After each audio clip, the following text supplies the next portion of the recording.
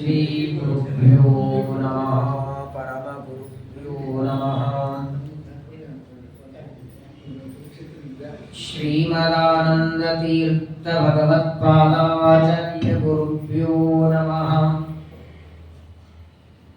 ನಾರಾಯಣಂ ಸುರಗುರುಂ ಜಗದೇಕನಾಥಂ ಭಕ್ತಪ್ರಿಯಂ सकललोकनमस्कृतं च त्रैगुण्यवर्जितमजं विभुमाद्यमीशं वन्दे भवत्नममरासुरसिद्धवन्द्यम्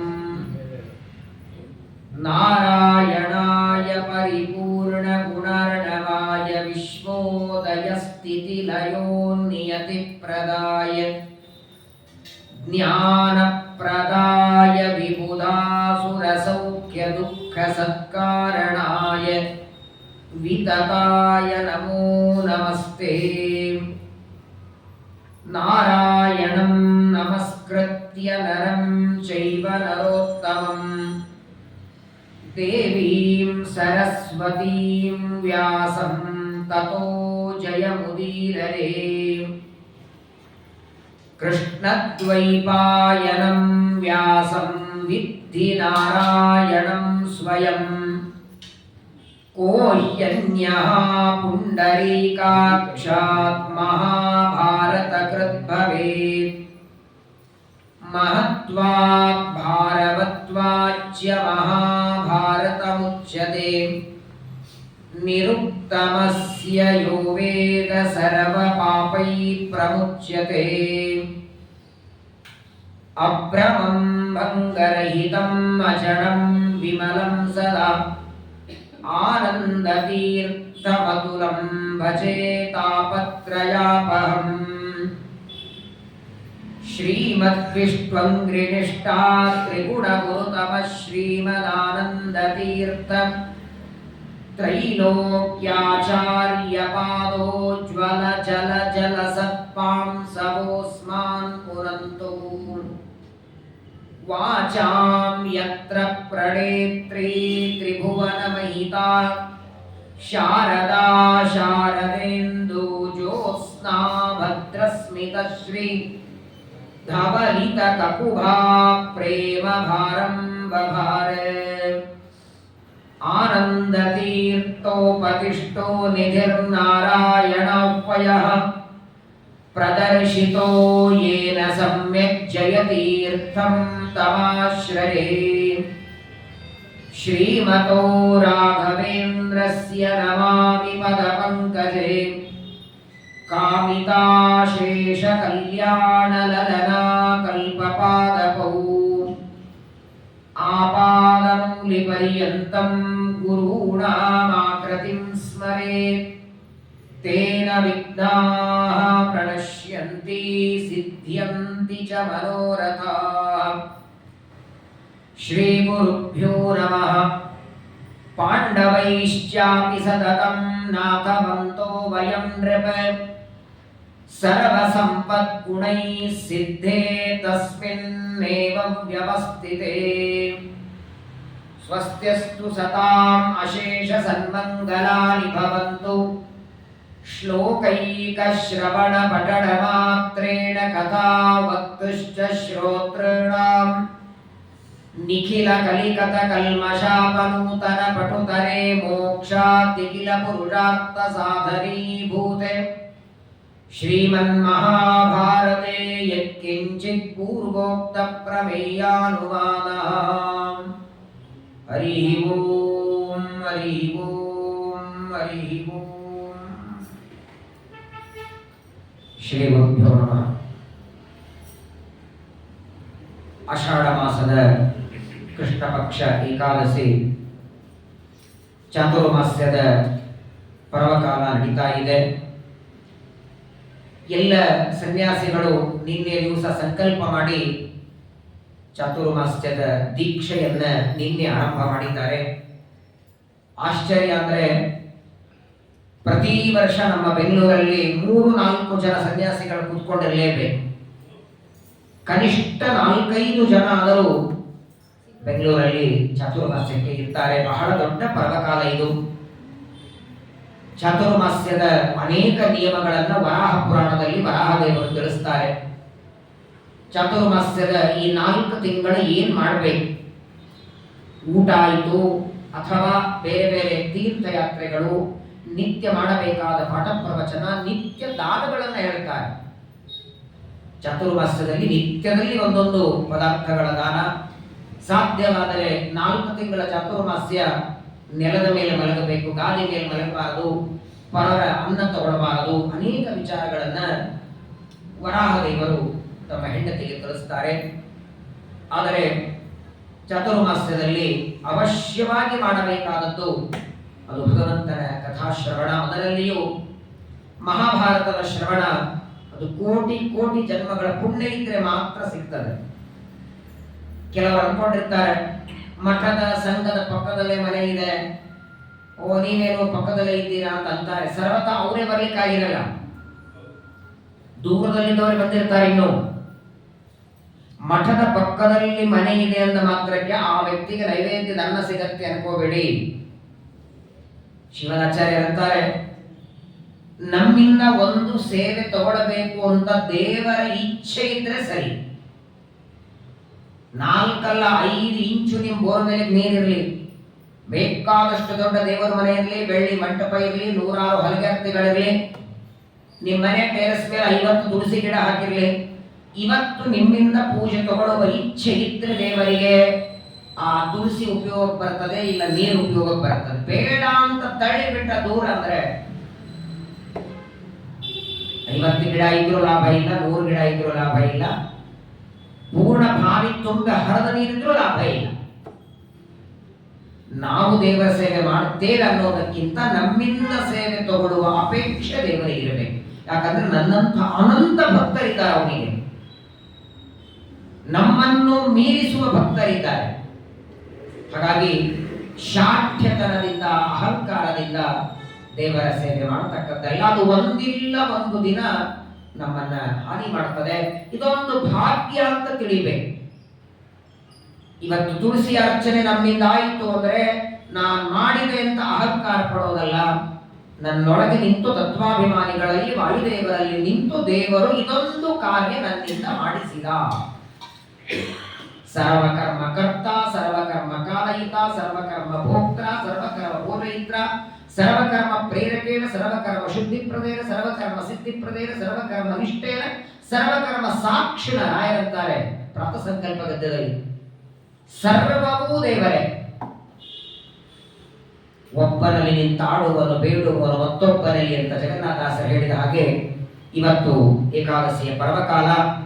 2 ಗಂಟೆ ಮಹಾಭಾರತ ಶ್ರವಣ ಆಗಬೇಕು ಅಂತ ದೇವರೇ ಸಂಕಲ್ಪ ಮಾಡಿ ನೋಡಿ. ಈ ಹೊತ್ತಿಗೆ ಸ್ವಲ್ಪ ಮಳೆ ಶಾಂತ ಆಗಿದೆ, ಇಲ್ಲಾಂದ್ರೆ ನಿನ್ನೆ ಬಂದಾಗ 4 ಜನ ಬರ್ತಿದ್ರಟ್ಟೆ. ಬಹಳ ಜನ ನಿನ್ನ ಅಂಶದಿಂದ ಅಂಶ ನಮಗೆ ಇಲ್ಲಿರಲಿಲ್ಲ.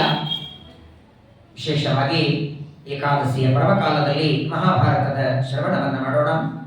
ವೇದವ್ಯಾಸ ದೇವರೇ ರಚನೆ ಮಾಡಿದ ಮಹಾಭಾರತ ವೇದಕ್ಕಿಂತಲೂ ಮಿಗಿಲಾಗಿ ವೇದದಲ್ಲಿಯೂ ಬರದೇ ಇರುವ ಅನೇಕ ವಿಚಾರಗಳನ್ನ ಸಾಕ್ಷಾತ್ ಪರಮಾತ್ಮ ಮಹಾಭಾರತದ ಕಥೆ ಮುಗಿದ ಮೇಲೆ ಮಹಾಭಾರತ ಬರೆದದ್ದಲ್ಲ.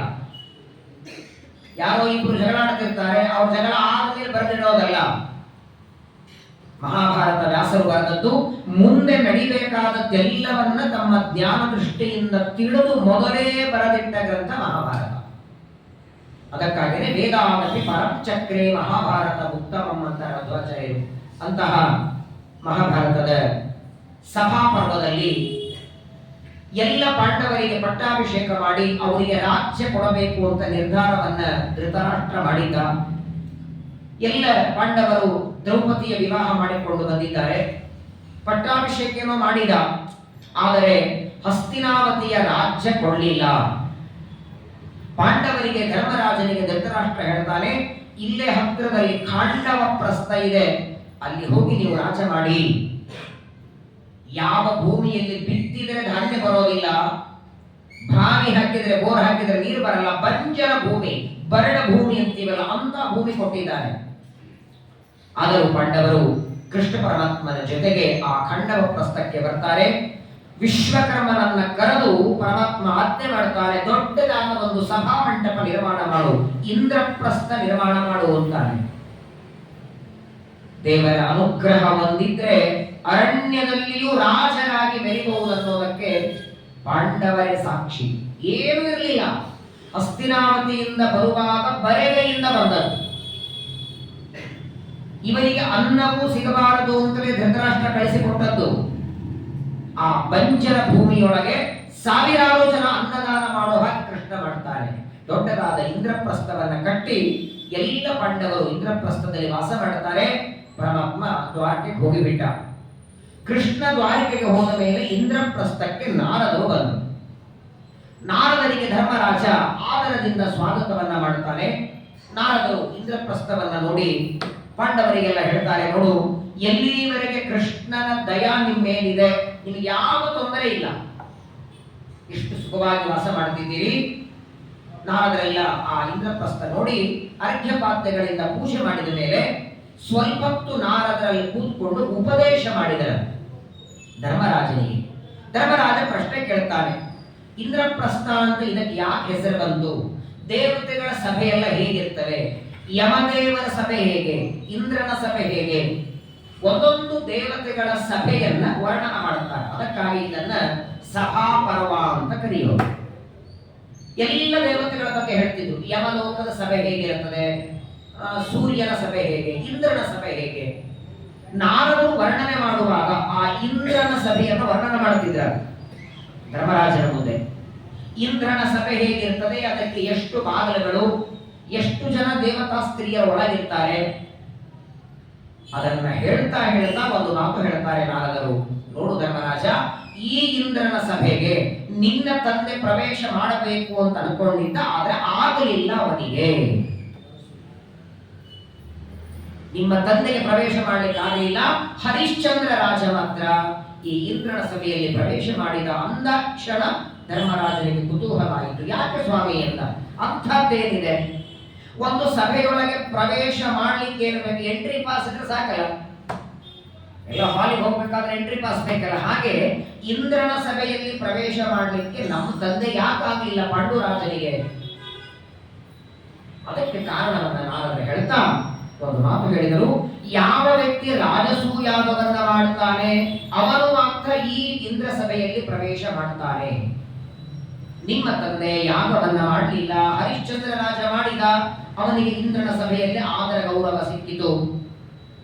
ನಿನಗೂ ಆ ಸಭೆಗೆ ಹೋಗುವ ಅಪೇಕ್ಷೆ ಇದ್ರೆ ರಾಜಸೂಯಾಗವನ್ನ ಮಾಡುವಂತ ನಾರದರು ಇಂದ್ರಪ್ರಸ್ಥದಲ್ಲಿ ಯಾವಾಗ ಧರ್ಮರಾಜನಿಗೆ ಹೇಳಿದ್ರು ನೋಡಿ, ಅವತ್ತಿನಿಂದ ಕೈಯೊಳಗೆ ಒಂದೇ ವಿಚಾರ, ರಾಜಸೂಯಾಗ ಮಾಡಬೇಕು. ಇಂದ್ರನ ಸಭೆಗೆ ಹೋಗ್ಲಿಕ್ಕಲ್ಲ. ಧರ್ಮರಾಜನ ಅಪೇಕ್ಷೆ ರಾಜಸೂಯಾಗವನ್ನ ಮಾಡಿ ಇಂದ್ರನ ಸಭೆಗೆ ಹೋಗುವ ಅಪೇಕ್ಷೆ ಇಲ್ಲ. ಎಲ್ಲ ಯಾಗಗಳಲ್ಲಿ ದೊಡ್ಡ ಯಾಗ ಅದನ್ನು ಮಾಡಬೇಕು. ನಾರದರು ಉಪದೇಶವನ್ನೆಲ್ಲ ಮಾಡಿ ಅಲ್ಲಿಂದ ಹೊರಟು ಹೋಗ್ತಾರೆ. ನಾರದರು ಹೋದ ಮೇಲೆ ಒಬ್ಬ ಸೇವಕನನ್ನ, ತನ್ನ ಸಾರಥಿಯನ್ನ ಕರೆದು, ಈಗಿಂದೀಗ ನೀನು ದ್ವಾರಕಾಪಟ್ಟಣಕ್ಕೆ ಹೋಗಿ ಕೃಷ್ಣ ಪರಮಾತ್ಮನನ್ನ ಪ್ರಾರ್ಥನೆ ಮಾಡಿ ಇಲ್ಲಿ ಕರ್ಕೊಂಡು ಬಾ.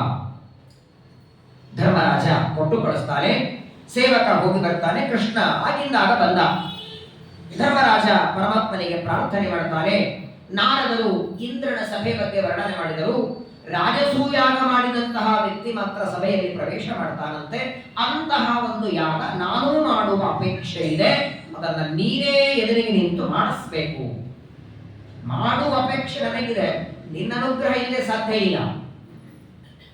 ಆ ಯಾಗವನ್ನ ನೀನು ಮಾಡಿಸ್ಬೇಕು ಅಂತ ಧರ್ಮರಾಜ ಕೃಷ್ಣನಿಗೆ ಪ್ರಾರ್ಥನೆ ಮಾಡುತ್ತಿದ್ದಾನೆ. ಅದೇ ಹೊತ್ತಿಗೆ ಅನೇಕ ಜನ ಬ್ರಾಹ್ಮಣರು ಅಲ್ಲಿಗೆ ಬಂದರು. ಅವರೆಲ್ಲರೂ ಬಂದು ಕೃಷ್ಣನಿಗೆ ಪ್ರಾರ್ಥನೆ ಮಾಡ್ತಾರೆ. ನಿನ್ನ ಮಾವಂದ್ರು 14,108 ಜನರನ್ನು ಮದುವೆ ಮಾಡಿಕೊಂಡಿದ್ದಿ. ಆ ನಿನ್ನ ಹೆಂಡಂದರ ತಂದೆ ಮಾವಂದ್ರು ಜರಾಸಂಧನ ಬಂಧನದಲ್ಲಿ ಇದ್ದಾರೆ. ಅವರನ್ನೆಲ್ಲ ಜರಾಸಂಧ ನಾಳೆ ಯುದ್ಧವನ್ನ ಮಾಡಿ ಮನುಷ್ಯರನ್ನೇ ಕುಂಡದಲ್ಲಿ ಯಜ್ಞ ಆಹುತಿಯಾಗಿ ಕೊಡೋರಿದ್ದಾನೆ, ನರಬಲಿಯಾಗಿ ಕೊಡ್ತಾನೆ. ಏಕಕಾಲದಲ್ಲಿ ಇಬ್ಬರೂ ಬಂದಿದ್ದಾರೆ. ಜರಾಸಂಧನ ಆಪತ್ತಿನಲ್ಲಿ ತನ್ನ ಮಾವಂದರಿದ್ದಾರೆ ಅಂತ ಕೃಷ್ಣನ ಕಿವಿಗೆ ಬಿತ್ತು. ರಾಜಸೂಯಾಗ ಮಾಡುವ ಅಪೇಕ್ಷೆ ಇದೆ ಅಂತ ಧರ್ಮರಾಜನ ಪ್ರಾರ್ಥನೆ, ಎರಡಕ್ಕೂ ಒಂದೇ ಕೆಲಸ ಮಾಡಿಬಿಟ್ಟ ಕೃಷ್ಣ. ಸರ್ವಜ್ಞನಾದ ಪರಮಾತ್ಮ ಧರ್ಮರಾಜನಿಗೆ ಹೇಳ್ತಾನೆ, ಚಿಂತೆ ಬೇಡ, ನೀನು ರಾಜಸೂಯಾಗ ಮಾಡಲಿಕ್ಕೆ ಎಲ್ಲ ವ್ಯವಸ್ಥೆ ನಾನು ಮಾಡುತ್ತೇನೆ. ಆದರೆ ನೋಡು ಧರ್ಮರಾಜ, ಅಷ್ಟು ಸರಳ ಅಲ್ಲ ಅಂತಾನೆ ಕೃಷ್ಣ. ರಾಜಸೂಯಾಗ ಮಾಡಬೇಕಾದ್ರೆ ಏನೇನು ಅನರ್ಥಗಳ ಆಗಬಹುದು ಮೊದಲೇ ಹೇಳಿಬಿಟ್ಟ ಅಂತೆ. ಯಾವುದೇ ಒಂದು ಕಾರ್ಯಕ್ರಮ ಯಶಸ್ವಿ ಆಗಬೇಕಾದರೆ ಬರೀ ಹಣ ಇದ್ರೆ ಆಗೋದಿಲ್ಲ. ಅಕ್ಕಿ ಬೇಳೆ ನಾನು ಕೊಡ್ತೇನೆ, ಕಾರ್ಯಕ್ರಮ ಮಾಡ್ಲಿಕ್ಕೆ ಆಗೋದಿಲ್ಲ. ಜನರ ಬೆಂಬಲ ಬೇಕು, ಸಮಯಕ್ಕೆ ಸರಿಯಾದ ಲೈಟ್ ಇರಬೇಕು, ನೀರಿರಬೇಕು, ಅಡಿಗೆಯೋ ಟೈಮಿಗೆ ಬರಬೇಕು. ಬರೀ ಹಣ ಇದ್ರೆ ಎಲ್ಲ ಸೇರಿದಾಗ ಯಶಸ್ವಿ ಆಗಬಹುದು.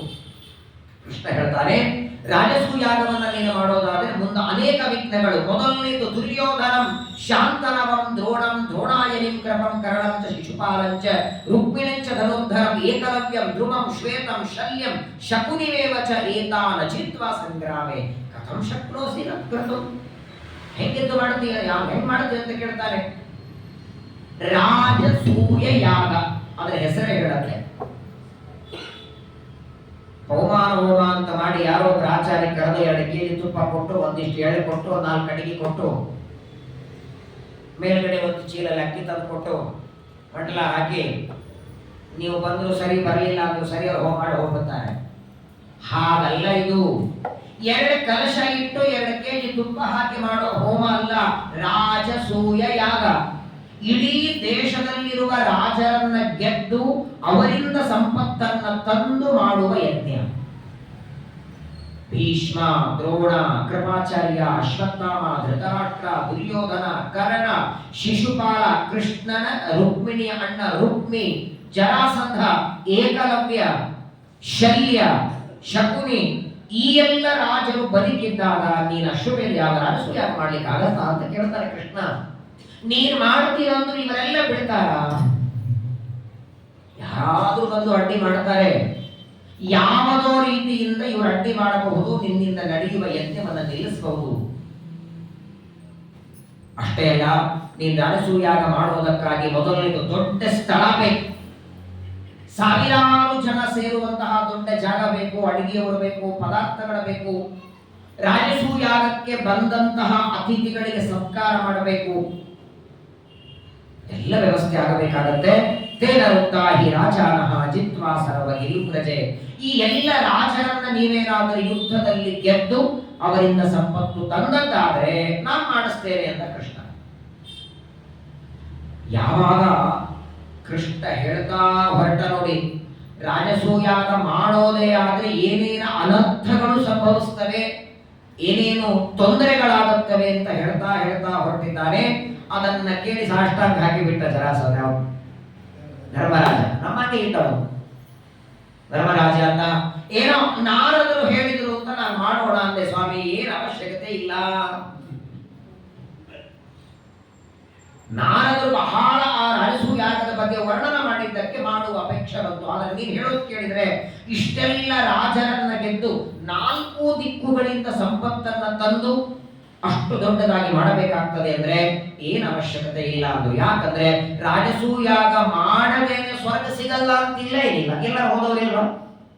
ಅಶ್ವಮೇಧ ಯಾಗ ಮಾಡಿದ್ರು ಸ್ವರ್ಗ ಪ್ರಾಪ್ತಿಯಾಗತ್ತೆ, ಯಜ್ಞಯಾಗದಿಂದ ಸ್ವರ್ಗ ಸಿಗತ್ತೆ. ನಾವು ಮಾಡುವ ಅವಶ್ಯಕತೆ ಇಲ್ಲ, ಬೇಡ ಅಂದ್ಬಿಟ್ಟ.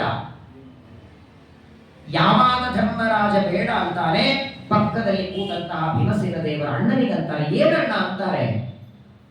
ಇಷ್ಟೊತ್ತು ಉತ್ಸಾಹದಿಂದ ಯಜ್ಞ ಮಾಡೋಣ ಅಂತಿದ್ದು ಈಗೇನಾಯಿತು? ಇತೀರಿತೆ ನಾಮವದ ಪ್ರಧಾನ ಮಾರುತಾತ್ಮಜ. ಸಾಮಾನ್ಯವಾಗಿ ನೋಡಿ, ಒಂದು ಕೆಲಸ ಪೂರ್ಣ ಮಾಡಲಿಕ್ಕೆ ಮೊದಲು ಮನೋಬಲ ಬೇಕು. ನಾನು ಮಾಡಬಲ್ಲೆ. ಮನೋಬಲ ಇರಲಿಲ್ಲ ಅಂದ್ರೆ ನೀವು ಇಲ್ಲಿಂದ ನಿಮ್ಮ ಮನೆಗೆ ಹೋಗ್ಲಿಕ್ಕಾಗಲ್ಲ. ನಾನು ಹೊರಗೆ ಹೋದ್ರೆ ಆಟೋ ಬಂದ್ರೆ ಹೇಗೆ, ಯಾರೋ ಹೊಡೆದ್ರೆ ಹೇಗೆ, ಮಳೆ ಬಂದ್ರೆ ಹೇಗೆ, ಹಿಂಗೆ ಅನ್ಕೋತಿಲ್ಲೇ ಕೊಡ್ತೀವಿ. ಬಹಳ ಸುಂದರವಾದ ಮಾತು. ಇದನ್ನ ಶ್ರೀಮದಾಚಾರ್ಯ ತಪ್ಪನಿರ್ಣಯ 21ನೇ ಅಧ್ಯಾಯದಲ್ಲಿ ಬಹಳ ಸುಂದರವಾಗಿ ಅಣ್ಣನಾದ ಧರ್ಮರಾಜನಿಗೆ ಭೀಮಸೇನ ದೇವರು ಹೇಳ್ತಾರೆ, ಮನುಷ್ಯ ಪ್ರಯತ್ನ ಮಾಡಿದರೆ ಬ್ರಹ್ಮ ಪದವಿಯೂ ಪಡೆಯಬಹುದು ಅಂತಾರೆ. ಪ್ರಯತ್ನಕ್ಕಿಂತ ಮಿಗಿಲಾದದ್ದು ಇನ್ನೊಂದಿಲ್ಲ. ಯಾಕೆ ಮಾಡಬಾರದು ನಾವು? ಇವರೆಲ್ಲ ರಾಜರನ್ನ ಗೆದ್ದು ಯಜ್ಞ ಮಾಡಬೇಕು ಅಂತ ಅಂತಿದ್ಯಲ್ಲ, ಅದಕ್ಕೆ ನೀನು ಆಗಲ್ಲ ಅಂತಿದ್ಯಲ್ಲ, ಯಾಕೆ? ಜರಾಸಂಧಾದಿಗಳನ್ನ ಕೊಲ್ಲೋದಕ್ಕೆ ಸಾಧ್ಯ ಆಗಲ್ಲ ಅಂತೀಯ? ಎಲ್ಲ ರಾಜರನ್ನ ಗೆದ್ದು ಕಪ್ಪು ಕಾಣಿಕೆ ತಂದು ನಾವು ಯಜ್ಞ ಮಾಡೋದಕ್ಕೆ ಅಸಾಧ್ಯ ಯಾಕೆ?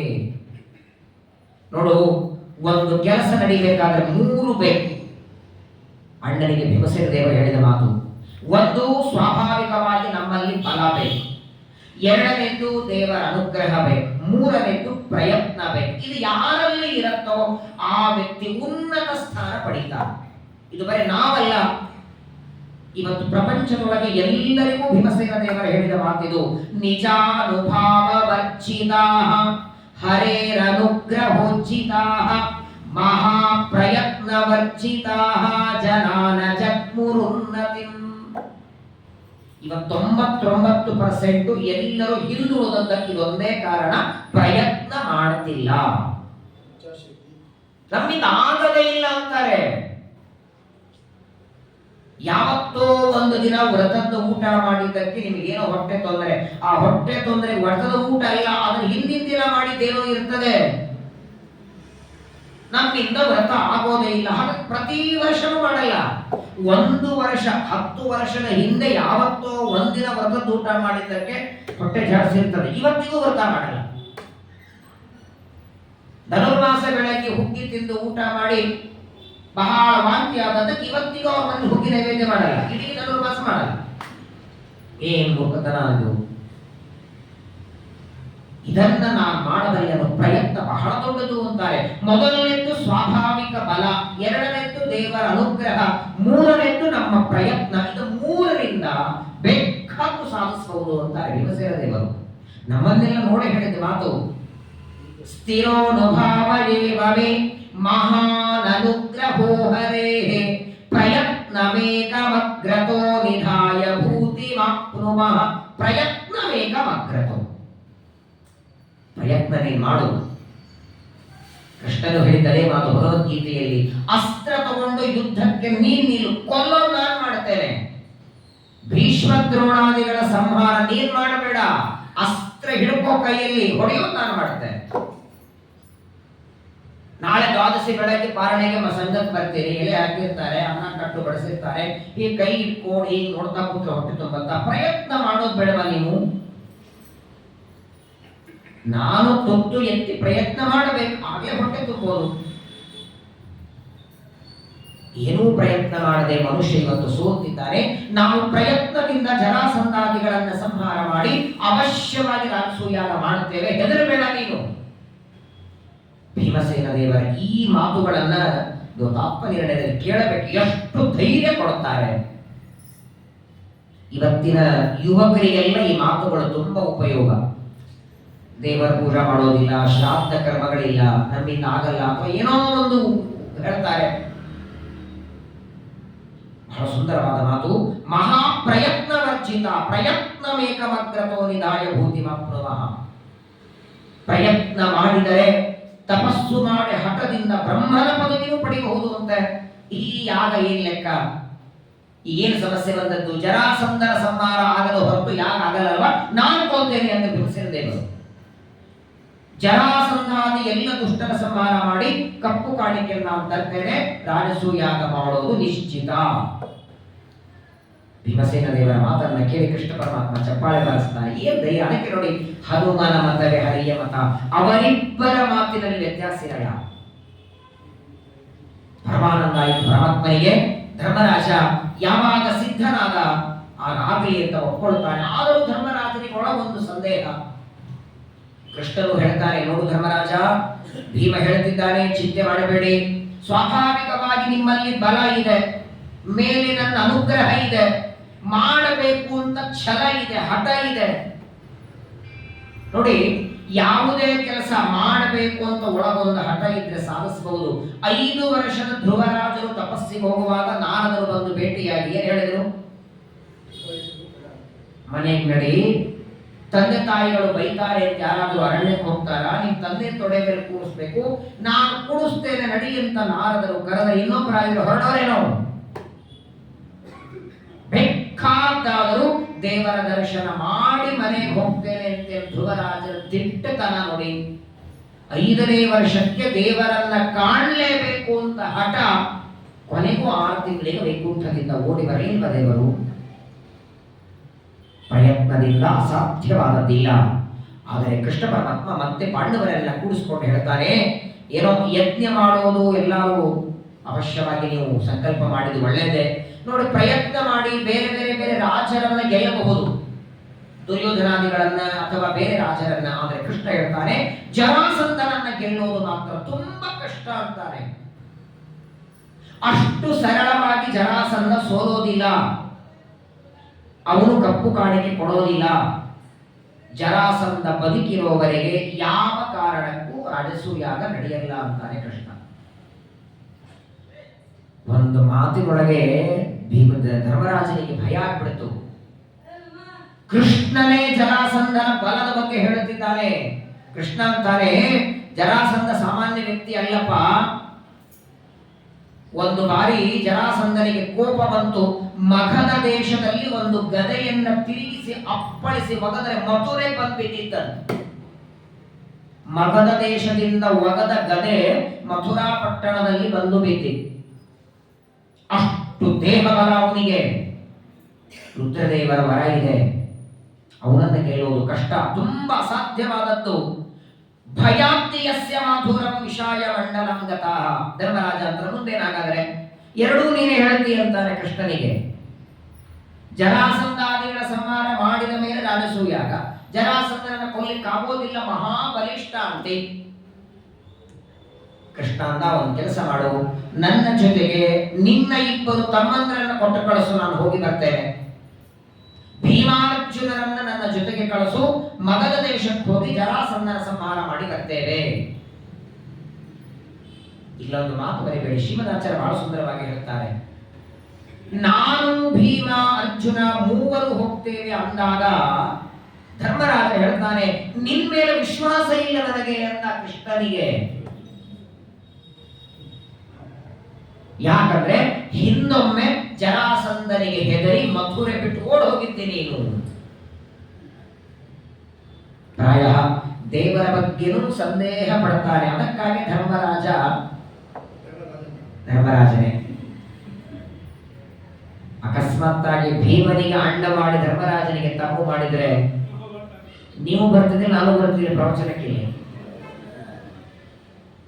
4-5ನೇ ವರ್ಷಕ್ಕೆ ದುರ್ಯೋಧನಾದಿಗಳನ್ನ ಚಟ್ನಿ ಅರದಂತ ಊಸ್ಬಿಡ್ತಿದ್ರು ಭೀಮಸೇನದೇವರು. ಅನೇಕ ಬಾರಿ ದೇವರ ಬಗ್ಗೆ ಸಂದೇಹ ಹೇಳ್ತಾನೆ. ನಿನ್ಮೇಲೆ ನನಗೆ ಸಂದೇಹ ಇದೆ, ನೀನು ಹೋಗಿ ಜರಾಸಂಧನ ಸಂಹಾರ ಮಾಡ್ತಿ ಅಂತಿಲ್ಲ. ಇನ್ನು ಅರ್ಜುನ ಸಣ್ಣ ಹುಡುಗ, ಅವನಿಂದೂ ಆಗಲಿಲ್ಲ. ಆಗೋದಾದ್ರೆ ಭೀಮನಿಂದ ಆಗತ್ತೆ. ಆಯ್ತು ಅಂದ ಕೃಷ್ಣ, ನನ್ನ ಮೇಲೆ ಸಂದೇಹ ಇದೆಯಲ್ಲ, ಬೇಡ, ನಿನ್ನ ತಮ್ಮನಾದ ಭೀಮನನ್ನೇ ಕಳಿಸುವಂದಾಗ ಅತೋನ ಜೀವಿತ ಪ್ರಿಯಾವಹಂ ರಿಪೋರ್ಬಲಾಲ್. ನೋಡು ಸ್ವಾಮಿ, ನೀನು ನನ್ನ ಮನಸ್ಸಿದ್ದ ಹಾಗೆ, ಭೀಮಾರ್ಜುನರು 2 ಕಣ್ಣಿದ್ದ ಹಾಗೆ, 3ರಲ್ಲಿ ಯಾವುದೂ ಕಳ್ಕೊಳ್ಳೋದಕ್ಕೆ ಇಷ್ಟ ಇಲ್ಲ ನನಗೆ. ನಿಮ್ಮನ್ನೇನಾದ್ರು ಜರಾಸಂಧ ಮಾಡಿಬಿಟ್ಟ ಅಂದ್ರೆ ಯಾಕೆ ಬೇಕಿ ಯಾಗ ಯಜ್ಞ ಎಲ್ಲ ಮತ್ತೆ ಶುರು ಮಾಡಿಬಿಟ್ಟ. ಭೀಮಸೇನದೇವರು ಹೇಳ್ತಾರೆ, ಏನು ಸಾಧ್ಯ ಆಗಲ್ಲ, ನೀನು ಕೊಟ್ಟು ಕಳಿಸು, ನಾವು ಹೋಗಿ ಬರ್ತೇವೆ. ಜರಾಸಂಧನ ಸಂಹಾರ ಮಾಡಿ ಅವನಿಂದ ಕಪ್ಪು ಕಾಣಿಕೆಯನ್ನು ನಾವು ತರ್ತೇವೆ ಅಂತ ಯಾವಾಗ ಭೀಮಸೇನ ದೇವರು ಹೇಳ್ತಾರೆ, ಭೀಮನ ಮಾತನ್ನ ಕೇಳಿ ಒಪ್ಪಿಕೊಂಡ. ಆದರೂ ಕೃಷ್ಣ ಪರಮಾತ್ಮ ಜರಾಸಂಧನ ಆ ಭಯವನ್ನ ಇನ್ನೂ ಇವನು ತಲೆಯಿಂದ ಹೋಗಿಲ್ಲ. ಒಂದು ದಿನ ಕೃಷ್ಣ ಪರಮಾತ್ಮನಿಗೆ ಧರ್ಮರಾಜನ ಕೇಳ್ತಾನೆ, ಅಲ್ಲ ಸ್ವಾಮಿ, ಎಷ್ಟೊತ್ತಾಯಿತು ಅವನ ಬಗ್ಗೆ ಹೇಳ್ತಾ ಇದೆಯಲ್ಲ, ಯಾಕಷ್ಟು ಭಯ ನಿನಗೆ ಜರಾಸಂಧನಿಂದ? ಯಾರಿವನು ಜರಾಸಂಧ? ಯಾರು? ಯಾಕೆ ಅವನಿಗೆ ಇಷ್ಟು ಬಲ ಬಂತು? ಕೃಷ್ಣ ಕೋಯಂ ಜರಾಸಂಧ ಕಿಂ ವೀರ್ಯ ಕಿಂ ಪರಾಕ್ರಮ. ದುರ್ಯೋಧನನಿಂದ ದ್ರೋಣ, ಕೃಪಾಚಾರ್ಯ, ಅಶ್ವತ್ಥಾಮ ಇವ್ರು ಯಾರಿಂದಲೂ ಭಯ ನೀನು ಹೇಳಿಲ್ಲ. ಜರಾಸಂಧ ಬದುಕಿರುವವರೆಗೆ ರಾಜಸೂಯ ಆಗಲ್ಲ ಅಂತ ಹೇಳ್ತೀಯಲ್ಲ, ನಿನಗೂ ಅವರ ಬಗ್ಗೆ ಅಷ್ಟು ಭಯ ಇದೆ ಅಂದ ಮೇಲೆ ಈ ಜರಾಸಂಧ ಯಾರಿವನು?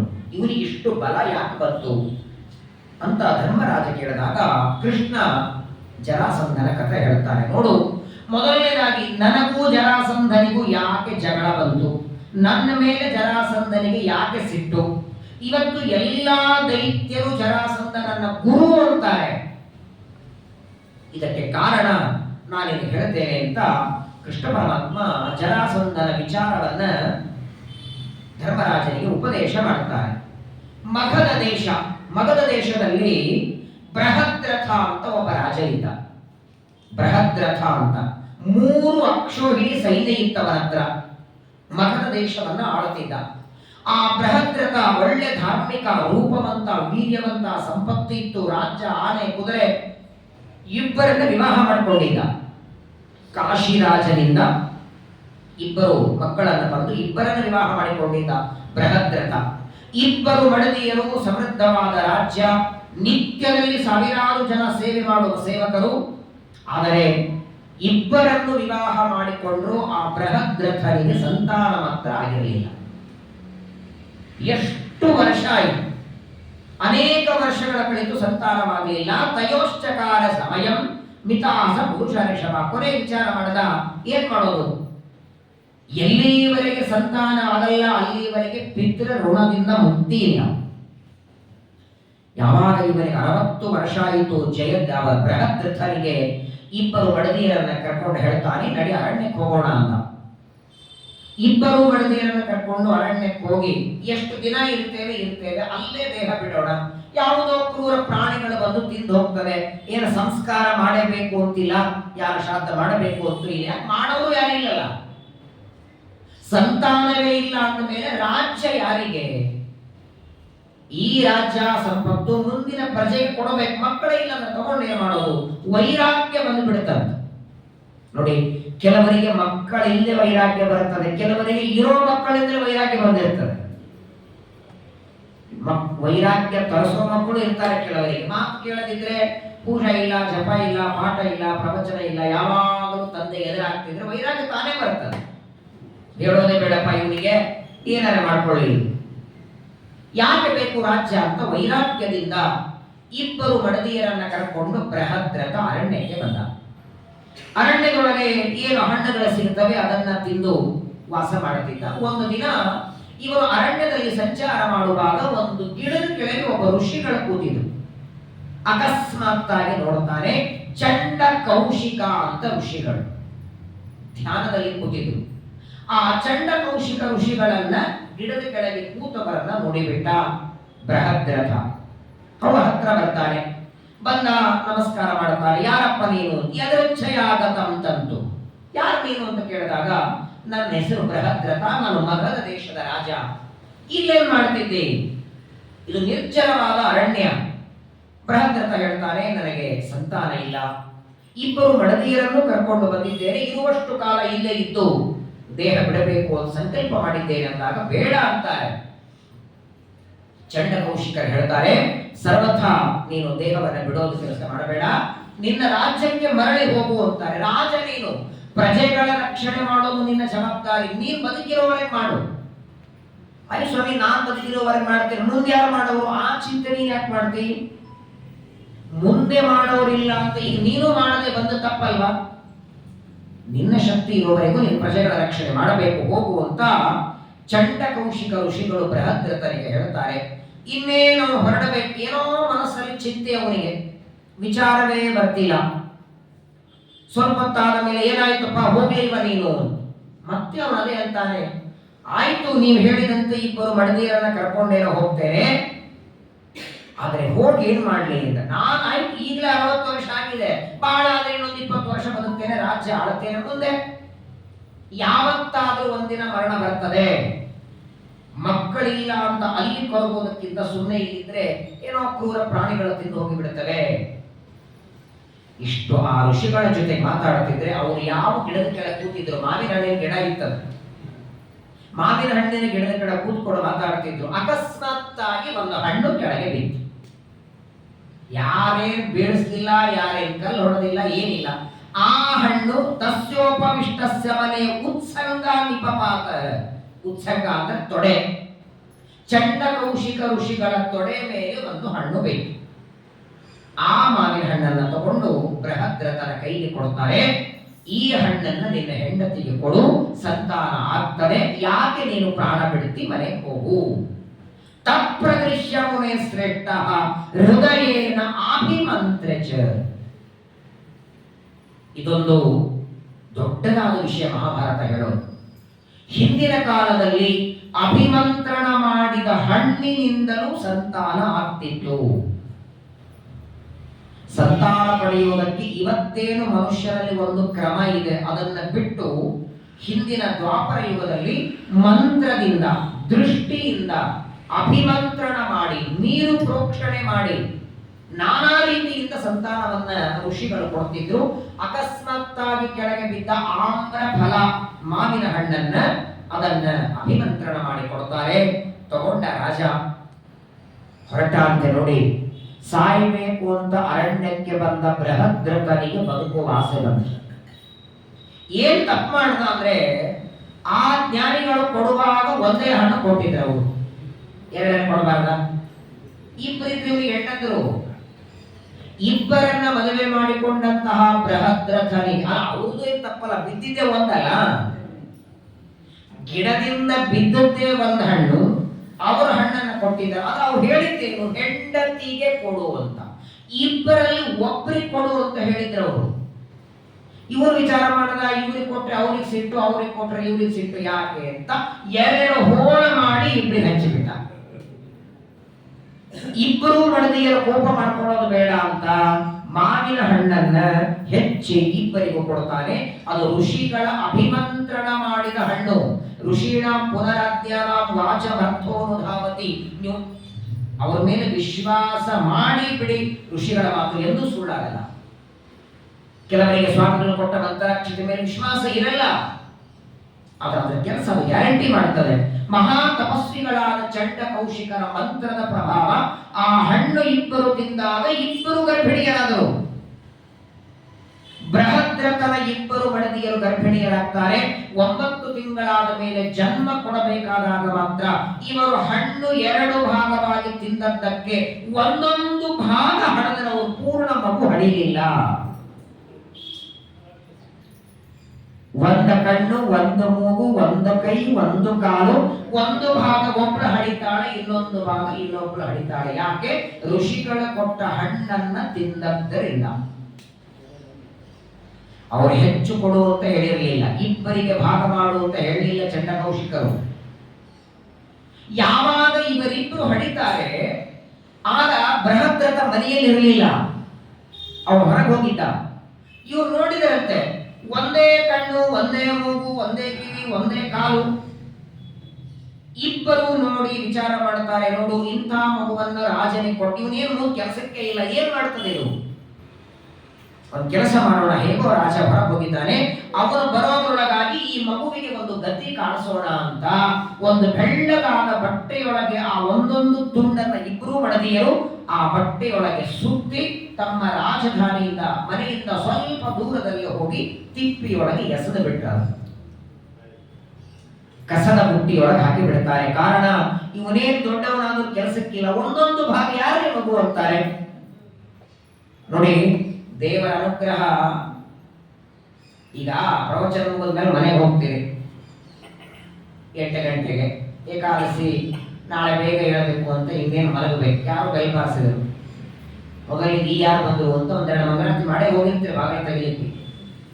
ಅಕಸ್ಮಾತ್ತಾಗಿ ಬಾಗಿಲು ತೆಗೆದ ಕ್ಷಣ 2 ತಲೆ ಒಬ್ಬ ವ್ಯಕ್ತಿ ಕಾಣಿಸಿದ್ರೆ ಏನ್ ಮಾಡ್ತಾರೆ ಹೇಳಿ?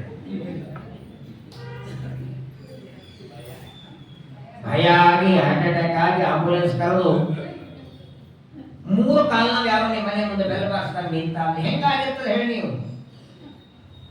ಲಂಕಾಪಟ್ಟಣಕ್ಕೆ ಹನುಮಂತ ದೇವರು ಬಂದಾಗ ಹಂಗಾಗಿತ್ತು ಅಂತ ರಾಮಾಯಣ ಹೇಳ್ತದೆ. ಸೀತಾ ಸಂದರ್ಶನಕ್ಕೆ ಹನುಮಂತ ಲಂಕೆಗೆ ಬಂದಾಗ ಲಂಕಾಪಟ್ಟಣದಲ್ಲಿ ಆ ರಾಕ್ಷಸರಲ್ಲಿ ಕೆಲವರಿಗೆ 2 ತಲೆ ಅಂತೆ, ಕೆಲವರಿಗೆ 3 ಕಾಲಂತೆ, ಕೆಲವರಿಗೆ 20 ಪಟ್ಟಂತೆ, ಇನ್ನೊಬ್ಬರಾಗಿದ್ರಲ್ಲಿ 1-2 ಪ್ರಾಣನೇ ಹೋಗೋದು. ಹನುಮಂತ ದೇವರ ಬ್ರಹ್ಮಚರ್ಯ ಅಂತ ಹೇಳ್ತದೆ. ವಿಚಿತ್ರ ಆಗಿ ಈ ಮಗು ಕೆಲಸಕ್ಕಿಲ್ಲ ಅಂತ ಇಬ್ಬರು ಕೂಡ ಅದನ್ನ ತಥಾ ಬಲಂಚ ಸಮೂಹಲ್ಲೋಕಿ ಒದರಿ ಬಿಟ್ರ. ಇಬ್ಬರು ಒಗೆದು ಬಂದ ಮೇಲೆ ಆ 2 ತುಂಡಗಳು ಪಾಪ ಜೀವಂತು ಇತ್ತ, 2ರೊಳಗೂ ಸತ್ತಿರಲಿಲ್ಲ. ಅವು 2 ಭಾಗದಲ್ಲಿ ಜೀವ ಇದ್ದದ್ದಕ್ಕೆ, ತಾಯಿ ತಂದು ಒಗೆದದ್ದಕ್ಕೆ ಜೋರಾಗಿ ಅಳುತ್ತಾ ಇವೆ.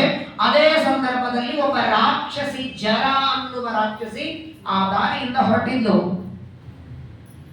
ಆ ಎರಡು ಮಕ್ಕಳ ಅಳುವ ಭಾಗವನ್ನ ನೋಡಿ ಅಳೋದನ್ನ ಕೇಳಿ ಯಾರಪ್ಪ ಹೀಗೆ ಎಸ್ತಿದ್ದಾರೆ ಅಂತ ಆ ಎರಡೂ ತುಂಡಗಳನ್ನ ಸೇರಿಸಿ ಬಿಟ್ಲವು. ಜರ ಎಂಬ ರಾಕ್ಷಸಿ ಎರಡು ತುಂಡಗಳನ್ನ ಸಂಧಾನ ಮಾಡಿದ್ದರಿಂದ ಅವನ ಹೆಸರೇ ಜರಾಸಂಧ ಅಂತ ಬಂತು. ಬೃಹದ್ರಥನ ಮಗ ಇವ. ಯಾವಾಗ ಅವಳು ಸೇರಿಸ್ತಾಳೆ ನೋಡಿ, ಜರ ಎಂಬ ರಾಕ್ಷಸಿ ಸೇರಿದ ಕ್ಷಣ ಜೋರಾಗಿ ಅಳಲಿಕ್ಕೆ ಶುರುವಾಯ್ತು ಮಗು. ಆ ಮಗುವಿನ ಅಳುವ ಧ್ವನಿ ಕೇಳಿ ಆಗ ರಾಜ ಗೊತ್ತಾಯ್ತು ಬೃಹದ್ರಥನಿಗೆ. ಎಲ್ಲಿ ನನ್ನ ಮಗು ಅಂತ ಕೇಳ್ತಾನೆ ಇಬ್ಬರು ಹೆಂಡತಿಗೆ. ಅದು ಸಾಮಾನ್ಯ ಮಗುವಲ್ಲ, ಜ್ಞಾನಿಗಳ ಕೊಟ್ಟಂತಹ ಹಣ್ಣಿನ ಪ್ರಭಾವದಿಂದ ಹುಟ್ಟಿದ ಮಗು. ಏನ್ ಮಾಡಿದ್ರಿ? ಇಬ್ಬರು ಹೆಂಡತಿಗೆ ಗಾಬರಿಯಾಗಿದ್ದಾರೆ. ನೋಡೋಣ ಬನ್ನಿ ಅಂತ ಮೂವರು ಅಲ್ಲಿಗೆ ಬಂದರು. ಬೃಹದ್ರಥ ಬರ್ತಾರೆ, ಜೊತೆಗೆ ಇಬ್ಬರು ಹೆಂಡತಿರು ಬರ್ತಾರೆ. ನೋಡ್ತಾರೆ, ಆ ಜರ ಎಂಬ ರಾಕ್ಷಸಿಯ ತೊಡೆ ಮೇಲೆ ಆಡುತ್ತಿದೆ ಮಗು. ರಾಜ ಅಂತಾನೆ, ಇದು ಮಗು ನಂದಿದೆ, ಕೊಡುವುದ. ಸಾಮಾನ್ಯವಾಗಿ ರಾಕ್ಷಸರಿಗೆ ಸಣ್ಣ ಸಣ್ಣ ಮಕ್ಕಳೇ ಆಹಾರವಾಗಿರ್ತವೆ. ಆ ಜರ ಎಂಬ ರಾಕ್ಷಸಿ ಸಂಧಾನ ಯಾಕೆ ಮಾಡಿದ್ಲು? ಬಾಯಿ ಹಾಕೊಂಡು ಬಿಡಬಹುದಾಗಿತ್ತಲ್ಲ. ಎರಡು ತುಂಡಗಳನ್ನ ಅವತ್ತೇ ಅವಳು ಏನಾದರೂ ಏಕಾದಶಿ ಇತ್ತ ಅವತ್ತು ಏಕಾದಶಿರ್ಲಿಲ್ಲ. ಅವಳು ತಿನ್ನದೇ ಇರೋದಕ್ಕೆ ಕಾರಣ ಮುಂದೆ ಅವಳೇ ಹೇಳ್ತಾಳೆ. ಜರ ಎಂಬ ರಾಕ್ಷಸಿಗೆ ನಾನು ಯಾಕೆ ತಿನ್ನಿಲ್ಲ ಅಂತ ಹೇಳ್ತಾಳೆ. ರಾಜ ಬಂದು ಕೇಳ್ತಾನೆ, ಬೃಹದ್ರಥ ಮಗುವನ್ನ ಕೊಡುವಂತಾಗ ಸ್ವಲ್ಪ ಹೊತ್ತು ವಿಚಾರ ಮಾಡಿ ರಾಕ್ಷಸಿ ಅಂದು, ನಾನ್ ಕರ್ಕೊಂಡು ಹೋಗಿ ಎಲ್ಲಿ ಸಾಕಲಿ ಇವನನ್ನ, ಪರವಾಗಿಲ್ಲಪ್ಪ ನೀನೇ ತಗೋ ಅಂತ ಕೊಡ್ತಾಳೆ. ಆಗ ಅವಳು ಹೇಳ್ತಾಳೆ, ನೋಡು ನಾನು ಮನಸ್ಸು ಮಾಡಿದ್ರೆ ಇದನ್ನ ತಿಂದು ಹಾಕ್ತಿದ್ದೆ, ಆದರೆ ನಾನು ಅನೇಕ ಬಾರಿ ನಿನ್ನ ರಾಜ್ಯಕ್ಕೆ ಬಂದಾಗ ನನ್ನ ಹೊಟ್ಟೆಗೆ ಅನ್ನ ಹಾಕಿದ್ದೀನಿ, ಆ ಋಣ ನನ್ನ ತಲೆ ಮೇಲಿದೆ. ನಾನು ಎಷ್ಟೋ ಬಾರಿ ನಿನ್ನ ರಾಜ್ಯದೊಳಗೆ ಊಟ ಮಾಡಿ ಎಷ್ಟೋ ಬಾರಿ ಅಲ್ಲೇ ವಾಸ ಮಾಡಿದ್ದೀನಿ, ಎಷ್ಟೋ ದಿನಗಳವರೆಗಿದ್ದೀನಿ. ಆ ಒಂದು ಋಣ ಇದ್ದದ್ದಕ್ಕೆ ನಾನು ಈ ಮಗುವನ್ನ ನಾನೇ ತಿಂದು ಹಾಕ್ತಿದ್ದೆ, ತಿಂದು ಹಾಕ್ಲಿಲ್ಲ. ಆದರೆ ಇಲ್ಲೊಂದು ಪ್ರಶ್ನೆ ಬರ್ತದೆ, ಇವರಿಗೆ ಇಷ್ಟು ಪರಾಕ್ರಮ ಎಲ್ಲಿಂದ ಬಂತು? ಬಹಳ ಈ ಜರಾಸಂಧನ ಕಥೆ ಒಂದು ಅರ್ಥದಲ್ಲಿ ರೋಮಾಂಚನ ಕಥೆ ಇದು. ಇನ್ನು ಹಣ್ಣು ಕೊಟ್ರಲ್ಲ, ಹಣ್ಣು ಕೊಡುವಾಗಲೇನೆ ಒಂದು ಮಾತು ಚಂಡ ಕೌಶಿಕರು ಹೇಳಿದ್ರಂತೆ ಬೃಹದ್ರಥನಿಗೆ, ಈ ಹಣ್ಣು ಕೊಡು, ನಿನ್ನಗೆ ಒಂದು ಗಂಡು ಮಗ ಹುಟ್ಟುತ್ತಾರೆ. ಇನ್ನು ಮಗು ಹುಟ್ಟಿಲ್ಲ, ಇನ್ನು ಹಣ್ಣೆ ತಿಂದಿಲ್ಲ. ಆಗಲೇ ಆ ಹುಟ್ಟುವ ಮಗುವಿಗೆ 8 ವರಗಳನ್ನು ಕೊಟ್ಟಿದ್ದಾರೆ. ಚಂಡ ಕೌಶಿಕ ಋಷಿಗಳು ಹುಟ್ಟುವ ಮಗನಿಗೆ 8 ವರಗಳು. ಆ ವರಗಳು ಹುಟ್ಟಿದ ಮೇಲೆ ಕೊಡಬೇಕು. ನಿಜವಾಗಿ ಹಣ್ಣು ಕೊಡುವಾಗಲೇನೆ ಕೊಟ್ಟಿದ್ರು. ಅದರಲ್ಲಿ ಮೊದಲನೇ ವರ, ಈ ನಿನ್ನ ಹುಟ್ಟುವ ಮಗು ಬ್ರಾಹ್ಮಣರಲ್ಲಿ ಭಕ್ತಿ ಮಾಡುತ್ತಾನೆ. ಇಡೀ ಜರಾಸಂಧನ ಕಥೆ ಕೇಳಿ, ಬ್ರಾಹ್ಮಣ ಯಾರೇ ಮನೆಗೆ ಬರಲಿ ತಲೆಬಾಗಿ ನಮಸ್ಕಾರ ಮಾಡ್ತಿದ್ದ. ನಿಜವಾಗಿ ನೋಡಿದ್ರೆ ನಾವು ಅಷ್ಟು ಬ್ರಾಹ್ಮಣರಲ್ಲಿ ಭಕ್ತಿ ಮಾಡಲ್ಲ, ಅಷ್ಟು ಭಕ್ತಿ ಜರಾಸಂಧ ಮಾಡ್ತಿದ್ದ. ಅದಕ್ಕೆ ಕಾರಣ ಆ ಚಂಡ ಕೌಶಿಕ ಋಷಿಗಳ ಕೊಟ್ಟ ವರ. ಅದು ಮೊದಲನೇ ವರ ಕೊಡ್ತಾರೆ, ಈ ನಿನ್ನ ಮಗ ಬ್ರಾಹ್ಮಣರಲ್ಲಿ ಭಕ್ತಿ ಮಾಡುತ್ತಾನೆ. ಎರಡನೇದ್ದು, ಯುದ್ಧದೊಳಗೆ ಇವನಿಗೆ ಯಾರು ಗೆಲ್ಲೋರಿಲ್ಲ, ಇವನನ್ನು ಸೋಸೋರಿಲ್ಲ. ಇವನಿಂದ ಎಲ್ಲರೂ ಸೋಲ್ತಾರೆ ಹೊರತು ಇವನನ್ನ ಸೋಸೋರಿಲ್ಲ. ಎರಡನೇ ವರ. ಮೂರನೇದ್ದು, ಇವನಿಗೆ ಯಾವಾಗ ಯುದ್ಧ ಕರೆದು ಇವ ಬೇಡ ಅನ್ನಲ್ಲ, ಮಧ್ಯರಾತ್ರಿ ಎಬ್ಬಿಸಿ ಬರ್ತೇನೋ ಜರಾಸಂಧ ಯುದ್ಧಕ್ಕೆ ಅದು ರೆಡಿ ಅಂತಾನೆ.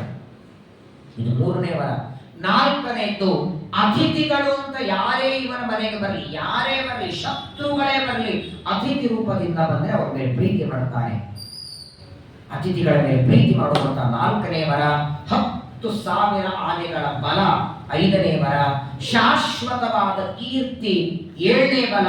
ಪ್ರಜೆಗಳ ಮೇಲೆ ಅನುರಾಗ ಅನುಕಂಪ 8ನೇ ವರ. 8 ವರಗಳನ್ನ ಆ ಹಣ್ಣು ಕೊಡುವಾಗಲೇ ಚಂಡ ಕೌಶಿಕ ಋಷಿಗಳು ಕೊಟ್ಟದ್ದರಿಂದ ಆ ಜರ ಎಂಬ ರಾಕ್ಷಸಿ ಸಂಧಾನ ಮಾಡ್ತಾಳೆ. ಆ ಬೃಹದ್ರಥನ ಮಗ ಅವನು ಹೇಳ್ತಾಳೆ, ಪಾಪ ನೋಡು ರಾಜ, ನನಗೇನು 2 ತುಂಡುಗಳ ಬಿದ್ದಿದ್ದು ಅಂತ ನಾನು ಸಂಧಾನ ಮಾಡಿದೆ, ಆದ್ರೆ ಈ ಮಗುವನ್ನ ಮನೆ ಕರ್ಕೊಂಡು ಹೋಗು, ಇವನಿಗೆ ನಾಮಕರಣ ಮಾಡು, ನಾಮಕರಣ ಮಾಡುವಾಗ ಮಾತ್ರ ನನ್ನ ನೆನಪಿರ್ಲಿ ಅಂತ ನನ್ನ ಹೆಸರಿಡು ಅಂತ ಅವಳೇ ಹೇಳ್ತಾಳೆ. ನಾನು ಸಂಧಾನ ಮಾಡಿದ್ದಕ್ಕೆ ನನ್ನ ಹೆಸರಿ ಮಗುವ ಬರುವ ಮಾಡು ಅಂತ ಬೇಡಿಕೊಂಡದ್ದರಿಂದ ಆ ಮಗುವಿಗೆ ಜರಾಸಂಧ ಅಂತ ನಾಮಕರಣ ಆಯಿತು. ಮುಂದೆ ಅಕ್ಷರಾಭ್ಯಾಸ ಆಯಿತು, ಅಂಬೆಗಾಲಿಡ್ತಾನೆ, ಸ್ವಲ್ಪ ದೊಡ್ಡವನಾದ. ಜರಾಸಂಧನಿಗೆ ಒಂದು 5 ವರ್ಷ ಆಗಿತ್ತು. ಒಂದು ದಿನ ಆ ಋಷಿಗಳು ಮನೆಗೆ ಬಂದರು.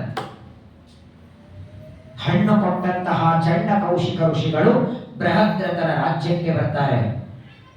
ರಾಜ ಸತ್ಕಾರ ಮಾಡಿದ, ಕರೆದ, ತಾನು ನಮಸ್ಕಾರ ಮಾಡಿದ. ಋಷಿಗಳಿಗಂತಾನೆ, ಅವತ್ತು ನೀವು ಕೊಟ್ಟ ಹಣ್ಣು ಇವನೇ ನೋಡಿ ನನ್ನ ಮಗ ಅಂತ ಜರಾಸಂಧನಿಂದ ನಮಸ್ಕಾರ ಮಾಡಿಸಿದ. ಚಂಡ ಕೌಶಿಕರು ಅವನಿಗೆ ಅನುಗ್ರಹವನ್ನ ಮಾಡಿ ಹೇಳ್ತಾರೆ, ನೋಡು ನಿನ್ನ ಮಗ ಬಾಲ್ಯದೊಳಗೇನೆ ಮಹಾಪರಾಕ್ರಮಿ, ವಿಚಿತ್ರವಾದಂತಹ ಶಕ್ತಿಯನ್ನು ಪಡಿತಾನೆ. ಆದರೆ ಯಾವತ್ತು ಇವನು ದೇವರಿಗೆ ವಿರೋಧ ಮಾಡುತ್ತಾನೆ, ದೇವರ ವಿರುದ್ಧವಾಗಿ ನಿಲ್ಲುತ್ತಾನೆ, ಆಗ ಮಾತ್ರ ಇವನಿಗೆ ಮರಣ ನಿಶ್ಚಿತ. ಅಲ್ಲಿವರೆಗೆ ಯಾರು ಮುಟ್ಟಲ್ಲ ಇವನನ್ನ. ಸಣ್ಣ ವಯಸ್ಸಿನಲ್ಲೇನೆ ಜರಾಸಂಧನಿಗೆ ಆ ಜ್ಞಾನಿಗಳು ಚಂಡ ಕೌಶಿಕರ ಕೊಟ್ಟ ವರ ಇದ್ದದ್ದಕ್ಕೆ, ಹಾಗಾದ್ರೆ ನಿನ್ ಜೊತೆ ಯಾಕೆ ವಿರೋಧ ಬಂತು ಅಂತ ಧರ್ಮರಾಜ ಕೇಳ್ತಾನೆ. ಕೃಷ್ಣ ಹೇಳ್ತಾನೆ, ನೋಡು ಧರ್ಮರಾಜ, ಈ ಜರಾಸಂಧ ದೊಡ್ಡವನಾದ, ಮುಂದೆ ಇವರು ಮದುವೆ ಮಾಡಿಕೊಂಡ, 3 ಜನ ಮಕ್ಕಳಾದ ಇವನಿಗೆ, 2 ಹೆಣ್ಣು 1 ಗಂಡು. ಆ 2 ಹೆಣ್ಣನ್ನ ಕಂಸನೆ ಕೊಟ್ಟು ಮದುವೆ ಮಾಡದ. ಅದೇ ಆಸ್ತಿ ಪ್ರಾಸ್ತಿ. ನಾನು ಕಂಸನನ್ನ ಸಂಹಾರ ಮಾಡದೆ, ಅಳೆಯನಾದ ಕಂಸನನ್ನ ನಾನು ಕೊಂದೆ ಅಂತ ಅವತ್ತಿನಿಂದ ನನ್ನ ಮೇಲೆ ಕೋಪ ಇದೆ ಜರಾಸಂಧನಿಗೆ. ಇನ್ನು ನೀವೆಲ್ಲ ನನಗೆ ಬೇಕಾದವರು ಅಂತ ನಿಮ್ಮ ಕೋಪ ಮಾಡಲ್ವಾ? ಪಾಂಡವರು ರಾಜಸೂಯ ಯಾಗ ಮಾಡುತ್ತಿದ್ದಾರೆ, ಮಾಡಿಸೋರು ಯಾರು? ಮತ್ತೆ ಯುದ್ಧ ಬರಲ್ವಾ? ಅವನು ಗ್ಯಾರಂಟಿ ಬರ್ತಾನೆ. ಕೃಷ್ಣನ ಸಾರಥ್ಯದಲ್ಲಿ ಪಾಂಡವರು ರಾಜಸೂಯ ಯಾಗ ಮಾಡ್ತಾರೆ ಅಂದ್ರೆ ಜರಾಸಂಧ ಸಹನ ಮಾಡೋದಿಲ್ಲ. ಹಾಗಾಗಿ ಮೊದಲು ಜರಾಸಂಧನ ಹುಟ್ಟು ಹೆಂಗಾಯಿತು, ಅವನು ಹೇಗೆ ಹುಟ್ಟಿದ, ಅವನಿಗೆ ಹೇಗೆ ವರ ಬಂತು, ಯಾವನು ಅಷ್ಟು ಪ್ರಚಂಡ ಅನ್ನೋದನ್ನ ಕೃಷ್ಣ ಪರಮಾತ್ಮ ತಿಳಿಸಿಕೊಡ್ತಾರೆ. ಸಾಹಂ ಪ್ರತ್ಯುಪಕಾರಾರ್ಥಂ ಚಿಂತಯತ್ಯನಿಶಂ ನೃಪ.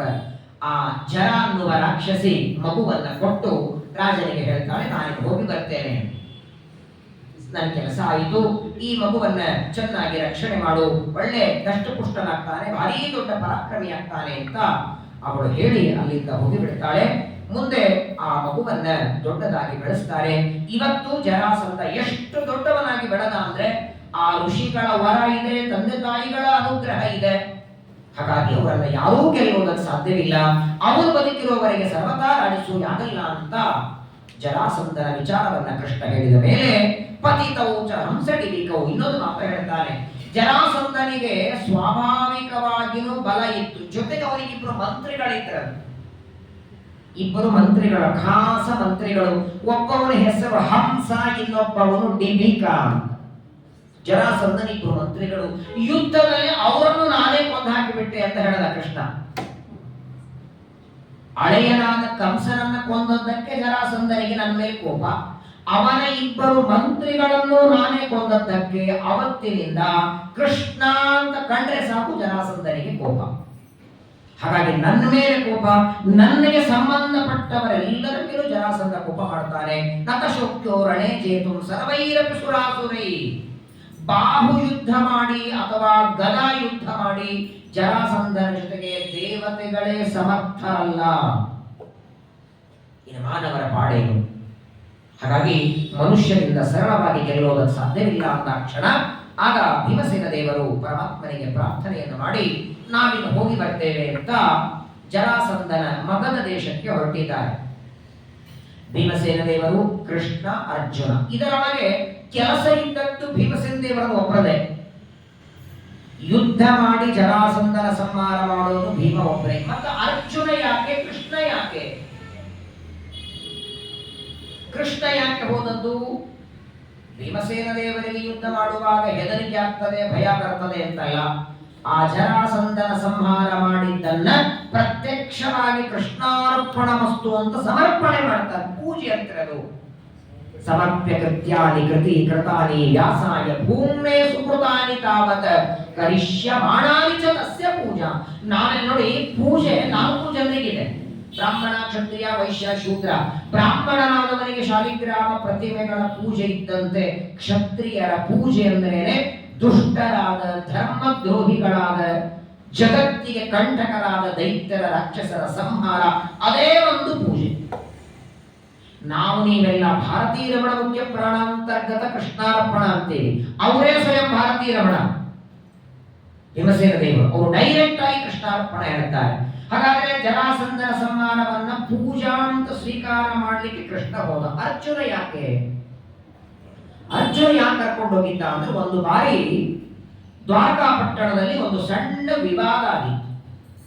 ಒಂದು ದಿನ ಅರ್ಜುನ ಬಂದು ಕೃಷ್ಣನಿಗಂತಾನೆ, ನಿನಗೆ ನಾನು ಬಹಳ ಬೇಕಾದವನು, ಭೀಮಸೇನ ಬಹಳ ಬೇಕಾದವನು, ನಮ್ಮಿಬ್ಬರಲ್ಲಿ ಅಧಿಕ ಬಲ ಯಾರಲ್ಲಿದೆ? ಸ್ವಲ್ಪ ಅಹಂಕಾರ ಬಂದಿತ್ತು. ಭೀಮಸೇನ ದೇವರಕ್ಕಿಂತಲೂ ಅಧಿಕ ಪ್ರೀತಿ. ಕಾರಣ ಏನಂದ್ರೆ, ಇಂದ್ರದೇವರು ಪ್ರಾರ್ಥನೆ ಮಾಡಿದ್ದು ಕೃಷ್ಣನಿಗೆ, ನನ್ನ ಮಗ ಅರ್ಜುನನಾಗಿ ಬಂದಾಗ 4 ಜನ ಪಾಂಡವರಿಗಿಂತ ಹೆಚ್ಚು ಪ್ರೀತಿ ಮಾಡುವಂತ ಇಂದ್ರದೇವರು ಬೇಡಿಕೊಂಡದ್ದಕ್ಕೆ ಸ್ವಲ್ಪ ಹೆಚ್ಚು ಪ್ರೀತಿ ಕೃಷ್ಣ ಮಾಡ್ತಿದ್ದ. ತನ್ನ ಮೇಲೆ ಕೃಷ್ಣ ಹೆಚ್ಚು ಪ್ರೀತಿ ಮಾಡ್ತಾನಂದ್ರೆ ಭೀಮನಿಗಿಂತಲೂ ನಾನು ಮಿಗಿಲಾದವನು ಅಂತ ಅಹಂಕಾರ ಬಂದಿತ್ತು. ಈ ಅಹಂಕಾರವನ್ನ ಕೃಷ್ಣನೇ ದೂರ ಮಾಡಬಹುದಾಗಿತ್ತು. ನೋಡು ಅರ್ಜುನ, ಭೀಮಸೇನ ದೇವರ ಬಲದಲ್ಲಿ ಇರುವ ಒಂದು ಸಣ್ಣ ಅಂಶನೂ ನೀನಲ್ಲ. 14 ಲೋಕಾತ್ಮಕ ಬ್ರಹ್ಮಾಂಡವನ್ನ 7 ಲೋಕ ಎಡಗೈಯಲ್ಲಿ 7 ಲೋಕ ಬಲಗೈಯಲ್ಲಿ ಗುರುವಾರ ಭಜನೆಗೆ ತಾಳ ಕುಟ್ಟುತ್ತಾರೆ ಭೀಮಸೇನ ದೇವರು. ಅವರ ಅಗಾಧ ಬಲ! ಕುರುಕ್ಷೇತ್ರದ ರಣರಂಗದಲ್ಲಿ ಯುದ್ಧ ಮಾಡುತ್ತಿದ್ರೆ ಆ 3 ಲಕ್ಷ ಆನೆ ಕುದುರೆಗಳ ಉಚ್ಚಿ ಹೊಯ್ದರೆ ಅವುಗಳಿಂದ ಜೋರಾಗಿ ನದಿ ಹರಿಬೇಕು, ತಮ್ಮ ಬಾಯಿಂದ ಉಪ್ಪಂತ ಊದಿ ಒಣಗಿಸ್ತಿದ್ರ. ಅಂತ ಅಸಾಧಾರಣ ಬಲ. ಆದರೆ ಸಾಮಾನ್ಯವಾಗಿ ನಮ್ಮ ನೋಡಿ, ನಮ್ಮ ಮಕ್ಕಳು ಯಾರೇ ತಪ್ಪು ಮಾಡಿ ನಾವೇ ತಿದ್ದಲಿಕ್ಕೆ ಹೋದ್ರೆ ತಪ್ಪು ತಿಳ್ಕೊತಾರೆ. ಯಾವಾಗಲೂ ನೋಡಿ, ನಮ್ಮ ಮಕ್ಕಳು ತಪ್ಪು ಮಾಡಿದ್ರೆ ನಾವು ತಿದ್ದಬಾರದು, ಬೇರೆಯವ್ರ ಕಡೆಯಿಂದ ನೀವು ಹೇಳ್ರಿ. ನಮ್ಮಪ್ಪ ಬೈದ ಅಂತ ಇನ್ನೊಂದು ನಾವು ಸಿಟ್ಟು ಮಾಡ್ತಾನೆ, ಅಪ್ಪನ ಮೇಲೆ ಬೈಲಿಕ್ಕೆ ಹೋಗ್ತಾನೆ, ಅದೇ ಅವ್ರ ಅಂಕಲ್ ಹೇಳಿದ್ರು ಅಂತಾಗ್ಲಿ. ಹಾಗಾಗಿ ಭೀಮಸೇನ ದೇವರಕ್ಕಿಂತಲೂ ನಿನಗೆ ಅಗಾಧ ಬಲ ಇಲ್ಲ, ಬಲದೊಳಗೆ ನೀನು ಕಡಿಮೆ ಅಂತ ಕೃಷ್ಣನೇ ಹೇಳಬಹುದಾಗಿತ್ತು. ಬೇಡ, ಜರಾಸಂಧನಿಂದ ಮಂಗಳಾರತಿ ಮಾಡಿಸೋಣ ಅಂತ ಕರ್ಕೊಂಡು ಬಂದಿದ್ದ. ಸ್ವಲ್ಪ ಗೊತ್ತಾಗಲಿ ಅಂತ 3 ಬಂದಿದ್ದಾರೆ. ಆದರೆ ಜರಾಸಂಧನ ಮನೆಗೆ ಬರುವಾಗ ಮಾತ್ರ 3 ಬ್ರಾಹ್ಮಣ ವೇಷ ಹಾಕೊಂಡಿದ್ದಾರೆ. ಒಳ್ಳೆ ಧೋತ್ರ ಉಟ್ಕೊಂಡು, ಕಚ್ಚಿ ಹಾಕೊಂಡು, ಮೈ ಮೇಲೆ ಧೋತ್ರ ಹೊತ್ಕೊಂಡು, ಅಂಗಾರಾಕ್ಷತೆ ಹಚ್ಕೊಂಡು, ಕೈಯೊಳಗೊಂದು ತಂಬಿಗೆ ತಗೊಂಡು, ಸಂಗತಿ ಪೂರ್ವವಾಗಿ ಬರ್ತೀರಲ್ಲ ಊಟಕ್ಕೆ,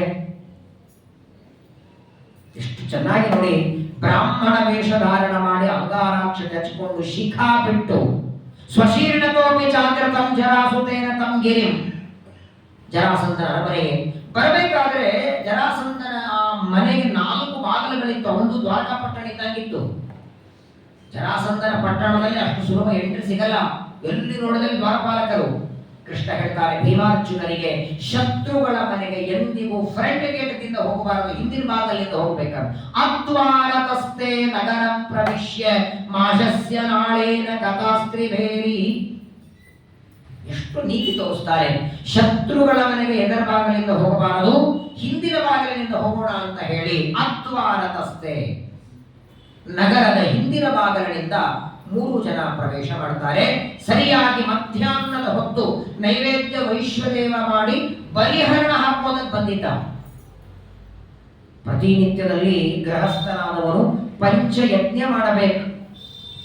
ಬಲಿಹರಣ ಮಾಡಿ ಅದನ್ನು ಹೊರಗೆ ಹಾಕಿ ಬಾಗಲಲ್ಲಿ ನಿಂತುಕೊಂಡು, ಆ ಸಂದರ್ಭದಲ್ಲಿ ಯಾರಾದರೂ ಬಂದ್ರೆ ಅವರೇ ಅತಿಥಿಗಳು, ಅವರಿಗೆ ಮೊದಲು ಅನ್ನ ಕೊಟ್ಟು ಆನಂತರ ಊಟ ಮಾಡಬೇಕು. ಗೃಹಸ್ಥ ಧರ್ಮ ನಿತ್ಯ ಮಾಡ್ತಿದ್ದ ಅಂತ ನೋಡಿ.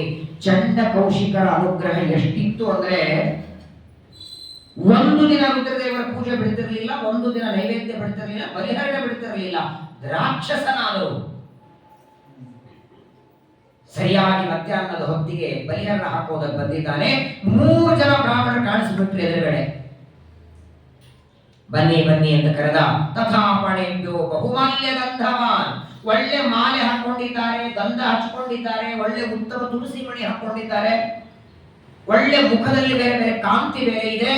ಲಕ್ಷಣವಾದ ಬ್ರಾಹ್ಮಣರು ಅಕಸ್ಮಾತ್ತಾಗಿ ಬಂದಿದ್ದಾರೆ. ನೋಡ್ತಾನೆ ಜರಾಸಂಧ, ಏನ್ ಭಾಗ್ಯ ಇವತ್ತು.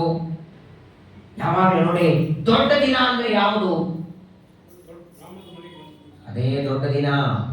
ರಾಘವೇಂದ್ರ ಸ್ವಾಮಿಗಳ ಪರಮ ಗುರುಗಳು ವಿಜೇಂದ್ರ ತೀರ್ಥರು ಹೇಳ್ತಾರೆ, ಯಾವ ದಿನ ಬ್ರಾಹ್ಮಣನ ಪಾದಧೂಳಿ ಮನೆಗೆ ಬೀಳುತ್ತದೆ, ಯಾವತ್ತು ಭಗವಂತನ ಕಥೆ ಹೇಳುವ ಒಬ್ಬ ಬ್ರಾಹ್ಮಣ ಮನೆಗೆ ಬರ್ತಾನೆ, ಅವತ್ತೇ ದೊಡ್ಡ ದಿನ. ತದ್ದಿನಂ ದುರ್ದಿನಂ ನನ್ನೇ ಮೇಘಚ್ಛನ್ನಂ ಚತುರ್ದಿನಂ. ಬರಬೇಕಂದ್ರೆ ಬರಬೇಕು. ವೇದ ಮಂತ್ರಗಳನ್ನ ಪಠನ ಮಾಡುವ ಬ್ರಾಹ್ಮಣ ಮನೆಗೆ ಬರ್ತಿರಬೇಕು. ತಪ್ಪಿರ್ಕೋಬೇಡಿ, ಇದನ್ನ ನಿಮ್ಮನ್ನೇ ನೋಡಿ ನಾನು ಹೇಳ್ತೀನಿ ಅನ್ಕೋಬೇಡಿ. ಭಾಗವತ ತಾತ್ಪರ್ಯದಲ್ಲಿ ಆಚಾರ ಅಂತಾರೆ, 3 ತಿಂಗಳ ಒಳಗಾಗಿ ಒಬ್ಬ ಬ್ರಾಹ್ಮಣ ಮನೆಗೆ ಬರಲಿಲ್ಲ ಅಂದ್ರೆ ಅದು ಮನೆಯಲ್ಲ, ಸ್ಮಶಾನ ಅಂತೆ. ಬರಲೇಬೇಕು. ಅವರೇನು ಪ್ರತಿ ಸಲ ಬಂದಾಗ ಹೋಮಾನೋಮಲೆ ಮಾಡಿಸ್ಬೇಕು ಅಂತಿಲ್ಲ. ಪ್ರತಿ ಸಲ ಬಂದಾಗ ನೀವೇನು ಅವ್ರ ಕಡೆಯಿಂದ ಏನು ಹೋಮ ಮಾಡಿಸ್ಬೇಕು ಏನು ಬೇಡ. ಅವರು ಬಂದು 2 ಮಂತ್ರ ಹೇಳಿ ನಿಮ್ಮ ತಲೆ ಮೇಲೆ 2 ಅಕ್ಷತೆ ಹಾಕಲಿ. ಸಾಧ್ಯ ಆದರೆ ಒಂದಿಷ್ಟು ಅಕ್ಕಿ ಬೇಡ ದಕ್ಷಿಣೆ ಕೊಟ್ಟು ಕಳಿಸಿ. ಕೆಲವರಿಗೆ ಇದೇ ಭಯ, ಬಂದ್ರು ಏನ್ ಕೊಡ್ಬೇಕಾಗತ್ತೋ ಅಂತ. ಅಲ್ರೇ, ನೀವೇನ್ ಕೊಡಬೇಕಾಗತ್ತ ಅನ್ನೋ ಭಯಕ್ಕಿಂತ ಅವರು ಬಂದು ಹೋದ್ರೆ ನಿಮ್ಮ ಮನೆಯೊಳಗಿರುವ 90% ಸಮಸ್ಯೆಗಳೆಲ್ಲ ದೂರ ಆಗತ್ತೆ. ನೋಡಿಬೇಕಾದ್ರೆ ಯಾವತ್ತು ನಿಮ್ಮ ಮನೆಗೆ ಬ್ರಾಹ್ಮಣರ ಪಾದ ಧೂಳಿ ಬೀಳ್ಲಿಕ್ಕೆ ಶುರುವಾಗತ್ತೆ, ವಾರಕ್ಕೆ ತಿಂಗಳಿಗೆ 15 ದಿವಸಕ್ಕೆ ಒಬ್ಬೊಬ್ಬ ಬ್ರಾಹ್ಮಣ ಬಂದು ಹೋಗಲಿ, ನೀವು ನೋಡಿಬೇಕಾದ್ರೆ ಅದು ಹಣದ ಕೊರತೆ ಇರಲಿ, ಜಗಳ ಇರಲಿ, ರೋಗ ಇರಲಿ, ದಾರಿದ್ರ್ಯ ಇರಲಿ, ಅಸಮಾಧಾನಗಳಿರಲಿ, ಕಿರಿಕಿರಿಗಳಿರಲಿ,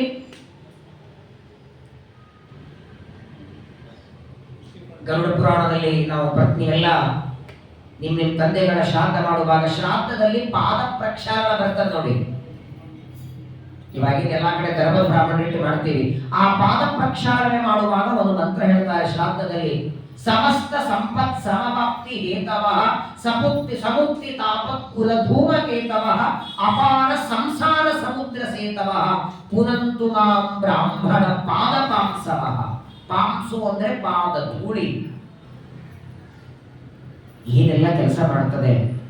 ಕೃತಯುಗದಲ್ಲಿ ತ್ರೇತಾಯುಗದಲ್ಲಿ ಡೈರೆಕ್ಟ್ ಆಗಿ ದೇವರು ಬರ್ತಿದ್ದ, ತಾನು ಬರ್ಲಿಕ್ಕೆ ಆಗಲ್ಲ ಅಂತ ಬ್ರಾಹ್ಮಣ ಇಟ್ಟದ್ದು. ಹಿಂದೊಂದು ಕಾಲದಲ್ಲಿ ಯಾರ ಆಚಾರ್ಯರನ್ನು ಮನೆಗೆ ಅವ್ರು ಬರಲಿಲ್ಲ ಅಂದ್ರೆ ಅಳುತ್ತಿದ್ರಂತೆ. ಈಗ ಆಚಾರ ಬರ್ತಿರೋದ್ರೆ ಅಳ್ತಾರೆ.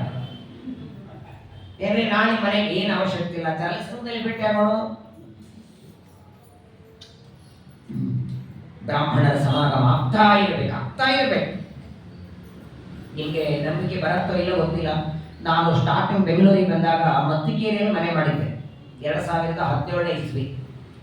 ನನ್ನ ಮನೆಗೆ ಒಬ್ಬ ಪಾತ್ರತಿ ಕೊಬ್ಬರು ಅಜ್ಜಿ ಬರ್ತಿದ್ರು. ಆಗಲೇ ಅವರಿಗೆ 60 ವರ್ಷ 70 ವರ್ಷ ಇದ್ದಾಗಲೂ ಗೊತ್ತಿಲ್ಲ.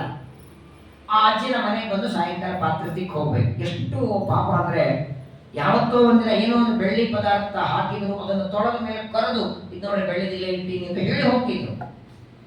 ನಾನು ಅದನ್ನ ಯಾಕೆ ಹೇಳ್ಬೇಕು, ಅಯ್ಯೋ ಹಾಗಿರಲ್ಲ, ನಾವು ತಗೊಂಡು ಹೋಗಿ ನೀವು ಅನ್ಬಾರ್ದು ನಾಳೆ. ಒಂದಿನ ನಾನು ಸಹಜವಾಗಿ ಕೇಳಿದೆ, ಮತ್ತೆ ಏನಜ್ಜಿ ಮನೆ ಎಲ್ಲಿ ಮಾಡಿದ್ದೀರಿ, ಯಾವ ಊರು ಅಂತ ಕೇಳಿದೆ. ನಮ್ದು ಹಳ್ಳಿ ಊರು, ಒಂದು ಬೆಂಗಳೂರು ಅಲ್ಲ, ಬೇರೆ ಊರಿಂದ ಬಂದೇವಿ, ಸ್ವಂತ ಮನೆ ಮಾಡಿದ್ರ ಅಂತ ಕೇಳಿದೆ. ನಕ್ಕ ಬಿಡ್ಲ ಅಜ್ಜಿ. 4 ಲಕ್ಷ ಸಂಬಳ ತಗೋರೆ ಬಾಡಿಗೆ ಮನೆಯಲ್ಲಿದ್ದಾರೆ, ಬೆಂಗಳೂರೊಳ ಸ್ವಂತ ಮನೆ ಆಗತ್ತಾ ನಮ್ಮ ಕಡೆಯಿಂದ ಸೈಟ್ ತಗೊಂಡು ಮನೆ ಕಟ್ಟಲಿಕ್ಕೆ? ಸುಮ್ಮನೆ ನೀವು ಕೊಟ್ಟ ಸಂಬಳ ನೀವೇನು ಪಾತ್ರೆ ತಿಕ್ಕಿದ ಕೊಡ್ತೀರಿ, ನಾನು ಬದುಕ್ತೇನೆ. ಒಂದು 3-4 ತಿಂಗಳಾಯಿತು. ಒಂದೊಂದು ದಿನ ನಾನು ಕರೆದೆ, ಮತ್ತೆ ಗಚ್ಚಿ ಚೆನ್ನಾಗಿದೆಯಾ, ಯಾವುದೇ ಮಾತಾಡ್ತಿದ್ದೆ ನಾನು. 1-2 ವರ್ಷ ಆಯ್ತು ನಮ್ಮ ಮನೆ ಪಾತ್ರೆ ತಿಕ್ಕಿ. ಒಂದಿನ ಬಂದು, ಮತ್ತೆ ಅವತ್ತು ನೀವು ಮನೆ ಕಟ್ಟಿದ್ರ ಅಂತ ಕೇಳಿದ್ರಲ್ಲ, ಸೈಟ್ ತಗೊಂಡು ಮನೆ ಕಟ್ಟಿ, ಇವತ್ತು ವಾಸ್ತುಶಾಸ್ತ್ರಿ ನೀವು ಬನ್ನಿ ಎಂದು.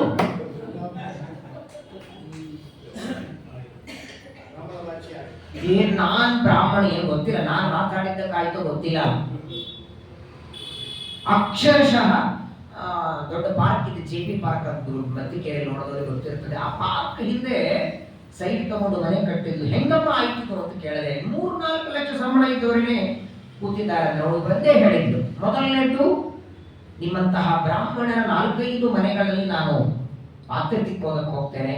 ಹೋದಾಗ ಆ ಬ್ರಾಹ್ಮಣರ ಮುಖ ದರ್ಶನ ಆಗುತ್ತೆ, ಅಂಗಾರಾಕ್ಷತೆ. ಎರಡನೇದು, ಕೆಲವರು ಮನೆಯಲ್ಲಿ, ಎಲ್ಲಾ ಮನೆಯಲ್ಲ, ಕೆಲವರು ಮನೆಯೊಳಗೆ ದೇವರ ಪಾತ್ರೆಗಳು ನಮ್ಗೆ ಕೊಟ್ಟಿರ್ತಾರೆ. ಎಲ್ಲಾರು ಕೊಡಲ್ಲ, ಎಲ್ಲಾರು ತಾವೇ ತಿಳ್ಕೊಂಡಿರ್ತಾರೆ. ಕೆಲವು ಮನೆಗಳಲ್ಲಿ ಆಗಲ್ಲ ಅಂತ ದೇವರ ಪಾತ್ರೆಗಳು ಕೊಡ್ತಾರೆ. ಆ ದೇವರ ಉಪಕರಣೆ ಪಾತ್ರೆ ತಿಕ್ಕಿದ್ದಕ್ಕೆ ದೇವರ ನನಗೆ ಸ್ವಂತ ಮನೆ ಕೊಟ್ಟಿದ್ದಾನೆ ಅಂತ ಹೇಳಿ.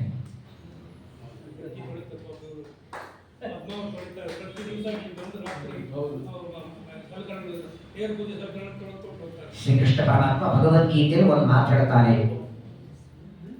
ಕೃಷ್ಣ ಕೃಷ್ಣ ಹೇಳುವ ಒಂದು ಮಾತು, ನೇಹಾಭಿಕ್ರಮನಾಶೋಸ್ತಿ ಪ್ರತ್ಯವಾಯೋ ನ ವಿದ್ಯತೆ ಸ್ವಲ್ಪಮಪ್ಯಸ್ಯ ಧರ್ಮಸ್ಯ ತ್ರಾಯತೆ ಮಹತೋ ಭಯ.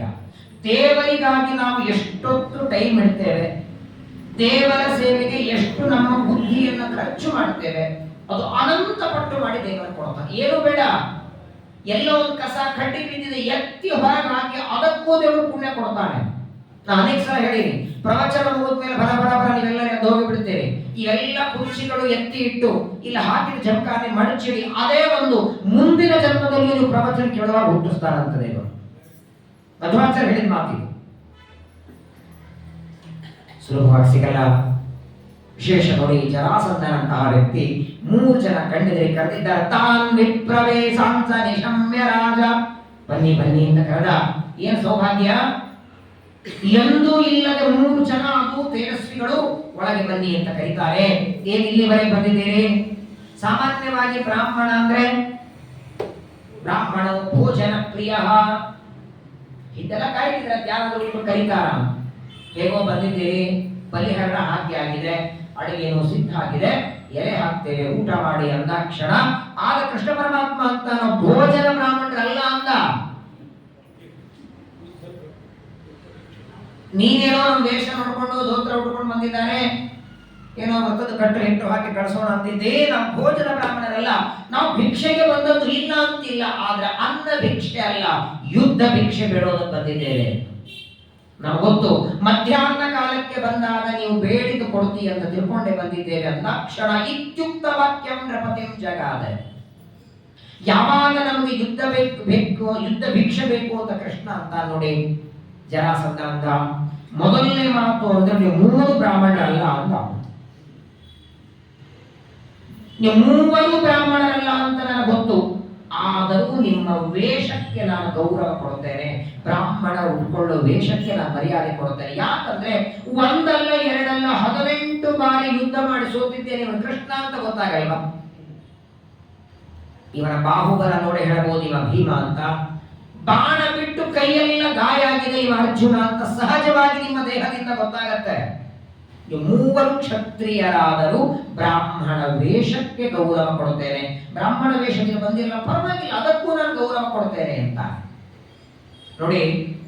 ಹಿಂದೆ ಮಠಗಳಿಗೆ ಬರಬೇಕಾದರೆ ಮಠದ ಮುಂದೆ ಅಥವಾ ದೇವಸ್ಥಾನಗಳ ಮುಂದೆ ಬರೆಯೋ ಪ್ರಸಂಗ ಇರಲಿಲ್ಲ. ಇವತ್ತು ದೇವಸ್ಥಾನಗಳ ಮುಂದೆ ಮಠಗಳ ಮುಂದೆ ಬರೆಯೋ ಪ್ರಸಂಗ ಇದೆ. ದರ್ಶನಕ್ಕೆ ಬರೋರು ಭಾರತೀಯ ವೇಷದಲ್ಲಿ ಬನ್ನಿ, ಭಾರತೀಯ ವೇಷದಲ್ಲಿ ಬನ್ನಿ. ಯಾಕೆ ಅಂದ್ರೆ ಹಿಂದೆ ಯಾಕೆ ಬರೆಯೋ ಪ್ರಸಂಗ ಇರಲಿಲ್ಲ ಅಂದ್ರೆ ಎಲ್ಲಾ ಕಡೆ ಹಾಗೆ ಓಡಾಡುತ್ತಿದ್ರು. ತಿರುಪತಿಯಲ್ಲಿ ನೋಡ್ಬೇಕು ನೀವು, ಅಕಸ್ಮಾತ್ ಆಗಿ ಅವ್ರು ಯಾವುದೋ ವಿಚಿತ್ರ ವೇಷದಿಂದ ಬಂದ್ರೆ ಕಳಿಸೋದೇ ಇಲ್ಲ ದರ್ಶನಕ್ಕೆ. ದೇಹದ ಮೇಲೆ ಅಭಿಮಾನ ಯಾವಾಗ ಬಂತೋ, ಧೋತ್ರ ಉಟ್ಕೊಳ್ಳಿಕ್ಕೆ ಧೋತ್ರ ಹೊಚ್ಕೊಳ್ಳೋದಕ್ಕೆ ಯಾವಾಗ ಅಭಿಮಾನ ಬಂತೋ ಆಗ ಮೈ ಮೇಲೊಂದು ಶರ್ಟ್ ಬೇಕು, ಮೈ ಮೇಲೊಂದು ಬೇಕು, ಅಭಿಮಾನ ಇರೋವರೆಗೆ ನೋಡಿ. ನಮ್ಮ ಬೆಂಗಳೂರಲ್ಲಿ ಕೆಲವು ಪಂಡಿತರಿದ್ದಾರೆ, ಆ ಸೇತು ಹಿಮಾಚಲ ಫ್ಲೈಟಿಗೆ ಹೋಗ್ಲಿ ಟ್ರೈನಿಗೆ ಹೋಗ್ಲಿ ಹೀಗೆ ಹೋಗಿರ್ತಾರೆ, ಫ್ಲೈಟಿಗೆ ಹೋದ್ರು ಹೀಗೆ ಹೋಗಿರ್ತಾರೆ, ಕೆಳಗೊಂದು ಹೋಗ್ರ ಮೇಲೊಂದು ಹೋಗ್ರ. ವಿಚಿತ್ರ ಅಂದ್ರೆ ನಾವೆಲ್ಲ ತೀರ್ಥಯಾತ್ರೆ ಮಾಡಿಸ್ತಿರ್ತೀವಿ, ನಾನು ಮೇಲೆ ಹೊತ್ಕೊಂಡಂಗಿಲ್ಲ, ಆದ್ರೆ ದೋತ್ರ ಉಟ್ಕೊಂಡು ನಾವು ಅಂಗಿ ಹಾಕೊಂಡು ಫ್ಲೈಟಿಗೆ ಹೋದ್ರೆ ಒಂದು 5-8 ಸಲ ಆಗಿದೆ. ನಾನು ಹೋದ್ರೆ ಸಾಕು, ಆ ಪೈಲಟ್ ಗಿಲೆಟ್ಗಳೆಲ್ಲ ಬನ್ನಿ ಬನ್ನಿ ಕೈ ಜೋಡಿಸ್ತಿದ್ರು ವೇಷಕ್ಕೆ. ಇವತ್ತಿಗೂ ವೇಷ, ಭಾರತೀಯ ವೇಷ ದೇವರಿಗೆ ಪ್ರಿಯವಾದ ವೇಷ ಅದು ನೋಡಿ. ಎಲ್ಲರೂ ದೇವರು ಮಾಡಿಟ್ಟಿದ್ದಾರೆ. ಒಂದ್ಸಲ ಹೇಳಿದ್ದೆ ನೆನಪಿರಬಹುದು, ಟ್ರೈನಲ್ಲಿ ಒಂದು ಊರಿಗೆ ಹೋಗ್ತಿದ್ದೆ, ನನ್ನ ಪಕ್ಕದಲ್ಲಿ ಒಬ್ಬರು ಕೂತಿದ್ರು. ನನಗೊಂದು ಪ್ರಶ್ನೆ ಕೇಳಿದರು, ಅಲ್ಲ ಪೂಜೆ ಮಾಡುವಾಗ ಮಡಿ ಉಟ್ಕೊಂಡು ಮಾಡಬೇಕು, ಮಡಿಯಿಂದಲೇ ಊಟ ಮಾಡಬೇಕು, ಪಂಚೆ ಉಟ್ಕೊಂಡೇ ಊಟ, ಯಾಕೆ ಪ್ಯಾಂಟ್ ಹಾಕೊಂಡು ಯಾಕೆ ಊಟ ಮಾಡಬಾರದು? ಪ್ಯಾಂಟ್ ಹಾಕೊಂಡೆ ಅಂದ್ರೆ ಒಳಗೆ ಹಿಡಿಯಲ್ವಾ? ಏನ್ ಹಾಕೊಂಡು ಗಂಟ್ಲಲ್ಲೇ ಹಿಡಿಯುತ್ತಲ್ಲ, ಇದೇ ಬಟ್ಟೆ ಅಂತ ಯಾಕೆ? ನಾನು ಹೇಳಿದೆ ನೋಡು, ದೇವರ ಪೂಜೆಗೆ ಅಥವಾ ಊಟಕ್ಕೆ ಮಡಿ ಅನ್ನೋದಕ್ಕೆ ಬಟ್ಟೆ ನಿರ್ಬಂಧಲ್ಲ. ಈಗ ನಿಮ್ಮ ಲೌಕಿಕ ವ್ಯವಹಾರದಲ್ಲಿಯೂ ಡಾಕ್ಟರ್ಗಳಿಗೆ ಬಟ್ಟೆ ಬೇರೆ ಇರ್ತದೆ, ಮನೆ ಮುಂದೆ ವಾಚ್ಮನ್ಗಳಿಗೆ ಬಟ್ಟೆ ಬೇರೆ ಇರ್ತದೆ, ಪೊಲೀಸರಿಗೆ ಬಟ್ಟೆ ಇರ್ತದೆ. ಯಾಕೆ? ಈಗ ಒಬ್ಬ ಡಾಕ್ಟರ್ ಬರ್ತಾರೆ, ಸರ್ಜರಿ ಆಪರೇಷನ್ ಮಾಡಬೇಕು. ಯಾವ ಬಟ್ಟೆಯಿಂದ ಬರ್ತಾರೆ ಅದರಿಂದ ಆಪರೇಷನ್ ಮಾಡಲ್ಲ, ಹೊರಗೆ ಆ ಬಟ್ಟೆಗಳನ್ನು ಬಿಚ್ಚಿ ಬೇರೆ ಅದರದ್ದೇ ಬಟ್ಟೆ ಹಾಕಿ. ಯಾಕೆ? ಅದೇ ಬಟ್ಟೆಯಿಂದ ಹೋದ್ರೆ ಕತ್ರಿ ಬೇಡ ಅನ್ನತ್ತ ಆಪರೇಷನ್ಗೆ, ನಾನು ಮುಟ್ಬೇಡಪ್ಪ ನೀನು ಅನ್ನತ್ತ. ಹಾಗಾದ್ರೆ ಹೆಂಗ ನಿಯಮ ನೀವಿಟ್ಕೊಂಡ್ರಲ್ಲ, ಹಾಗೆ ಬರೀ ನಿಯಮ ಅಲ್ಲ. ಕೃಷ್ಣ ಹೇಳ್ತಾನೆ ಭಗವದ್ಗೀತೆಯಲ್ಲಿ, ನಾವು ಉಡುವ ಬಟ್ಟೆಗೂ ನಾವು ತಿನ್ನುವ ಅನ್ನಕ್ಕೂ ಲಿಂಕ್ ಇದೆ ಅಂತೆ. ನೀವು ನೋಡಿಬೇಕಾದ್ರೆ ಪ್ಯಾಂಟ್ ಶರ್ಟ್ ಹಾಕೊಂಡು ಊಟ ಮಾಡಿ ಅವತ್ತು ನಿಮ್ಮ ಮನಸ್ಸೊಳಗೆ ವಿಚಾರ ಬರ್ತದೆ ನೋಡಿ. ಧೋತ್ರ ಉಟ್ಕೊಂಡು ಊಟ ಮಾಡಿ ಅವತ್ತೇ ವಿಚಾರ ಬರ್ತದೆ ನೋಡಿ. ಎರಡು ನೀವೇ ಪರೀಕ್ಷೆ ಮಾಡಿ ನೋಡಿ. ಬಟ್ಟೆಗೂ ನಮಗೂ, ನೀರಿಗೂ ನಮಗೂ, ಸಮಯಕ್ಕೂ ನಮಗೂ. ಯಾಕೆ ದೇವರ ಪೂಜೆ ದೇವರ ಮನೆಗೆ ಯಾಕೆ ಮಾಡ್ಬೇಕು, ಬಾತ್ರೂಮ್ ಯಾಕೆ ಮಾಡಬಹುದು ಅಂತ ನಾನು ಕೇಳಿದ್ರೆ ಉತ್ತರ ಏನ್ ಕೊಡ್ತೇನೆ? ವ್ಯವಸ್ಥೆ ದೇವರು ಮಾಡಿಟ್ಟಿದ್ದಾನೆ. ಇದೇ ಬಟ್ಟೆ ಉಟ್ಕೋ, ಇಂತಹ ಜಾಗದಲ್ಲಿ ಕೂತ್ಕೋ, ಹೀಗೆ ಕೂತ್ಕೋ. ನಾವು ಪೂರ್ವಕ್ಕೆ ಯಾಕೆ ಮುಖ ಮಾಡಿ, ದಕ್ಷಿಣಕ್ಕೆ ಮುಖ ಮಾಡಿ ಯಾಕೆ ಆಚರಣೆ ಮಾಡಬಾರ್ದು? ಎಲ್ಲದಕ್ಕೂ ಕಾರಣ ಇದೆ. ಇದೆಲ್ಲ ಬಿಡಿ. ಶಿಖ ಯಾಕೆ ಬಿಡಬೇಕು, ಎಷ್ಟು ಶಿಖ ಇರಬೇಕು, ಏನು ಉಪನಯನದಲ್ಲಿ ಮಾತ್ರ ಬಿಟ್ಟು ಆಮೇಲೆ ತೆಗಿಬೇಕು, ಕೊನೆಯವರೆಗೆ ಇರಬೇಕು. ಶಿಖಾಸ ಬ್ರಾಹ್ಮ ಲಕ್ಷಣಂ, ಆಕಳ ಪಾದದಷ್ಟು ಶಿಖ ಇರಬೇಕಂತ. ಜನಿವಾರ ಹಾಕೊಳ್ಳೋದಕ್ಕೆ, ಶಿಖಾ ಬಿಡೋದಕ್ಕೆ ವೈಜ್ಞಾನಿಕ ಕಾರಣನೂ ಇದೆ. ಈ ಯಾವ ಮಲಮೂತ್ರಕ್ಕೆ ಹೋಗ್ಬೇಕಾದ್ರೆ ಜನಿವಾರ ಬಲಗಿನಿಗೆ ಹಾಕೊಂಡು ಹೋಗ್ತೀವಿ. ಯಾಕೆ? ಎಲ್ಲಿ ಜನಿವಾರದಲ್ಲೋ ಕಿವಿಯಲ್ಲೋ? ಮಳೆಗಾಲ ಕಿವಿಯಲ್ಲಿ ಗಂಗಾನೇ ಬರ್ತಿರ್ತಾಳೆ. ಕಿವಿ ನೋವಾಗಿದ್ರೆ ಅವತ್ತು ಜನ್ಮ ಋಷಿಗಳು ಕಿವಿಯಿಂದ ಗಂಗೆ ಬಿಟ್ಟದ್ದಕ್ಕೆ ಬಲಗಿವಿಯಲ್ಲಿ ಗಂಗೆ. ಜನಿವಾರ ಹಾಕೊಳ್ಳೋದು ಯಾಕೆ? ಜನಿವಾರದೊಳಗೆ 4 ವೇದಗಳಿವೆ. ಋಗ್ವೇದ ಪ್ರಥಮ ದೋರಕೇನ್ಯ ಸಾಮಿ ಬಂತಲ್ಲ ಉಪಕರ್ಮ. ಒಂದು ದಾರದಲ್ಲಿ ಋಗ್ವೇದ, ಎರಡನೇದೊಳಗೆ ಯಜುರ್ವೇದ, ಮೂರನೇದೊಳಗೆ ಸಾಮವೇದ, ಬ್ರಹ್ಮಘಟ್ಟದಲ್ಲಿ ಅಥರ್ವ ವೇದ. 4 ವೇದಗಳ ಒಂದು ಪ್ರತಿಮೆ ಜನಿವಾರ. ಅದಕ್ಕೆ ಮೈಲಿಗೆ ಆಗಬಾರದು. ಇದು ಶಾಸ್ತ್ರೀಯವಾಗಿ, ವೈಜ್ಞಾನಿಕವಾಗಿ ಈ ಕಿವಿಯಿಂದ ನಾವು ಮಲಮೂತ್ರ ವಿಸರ್ಜನೆ ಮಾಡೋಕೆ ಒಂದು ನರ ಇದೆ. ಇಲ್ಲಿ ಹಾಕಿದ್ರೆ ಪ್ರೆಷರ್ ಬೀಳುತ್ತದೆ. ಜನಿವಾರಲ್ಲಿ ಹಾಕಿದ್ದಕ್ಕೆ ಆ ನರದ ಮೇಲೆ ಪ್ರೆಷರ್ ಬೀಳುತ್ತದೆ, ಮಲಮೂತ್ರ ವಿಸರ್ಜನೆ ಕ್ಲಿಯರ್ ಆಗುತ್ತೆ ಅಂತ ಡಾಕ್ಟರ್ಗಳು ಹೇಳ್ತಾರೆ. ಎಷ್ಟು ನಮ್ಮ ಪ್ರಾಚೀನ ಕಾಲದ ಏನ್ ಮಾಡಿಟ್ಟಿದ್ದಾರೆ ನೋಡಿ. ಮಂಗಳಸೂತ್ರ ಕಟ್ಕೊಳ್ಳೋದಕ್ಕೆ, ಕಾಲುಂಗುರ ಹಾಕೊಳ್ಳೋದಕ್ಕೆ, ಬಳೆಗಳ ಹಾಕೋದಕ್ಕೆ. ಅದರ ಮಹತ್ವನೂ ಗೊತ್ತಿಲ್ಲ, ಅದು ಯಾಕಂತೂ ಗೊತ್ತಿಲ್ಲ. ಕಾಡಿಗೆ ಯಾಕೆ ಹಚ್ಕೊಳ್ಬೇಕು? ಅಂಗಾರ ಯಾಕೆ? ವಿಷ್ಣುರ ಅಂಗಾರ ಶೇಷೇಣ. ಹೆಂಗ್ ಹಚ್ಕೊಳ್ಬೇಕು, ಯಾಕೆ ಹಚ್ಕೊಳ್ಬೇಕು ಅಂತ ಬಗ್ಗೆ ಇಲ್ಲ. ಹೆಂಗ್ ಹಚ್ಕೊಳ್ಬೇಕು ಅನ್ನೋದು ಜಗಳ. ಮೊದಲ ಅಕ್ಷರ ಹಚ್ಕೊಂಡು ಅಂಗಾರ ಹಚ್ಕೊಂಡ್ರೆ ರಾಯ ಬರೋದಂತೆ. ಮೊದಲ ಅಂಗಾರ ಹಚ್ಕೊಂಡು ಅಯ್ಯೋ ರಾಮ ಹೆಂಗೋ ಹಚ್ಕೊಳ್ರಿ. ನೋಡಿ, ಇರೋದೇ ಒಂದು 80 ವರ್ಷ ಆಯುಷ್ಯ. ಅದರೊಳಗೂ ಇಲ್ಲಿವರೆಗೆ ಬರ್ಲಿಕ್ಕೆ 60 ವರ್ಷ. ಈ ಅಂಗಾರ ಜಗಳೊಳಗೆ ಹೊಗೆ ಬಿಡೋದು ಎಂಬುದು ಕರ್ಮರೆ. ಯಾವಾಗಲೂ ಯಾವುದಕ್ಕೆ ದೇವರು ಪ್ರಾಶಸ್ತ್ಯ ಕೊಟ್ಟಿದ್ದಾನೆ ಅದನ್ನು ಮಾಡಬೇಕು. ಬ್ರಾಹ್ಮಣ ವೇಷದಲ್ಲಿ ಪರವಾಗಿಲ್ಲ, ಯುದ್ಧ ಭಿಕ್ಷೆ ಅಂತ ಬಂದರೂ ಪರವಾಗಿಲ್ಲ, ನಾನು ಯುದ್ಧ ಮಾಡ್ತೇನೆ. ಆದರೆ ನೋಡು ಕೃಷ್ಣ, ನಿನ್ ಜೊತೆ ನಾನು ಯುದ್ಧ ಮಾಡ್ಲಾರೆ ಅಂತ ಜರಾಸಂಧ ಹೇಳಿ. ಯಾಕೆ ಓಡೋದವ್ ನೀನು? ಮಥುರೆಯನ್ನು ಬಿಟ್ಟು ಓಡಿ ದ್ವಾರಕ್ಕೆ ಸೇರಿದವನು ನೀನ್ ಬೇಡ. ಇನ್ನು ಇದು 50 ವರ್ಷದ ಒಂದ್ ಸಣ್ಣ ಮಗು ಇದು ಅಂತ ದೊಡ್ಡ ಮಗಳ ಆಯ್ತಲ್ಲ ಅರ್ಜುನನಿಗೆ. ಅಕಸ್ಮಾತ್ ಆಗಿ ನಾನು ಯುದ್ಧದಲ್ಲಿ ಅರ್ಜುನನನ್ನು ಹೊಡೆದರೆ ಬಾಲ ಹತ್ಯಾ ದೋಷ ಬರ್ತದೆ. ನಾನು ಯುದ್ಧ ಮಾಡಿದ್ರೆ ಮಾತ್ರ ಭೀಮಸೇನ ದೇವರ ಜೊತೆಗೆ ಯುದ್ಧವನ್ನ ಮಾಡುತ್ತೇನೆ ಅಂತ ಭೀಮನನ್ನು ಆರಿಸ್ಕೊಳ್ತಾನೆ. ಇಬ್ಬರು ಒಳ್ಳೆ ಹೇಗೋ ಬಲಿಹರಣ ಹಾಕಿ ಬಂದಿದ್ದ. ಅವನು ಸ್ನಾನ ಆಗಿದ್ದು, ಇವರು ಸ್ನಾನ ಮಾಡಿದ್ರು. ಪ್ರಾಣಾಯಾಮವನ್ನ ಮಾಡಿ ಗಾಯತ್ರಿ ಮಂತ್ರವನ್ನ ಜಪ ಮಾಡಿ ಇಬ್ಬರ ಯುದ್ಧ ಶುರುವಾಯಿತು. ವಾಸ್ತವಿಕವಾಗಿ ಜರಾಸಂಧ ಭೀಮನೊಳಗೆ ಪ್ರಾರಂಭದಲ್ಲೇ ಗದಾ ಯುದ್ಧ ನಡೆಯಲಿಲ್ಲ. ಜರಾಸಂಧ ಭೀಮಸೇನ ದೇವರಲ್ಲಿ ಪ್ರಾರಂಭದಲ್ಲಿ ವಾಕ್ಯುದ್ಧ ನಡೀತು. ಜರಾಸಂಧ ಶಿವ ಸರ್ವೋತ್ತಮ ಅಂತಾನೆ, ಭೀಮಸೇನ ವಿಷ್ಣು ಸರ್ವೋತ್ತಮ ಅಂತಾರೆ. ಶಿವ ಸರ್ವೋತ್ತಮ ಅನ್ಲಿಕ್ಕೆ ಅನೇಕ ಪ್ರಮಾಣಗಳನ್ನ ಜರಾಸಂಧ ಕೊಟ್ಟ.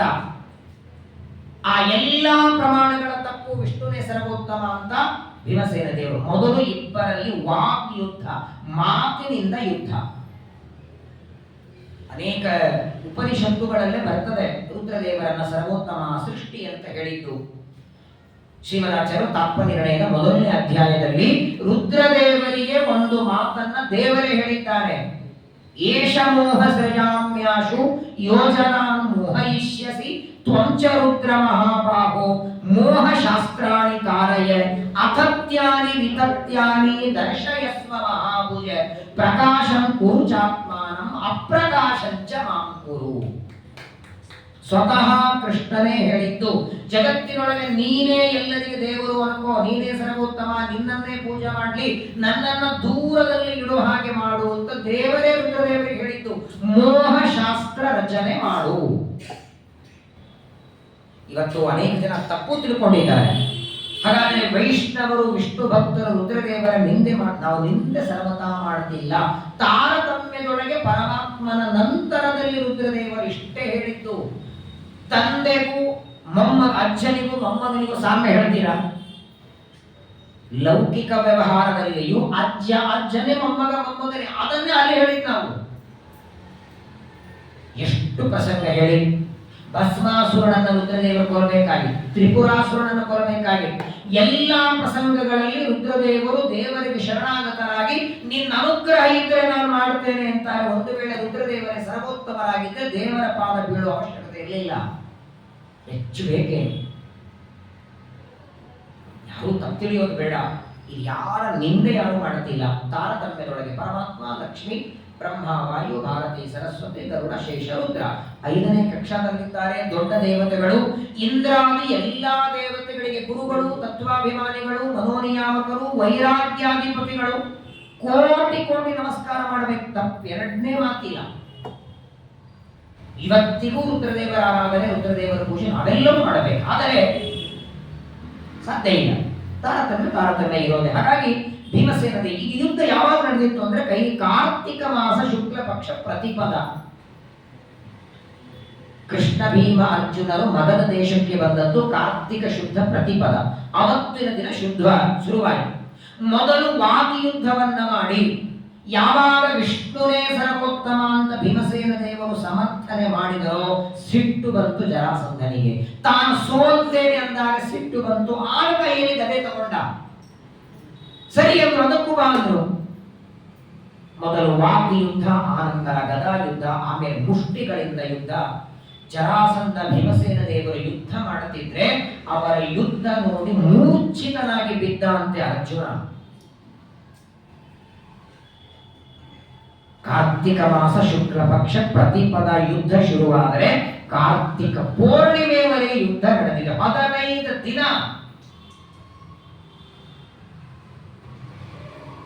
2 ಏಕಾದಶಿ ಮಾಡಿ ದ್ವಾದಶಿ ಅನ್ನ ಕಾಣಲಿಲ್ಲ ಅಂದ್ರೆ ಹೇಗಾಗಿರ್ತದೆ ಹೇಳಿ? ನಾನು ಶ್ರಾವಣದಲ್ಲಿ 2 ಏಕಾದಶಿ ಇದೆಯಲ್ಲ, 2 ನಿಶ್ಚಕ್ರ ಮಾಡಿ ದ್ವಾದಶಿ 3ನೇ ದಿನ ಹೆಂಗಾಗಿರ್ತದೆ ಏನ್ ನೋಡಿ. ಅಲ್ಲ, ಭೀಮಸೇನ ದೇವರು ವಾಯುದೇವರು ಬಿಡಿ, ಇದರಿಂದ ಗೊತ್ತಾಗತ್ತೆ ಜರಾಸಂಧನ ಬಲ. ಭೀಮಸೇನ ದೇವರ ಜೊತೆಗೆ 15 ದಿನ ಯುದ್ಧ ಮಾಡ್ತಾನಂದ್ರೆ ಏನ್ ಬಲ ಇರ್ಬೇಕು. ಕೂತಿದ್ದಾರೆ ಕೃಷ್ಣ ಅರ್ಜುನ ನೋಡ್ತಾ ಕೂತಿದ್ದಾರೆ. ಇವರಿಬ್ಬರ ಯುದ್ಧ. ಆಕಾಶದ ದೇವತೆಗಳು ಬಂದಿದ್ದಾರೆ.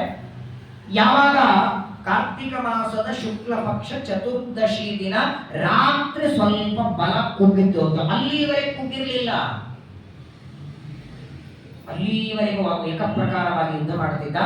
ಯಾವಾಗ ಚತುರ್ದಶಿ ಸ್ವಲ್ಪ ಬಲ ಕಡಿಮೆ ಆಯಿತು, ಕೃಷ್ಣ ನೋಡಿಬಿಟ್ಟ ಭೀಮಸೇನ ದೇವರ ಕಡೆ. ಮುಗಿತು ಅವರಿಬ್ಬರು ಮಾತು ಅಷ್ಟರಲ್ಲೇ ಮುಗಿತು. ಅವ್ರು ನೋಡಿದ್ದಕ್ಕೆ ಗೊತ್ತಾಯ್ತು, ಬಾಳಕ್ಕಿಂತ ಬಿಡಬೇಡ, ಮಂಗಳಾರತಿ ಮಾಡು. ಕಾರ್ತಿಕ ಮಾಸ ಪೂರ್ಣಿಮಾ, ಜರಾಸಂಧನನ್ನ ಸಂಹಾರ ಮಾಡಬೇಕು. ಮೊದಲು ಕೃಷ್ಣನಿಗೆ ನಮಸ್ಕಾರವನ್ನ ಮಾಡಿ, ಯಾವ ಜರ ಎಂಬ ರಾಕ್ಷಸಿ ಸಂಧಾನ ಮಾಡಿದ್ದರಿಂದಲೇನೆ ಇಷ್ಟು ಬಲ ಅವನಿಗೆ ಬಂದಿತ್ತು. ಹಾಗಾಗಿ ಅವನನ್ನ ಈ ಕೀಚಕನನ್ನ ಕೊಂದ ಹಾಗೆ ತಲೆಯೊಳಗೆ ಹಾಕಿ ಕಾಲು ಮುರಿದು ಅಥವಾ ದುರ್ಯೋಧನಂತರ ತೊಡೆ ಮುರಿ ಏನ್ ಪ್ರಸಂಗ ಇಲ್ಲ. 2 ಭಾಗವಾಗಿ ಸೇರಿದ್ದಾರೆ. 2 ಭಾಗವಾಗಿ ಜರಾಸಂಧನನ್ನ ಸೀಳುವಾಗ ಆ ಜರಾಸಂಧ ಒದರಿದ ಧ್ವನಿ ಸತ್ಯಲೋಕದಲ್ಲಿ ಬ್ರಹ್ಮದೇವರಿಗೆ ಕೇಳಿಸಿದೆ. ಅಲ್ಲ, ಬ್ರಹ್ಮದೇವರಿಗೆ ಕೇಳಿಸ್ಲಿ, ಪಕ್ಕದಲ್ಲಿ ಕೂತವ್ರದೇನಾಗಿರ್ಬೇಕಂತ ಹೇಳಿ. ಎಲ್ಲೋ ದೂರದಲ್ಲಿ ನಗಾರಿ ಬಾರಿಸ್ತಿದ್ರೆ ನಮ್ಗೆ ಇಲ್ಲಿ ಕಿವಿ ಗುಯಿ ಅಂತದೆ. ನಮ್ಮ ಬದಲಾಗಿ ಬಾರಿಸಿದ್ರೆ ಜರಾಸಂಧನನ್ನ ಭೀಮಸೇನ ದೇವರು ಕೊಲ್ಲುವಾಗ, ಅವನನ್ನ ಸೀಳುವಾಗ ಅವನ ಒದರಿದ ಧ್ವನಿ ಕೇಳಿ ಮೂರ್ಛಿತನಾಗಿ ಬಿದ್ದ ಅರ್ಜುನ. ಜರಾಸಂಧನನ್ನ 2 ಭಾಗವಾಗಿ ಸೀಳಿ ಬಗೆದಿದ್ದಾರೆ. ಸ್ವಾಮಿ ಕೃಷ್ಣಾರ್ಪಣಮಸ್ತು ಅಂತ ಭೀಮಸೇನ ದೇವರು. ಈ ಪುಣ್ಯನೇ ಅವರನ್ನ ಬ್ರಹ್ಮ ಪದವಿ ಕೊಡ್ಲಿಕ್ಕೆ ಕಾರಣ ಆಯಿತು. ಬೇಡಂತೀರಿ ಸಾಯ್ಲಿ ಬಿಡ್ರಿ, ಒಳ್ಳೆ ಸಾತ್ವಿಕ ಇದ್ದಾರೆ ಜರಾಸಂಧ. ಏಕಾದಶಿ ಸಾಯ್ಲಿ, ಜರಾಸಂಧ ಏಕಾದಶಿ ಹಾಕೊಂಡ್ರಿ ಅಂತಾರೆ ಪಾಪ. ಒಳ್ಳೆ ಬ್ರಾಹ್ಮಣ ಮೇಲೆ ಭಕ್ತಿ ಇತ್ತಲ್ಲ. ವಾಯುಸ್ತುತಿಯೊಳಗೆ ಜರಾಸಂಧನ ಈ ಒಂದು ವಿಚಾರವನ್ನು ತ್ರಿವಿಕ್ರಮ ಪಂಡಿತಾಚಾರ್ಯ ವರ್ಣನ ಮಾಡ್ತಾರೆ. ರಾಜಸೂಯಾಶ್ವಮೇಧೆ ಜರಾಸಂಧನ ಸಂಹಾರ ಮಾಡ್ತಾರೆ. ಸ್ವಲ್ಪ ಹೊತ್ತಾದ ಮೇಲೆ ಅರ್ಜುನನಿಗೆ ನೀರು ಹೊಡಿತಾರೆ. ಎದ್ದ ಅರ್ಜುನ ತಾನು ಎಲ್ಲಿ ಜರಾಸಂಧ ಸತ್ತು ಬಿದ್ದಿದ್ದಾನೆ. ತಕ್ಷಣದಲ್ಲಿ ಕೃಷ್ಣನಿಗೆ ಅರ್ಜುನ ನಮಸ್ಕಾರ ಮಾಡದ. ಭೀಮಸೇನ ದೇವರಿಗೆ ನಮಸ್ಕಾರ ಮಾಡಿ ಅರ್ಜುನ ಅಂತಾನೆ, ನಮ್ಮ ಮೂವರಲ್ಲಿ ಯಾರನ್ನಾದರೂ ಆರಿಸ್ಕೊಂಡ್ರೆ ನನ್ನನ್ನು ಅಕಸ್ಮಾತ್ ಆರಿಸ್ಕೊಂಡಿದ್ದಾದ್ರೆ ಸ್ವಾಮಿ ನಾನು ಉಳ್ಕೊಂಡೆ, ತಪ್ಪಾಯಿತು. ಭೀಮನಲ್ಲಿರುವ ಬಲದ ಕಾಲಾಂಶವು ನನ್ನಲ್ಲಿ ಇಲ್ಲ ಅಂತ ನಾನು ಒಪ್ಕೊಳ್ತೇನೆ. ನನ್ನ ಅಹಂಕಾರಕ್ಕೆ ಒಳ್ಳೆ ಪಾಠ ಕಲಿಸಿದೆ ಅಂತಾರೆ ಅರ್ಜುನ. ಇನ್ನು ಆಯುಷ್ಯ ಇರೋವರೆಗೂ ನಾನು ಭೀಮನಿಗೆ ಸಮಾನ ಅಂತ ಹೇಳೋದಿಲ್ಲ. ಎಲ್ಲಿ ಭೀಮನ ಬಲ, ಎಲ್ಲಿ ನನ್ನ ಬಲ ಆಗತ್ತೆ ನೋಡಿ. ದೇವತೆಗಳಿಗೆ ಆಗಾಗ ಅಹಂಕಾರ ಬರ್ತದೆ. ಶೇಷದೇವರಿಗೆ ಬಾಗಲಲ್ಲಿ ಕೂಡಿಸಿದ ವೆಂಕಟೇಶ ಕಲ್ಯಾಣದಲ್ಲಿ ಕೇಳಿರಿ. ದೇವರು ಬಾಗಲತ್ತ ಕೂಡಿಸಿದ್ದಕ್ಕೆ ನಾನೇ ದೊಡ್ಡ ಪರಾಕ್ರಮಿ, ನಾನೇ ಬಲಿಷ್ಠ.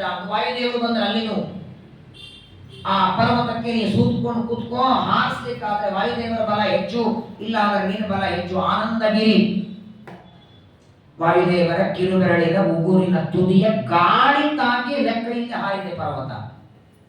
ವಾಯುದೇವರ ಬಲ ಅಗಾಧವಾದ ಬಲ. ಭೀಮ ಜರಾಸಂಧನ ಸಂಹಾರ ಆಯಿತು. ಎಲ್ಲ ಜರಾಸಂಧನ ಮಗಧ ದೇಶದಲ್ಲಿ ಇದ್ದವರೆಲ್ಲ ಪುಷ್ಪವೃಷ್ಟಿ ಮಾಡ್ತಾರೆ.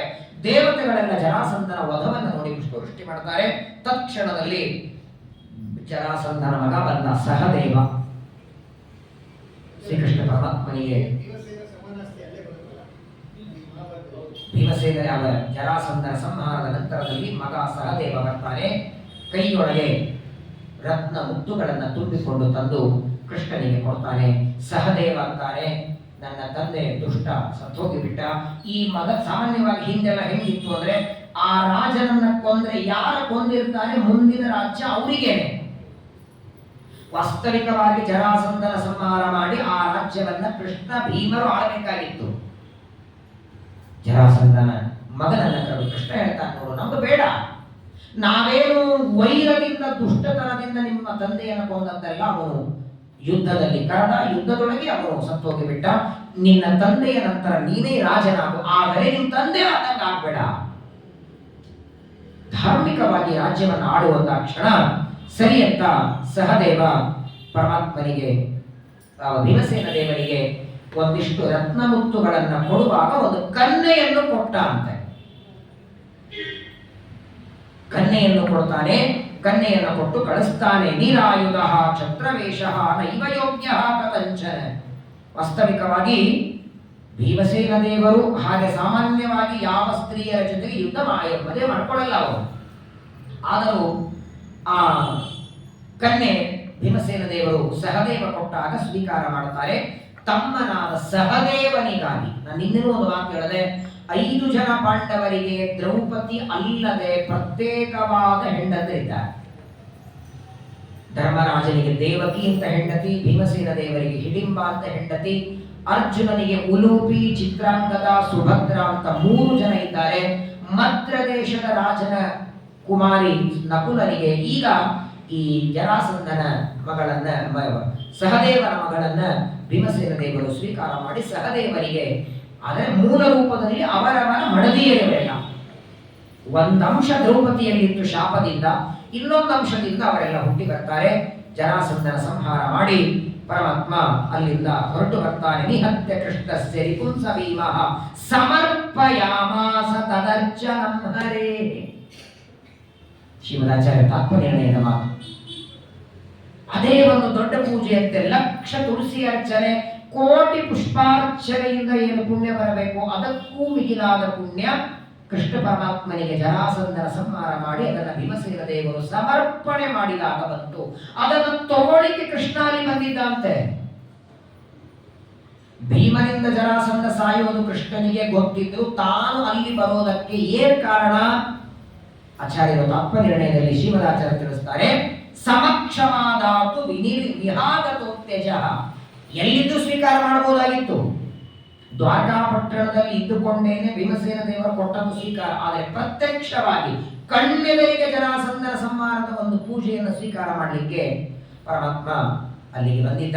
ವಿಶೇಷವಾಗಿ ಜರಾಸಂಧನ ಸಂಹಾರ ಮುಗಿದ ಮೇಲೆ ಕೃಷ್ಣ ಅಂತಾನೆ, ನಾನು ದ್ವಾರಕ್ಕೆ ಹೋಗಿ ಬರ್ತೇನೆ ಅಂತ. ಇನ್ನು ಮನೆಗೆ ಹೊರಡ್ರಿ, ಈಗ ಮನೆಗೆ ಹೋಗ್ರಿ, ಸ್ವಲ್ಪ ಸುಧಾರಿಸ್ಕೊಳ್ರಿ, ನಾನು ದ್ವಾರಕೆಗೆ ಹೋಗಿ ಮತ್ತೆ ಬಂದು ರಾಜಸೂಯಾಗದ ಸಿದ್ಧತೆ ಮಾಡ್ತೇನೆ ಅಂತ ಕ್ಷಣ ಸರಿ ಅಂತ ನಕುಲಸ್ಯಾತ್ಮಲ ಭದ್ರರಾಜೋ ಹಿ ಪೂರ್ವಂ ಸ್ವೀಯಾಂ ಕನ್ಯಾಂ ಸಾ ತಥೈವ ಕುಶಾಹಿ. ತಕ್ಷಣದಲ್ಲಿ ಸಹದೇವನಿಗಾಗಿ ಕನ್ಯೆಯನ್ನ ಸ್ವೀಕಾರ ಮಾಡಿ ಅಶ್ವಿನಿ ದೇವತೆಗಳ ಹೆಂಡತಿ ಉಷಾದೇವಿ ಅಲ್ಲಿಂದ ರಥದಲ್ಲಿ ಹೊರಟಿದ್ದಾರೆ. ತದಾಜ್ಞೆಯ ಪಿತೃಕಾರ್ಯಾಣಿ ಕಟ್ವ. ನೋಡಿ, ಇದೊಂದು ಮಾತು ಮರಿಬೇಡಿ, ಎಲ್ಲಿ ಯಾರೇ ಸಾಯಿಲಿ, ಜರಾಸಂಧ ಸತ್ತ ಮೇಲೆ ಅವನ ಮಗನಾದ ಸಹದೇವನಿಗೆ ಪಿತೃಕಾರ್ಯವನ್ನ ಮಾಡು, ಶ್ರಾದ್ದಾದಿ ಕರ್ಮಗಳನ್ನ ಮಾಡು ಅಂತ ಕೃಷ್ಣ ಹೇಳ್ತಾರೆ. ನರಸಿಂಹದೇವರು ಪ್ರಹ್ಲಾದನಿಗೆ ಹೇಳ್ತಾರೆ, ನಿಮ್ಮ ಅಪ್ಪನ ಶ್ರಾದ್ದ ಕರ್ಮಗಳ ಮಾಡು. ಯಾವುದೇ ರಾಕ್ಷಸನಾಗಿ ಹುಟ್ಟಿ ಶ್ರಾದ್ದ ಕರ್ಮ ಮಾಡಲೇಬೇಕು, ದೇವರೇ ಆಜ್ಞೆ ಮಾಡ್ತಾರೆ. ಇವತ್ತು ಒಳ್ಳೆ ಗಟ್ಟಿ ಹುಟ್ಟಿ ಚೆನ್ನಾಗಿದ್ದವರೇ ಅವ್ರ ತಂದೆ ತಾಯಿಗೆ ಶ್ರಾದ್ದ ಮಾಡುವುದಿಲ್ಲ. ಮಾಡಿದ್ರು ಹೋದ ಮೇಲೆ ಒಂದು 8-10 ದಿನ ವೈಭವದಿಂದ ಮಾಡ್ತಾರೆ. ಬಹಳ ಆದ್ರೆ ಮೊದಲನೇ ವರ್ಷ ಗ್ರ್ಯಾಂಡ್ ಆಗಿ ಮಾಡಿರ್ತಾರೆ, 2ನೇ 3ನೇ ವರ್ಷ ನೆನಪೇ ಇರಲಿ ಯಾವ ಶ್ರಾದ್ದ ಇರ್ತದೆ. ಇವರು ಮಾಡಿಸೋ ಆಚಾರ್ಯ ಫೋನ್ ಮಾಡಿ ಹೇಳಬೇಕು, ಹೋದ ವರ್ಷ ನಾನು ಬಂದಿದ್ದಲ್ಲಪ್ಪ, ಇದೇ ವೃತ್ತದಲ್ಲಿ ಮೆಣಸು ಜಾಸ್ತಿಯಾಗಿ ಹೊಟ್ಟೆ ನೋವಾಗಿದ್ದಲ್ಲಿ ನಿಮ್ಮ ಮನೆ ಊಟ ಮಾಡಿದ್ದಕ್ಕೆ. ಓ ಹೌದು ಆಚಾರ್ಯ ಅಂತಾರೆ. ಶ್ರಾದ್ದದ ಮಹತ್ವ ನೋಡಿ. ಪಿತೃಕಾರ್ಯಾಣಿ ಕೃತ್ವ, ನಿನ್ನ ತಂದೆಯ ಪಿತೃಕಾರ್ಯಗಳನ್ನೆಲ್ಲ ಮಾಡಿ ವಿಶೇಷವಾಗಿ ಬ್ರಾಹ್ಮಣರಿಗೆ ದಾನ ಧರ್ಮಗಳನ್ನು ಕೊಟ್ಟು ನೀನಂತರ ರಾಜನಾಗುವಂತ ಅನುಗ್ರಹವನ್ನು ಕೃಷ್ಣ ಭೀಮಾರ್ಜುನರು ಮಾಡುತ್ತೆ. ಏನ್ ಬೇಕ್ರೆ, ಒಬ್ಬ ಮನುಷ್ಯನ ಜೀವನದೊಳಗೆ ದೇವರ ವಾಯುದೇವಿ ಇಬ್ಬರ ಅನುಗ್ರಹನೂ ಆಯ್ತಲ್ಲ. ಸರ್ವೋತ್ತಮ ಕೃಷ್ಣ, ಜೀವೋತ್ತಮ ಭೀಮಸೇನ ದೇವರು, ಇಬ್ಬರ ಅನುಗ್ರಹನೂ ಜರಾಸಂಧನ ಮಗ ಪಡೆದಿದ್ದಾನೆ. ಮುಂದೆ ಎಲ್ಲ ಪಾಂಡವರಿಗೆ ಪರಮಾನಂದ ಆಯಿತು. ಅಷ್ಟೊತ್ತಿಗೆ ಜರಾಸಂಧನ ಸಂಹಾರ ಮಾಡಿ ಭೀಮಸೇನ ದೇವರು ಮತ್ತೆ ಇಂದ್ರಪ್ರಸ್ಥಕ್ಕೆ ಬರೋದೇ ತಡ. ಸಾಕ್ಷಾತ್ ವೇದವ್ಯಾಸರು ಬಂದೇ ಬಿಟ್ಟರೆ. ವೇದವ್ಯಾಸ ದೇವರು ಬಂದ ಕ್ಷಣ ಕೃಷ್ಣ ಭೀಮಸೇನ ದೇವರು ಸಾಷ್ಟಾಂಗ ನಮಸ್ಕಾರ ಮಾಡ್ತಾರೆ. ವ್ಯಾಸರಂತಾರೆ, ಇನ್ಯಾಕೆ ತಡ ಮಾಡುತ್ತೇವೆ, ರಾಜಸೂಯಾಗಕ್ಕೆ ಅಡ್ಡಿಯಾದವರೇ ಜರಾಸಂಧ, ಅವನನ್ನೇ ಕೊಂದು ಹಾಕಾಯ್ತಲ್ಲ. ಈಗಿಂದೀಗ ನೀವೆಲ್ಲ ಪಾಂಡವರು ಒಂದೊಂದು ಕಡೆಗೆ ದಿಗ್ವಿಷಯಕ್ಕೆ ಹೋಗಿ, ಒಂದೊಂದು ದಿಕ್ಕಿಗೆ ಹೋಗಿ ಅಲ್ಲಿರುವ ರಾಜರನ್ನ ಗೆದ್ದು ಅವರಿಂದ ಕಪ್ಪು ಕಾಣಿಕೆಯನ್ನು ತಗೊಂಡು ಬನ್ನಿ. ಆ ನಂತರದಲ್ಲಿ ಅಶ್ವಮೇಧ ರಾಜಸೂಯಾಗ ಮಾಡೋಣ. ವೇದವ್ಯಾಸ ದೇವರಿಗೆ ನಮಸ್ಕಾರವನ್ನು ಮಾಡಿ ಅರ್ಜುನ ಉತ್ತರ ದಿಕ್ಕಿಗೆ ಹೊರಟ. ಉತ್ತರ ದಿಕ್ಕಿನಲ್ಲಿರುವ ರಾಜರನ್ನೆಲ್ಲ ಗೆದ್ದು ಕಪ್ಪು ಕಾಣಿಕೆ ತರ್ತೇನೆ ಅಂತ ಅರ್ಜುನ ಹೊರಟಿದ್ದಾನೆ. ಈ ಕಡೆ ಪೂರ್ವ ದಿಕ್ಕಿಗೆ ಭೀಮಸೇನ ದೇವರು ಹೊರಟಿದ್ದಾರೆ, ದಕ್ಷಿಣಕ್ಕೆ ಸಹದೇವ ಹೊರಟಿದ್ದಾನೆ, ಪಶ್ಚಿಮಕ್ಕೆ ಯಾವ ನಕುಲರಿಗೆ ಕಳಿಸ್ತಾರೆ. ಭೀಮ ಅರ್ಜಿತ ಧರ್ಮರಾಜ ಮಾತ್ರ ತಾನು ಅಲ್ಲೇ ಉಳ್ಕೊಂಡಿದ್ದಾರೆ. 4 ದಿಕ್ಕಿಗೆ 4 ಜನ ಹೋಗ್ತಿದ್ದಾರೆ. ಅದರಲ್ಲಿಯೂ ಭೀಮಸೇನ ದೇವರು ಪೂರ್ವ ದಿಕ್ಕನ್ನು ಯಾಕೆ ಆರಿಸ್ಕೊಂಡ್ರು ಅಂದ್ರೆ, ಆ ಪೂರ್ವ ದಿಕ್ಕಿನಲ್ಲಿ ಬರೋದೇ ವಿರಾಟ ನಗರ. ಇನ್ನು ಕೀಚಕ ಸತ್ತಿಲ್ಲ. ನಿಮ್ಗೆ ನಾನು ಮಹಾಭಾರತ ವಿರಾಟ್ ಪರ್ವ ಮೊದಲು ಹೇಳಿದ್ದೀನಿ, ಆದ್ರೆ ಇನ್ನು ಇದು ಸಭಾಪರ್ವ, ಆಮೇಲೆ ವಿರಾಟ್ ಪರ್ವ. ಇನ್ನು ಕೀಚಕ ಇದ್ದ. ಕೀಚಕ ಮೊದಲಾದವರು ಜೊತೆಗೆ ಯುದ್ಧ ಮಾಡಿ ಸಂಪತ್ತು ತರೋದಕ್ಕೆ ಭೀಮನೇ ಸಮರ್ಥ. ಹಾಗಾಗಿ ವೇದವ್ಯಾಸ ದೇವರಂತಾರೆ, ಮಹಾಬಲಿಷ್ಠ ರಾಜರು ಯಾವ ದಿಕ್ಕಿನಲ್ಲಿದ್ದಾರೆ ಅಲ್ಲಿ ಭೀಮನನ್ನು ಕಳಿಸಿದ್ದಾರೆ. 4 ಜನ ಪಾಂಡವರು ಹೋಗ್ತಾರೆ. ಎಷ್ಟು ಅದ್ಭುತ ವರ್ಣನೆ ಇದೆ ಗೊತ್ತಾ. ಇದಕ್ಕೆ ದಿಗ್ವಿಜಯ ಪರ್ವ ಅಂತ ಕರೀತಾರೆ. 4 ಜನ ಪಾಂಡವರು ಒಂದೊಂದು ದಿಕ್ಕಿಗೆ ಹೋಗಿ ಆ ದಿಕ್ಕಿನಲ್ಲಿರುವಂತಹ ರಾಜರ ಜೊತೆಗೆ ಯುದ್ಧ ಮಾಡಿ ಗೆದ್ದು ಕೆಲವರನ್ನ ಯುದ್ಧದಲ್ಲಿ ಹೊಡಿತಾರೆ, ಕೆಲವರನ್ನ ಭಯಪಡಿಸ್ತಾರೆ, ಕೆಲವರಂತೂ ಅನಾಯಾಸ ಕೊಟ್ಬಿಟ್ರಂತೆ. ದುರ್ಯೋಧನ ಸರಳವಾಗಿ ಕೊಟ್ಬಿಟ್ಟಂತೆ. ದುರ್ಯೋಧನ ವಿಚಾರ ಮಾಡಲಿಲ್ಲ. ರಾಜಸೂಯಾಗ ಮಾಡ್ತೇನೆ, ಕಪ್ಪು ಕಾಣಿಕೆ ಬೇಕು ಅಂತ ಬೇಡಿದ ಕ್ಷಣ ಪರವಾಗಿಲ್ಲ ಅಂತ ಕೊಟ್ಟು ಬಿಡ್ತಾನೆ. ನಕುಲ ಮದ್ರ ದೇಶಕ್ಕೆ ಬಂದಿದ್ದ ಶಲ್ಯರಾಜನ ಹತ್ರ. ಶಲ್ಯರಾಜ ಸೋದರ ಮಾವ ಆಗಬೇಕು, ಹಳೆಯಂದು ರಾಜಸೂಯಾಗ ಮಾಡ್ತಾರೆ ಎಂದು ಕೊಟ್ಟು ಬಿಟ್ಟ. ಮುಂದೆ ಆ ನಕುಲ ಪ್ರಯಾಣ ಮಾಡ್ತಾ ಎಲ್ಲಿಗೆ ಬರ್ತಾನೆ, ಕೃಷ್ಣ ಪರಮಾತ್ಮನ ಶಾಲಕ ರುಕ್ಮಿಣಿಯ ಅಣ್ಣ ರುಕ್ಮಿ ಹತ್ರ ಬಂದು ಹೇಳ್ತಾನೆ, ರಾಜಸೂಯ ಯಾಗಕ್ಕೆ ಕಪ್ಪು ಕಾಣಿಕೆ ಬೇಕು ಅಂತ. ಆಗಲೇ ರುಕ್ಮಿ ಕೊಲ್ಲಬಹುದಾಗಿತ್ತು. ಏನಿದ್ದು ಪಾಂಡವರ ಮೇಲೆ ರುಕ್ಮಿಗೆ ಸಿಟ್ಟಿತ್ತು, ಆದರೆ ಕೊಲ್ಲಿಲ್ಲ. ಕಾರಣ ಏನು ಅಂದ್ರೆ, ಮೊದಲನೇದ್ದು ಇವರು ಮಾಡುತ್ತಾ ಇರುವುದು ದೊಡ್ಡದಾದ ಯಾಗ, ಎರಡನೇದ್ದು ಕೃಷ್ಣ ಪರಮಾತ್ಮನ ಅನುಗ್ರಹ ಇದೆ. ಪಾಂಡವರ ಮೇಲೆ ಪರಮಾತ್ಮನ ಅನುಗ್ರಹ ಇದ್ದದ್ದರಿಂದ ಸರ್ವತಾ ಕೊಲ್ಲುವುದು ಬೇಡ ಅಂತ ಕಪ್ಪು ಕಾಣಿಕೆ ಕೊಡ್ತಾನೆ. ನರಕಾಸುರನ ಹತ್ರ ಬಂದಿದ್ದಾರೆ, ಇನ್ನೂ ನರಕಾಸುರನನ್ನ ಯಾರೂ ಕೊಲ್ಲಿಲ್ಲ, ಅದು ಕೃಷ್ಣನೇ ಕೊಲ್ಲೋನಿದ್ದಾನೆ. ಆಶ್ವಿನ ಮಾಸ ಕೃಷ್ಣ ಪಕ್ಷ ಚತುರ್ದಶಿ, ನರಕ ಚತುರ್ದಶಿ ಬೇಡ್ತಾರಷ್ಟೇ. ಯಾಕೆ ಏನಾಗ್ಬಿಟ್ಟಿತ್ತಂದ್ರೆ, ಭೀಮಸೇನ ದೇವರು ಜರಾಸಂಧನನ್ನ ಕೊಂದ ವಾರ್ತೆ ಎಲ್ಲಾ ಕಡೆ ಹೋಗ್ಬಿಟ್ಟಿತ್ತು ನೋಡಿ. ಒಬ್ಬರನ್ನ ಹೊಡೆದು ಸಾಕಲ್ಲೇ, ನೆಕ್ಸ್ಟ್ ಯಾರಿಗೆ ಹೊಡೆಯೋದೇ ಬೇಡ. ಸರಿಯಾಗಿ 6:30 ಪಾರಣೆ ಬರಲಿಲ್ಲ ಅಂದ್ರೆ ಏನಾಗುತ್ತೆ ಅಂತ ಒಬ್ಬರಿಗೆ ಹೊಡೆದು ಹೊರಗೆ ನಿಲ್ಲಿಸ್ರಿ, ನೋಡಿ ಮುಂದಿನ ದ್ವಾರಸಿ 6 ಕಾಲಿಗೆ ಬರ್ತಾರೆ. ಅಲ್ಲಂದ್ರೆ ಒಬ್ಬರಿಗೆ ಹೊಡೆದು ಸಹ ಜರಾಸಂಧನ ವಧೆ ಎಷ್ಟು ಕೆಲಸ ಮಾಡಿತ್ತು ಅಂದ್ರೆ, ಯಾವುದೇ ಊರಿಗೆ ಬಂದು ಪಾಂಡವರು ಬೇಕು ಅಂದ ಕ್ಷಣ, ಬೇಡಪ್ಪ ಕೊಟ್ಬಿಡಿ, ಭೀಮಸೇನರು ಜರಾಸಂಧ ಕೊಂದಿದ್ದಾರೆ, ಯಾರಿಗೆ ಗೊತ್ತು ಅವನೇ ಸತ್ತಾನ ಅಂದ್ರೆ ನಮ್ಗೆ ಏನಿದೆ, ಹೊಡೆದ್ರೆ ಏನ್ ಮಾಡೋದು. ಭಯದಿಂದಲೂ ಕಪ್ಪು ಕಾಣಿಕೆ ಕೊಡ್ತಿದ್ರಂತೆ.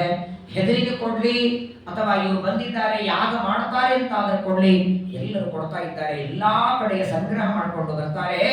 ಶ್ರೀಮದಾಚಾರ್ಯರು ಲೆಕ್ಕ ಕೊಡುತ್ತಾರೆ, 4 ಕಡೆಗೆ ದಿಗ್ವಿಜಯ ಮಾಡಿಕೊಂಡು ಎಷ್ಟು ತಂದಿದ್ರು ಅಂದ್ರೆ 800 ಪರ್ವತದಷ್ಟು ರತ್ನಮುತ್ತುಗಳನ್ನ ಅರ್ಜುನ ಮನು ತಂದಿದ್ದ. ನೀವು ಊಹೆ ಮಾಡಿ ಸಾಧ್ಯ ಇಲ್ಲ. ಲಕ್ಷ ಕೋಟಿನೂ ಇಲ್ಲ, ಮನುಷ್ಯ ಲೆಕ್ಕಕ್ಕೆ ಸಿಗಲ್ಲ. 800 ಕೋಟಿ ಪರ್ವತದಷ್ಟು, 800 ಪರ್ವತದಷ್ಟು 30 ಯೋಜನ ಅಗಲವಾದ ಒಂದು ಪರ್ವತ, ಅಂತಹದ್ದು 800 ಪರ್ವತದಷ್ಟು ಪದಾರ್ಥಗಳನ್ನ ಅರ್ಜುನ, 400 ಪರ್ವತದಷ್ಟು ಪದಾರ್ಥಗಳನ್ನ ಭೀಮಸೇನ, ನಕುಲ ಸಹದೇವ. ಏನ್ ಬೆಳ್ಳಿ ಬಂಗಾರ ರತ್ನ ಮುತ್ತು ವಜ್ರ ವೈಡೂರ್ಯ. ಮತ್ತೊಂದು ಪ್ರಶ್ನೆ ಬರ್ತದೆ, ಅಲ್ಲ ಇಂದ್ರಪ್ರಸ್ಥ ಕಟ್ಟೋದೇ ಸಣ್ಣದು ಕಟ್ಟಿದ್ರಲ್ಲ, ರಾಜಸೂಯಾಗ ಅಲ್ಲೇ ಮಾಡಬೇಕು, ಇಷ್ಟೆಲ್ಲ ಸಂಪತ್ತು ಇಟ್ರೆ ಅಲ್ಲಿ ಬ್ಯಾಂಕ್ ಇದ್ದಾಗ.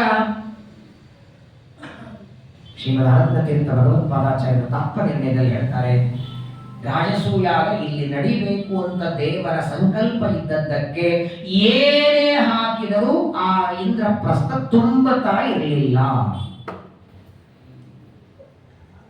ಎಷ್ಟು ಜನ ಸತ್ತಿಲ್ಲ ಹೇಳಿ, ಎಲ್ಲಾ ನರಕಕ್ಕೆ ಹೋಗ್ತಾರೆ. ಒಂದಿನ ಅವರು ನರಕ ಹೌಸ್ಫುಲ್ ಅಂತ ಬಂದಿದ್ಯಾ?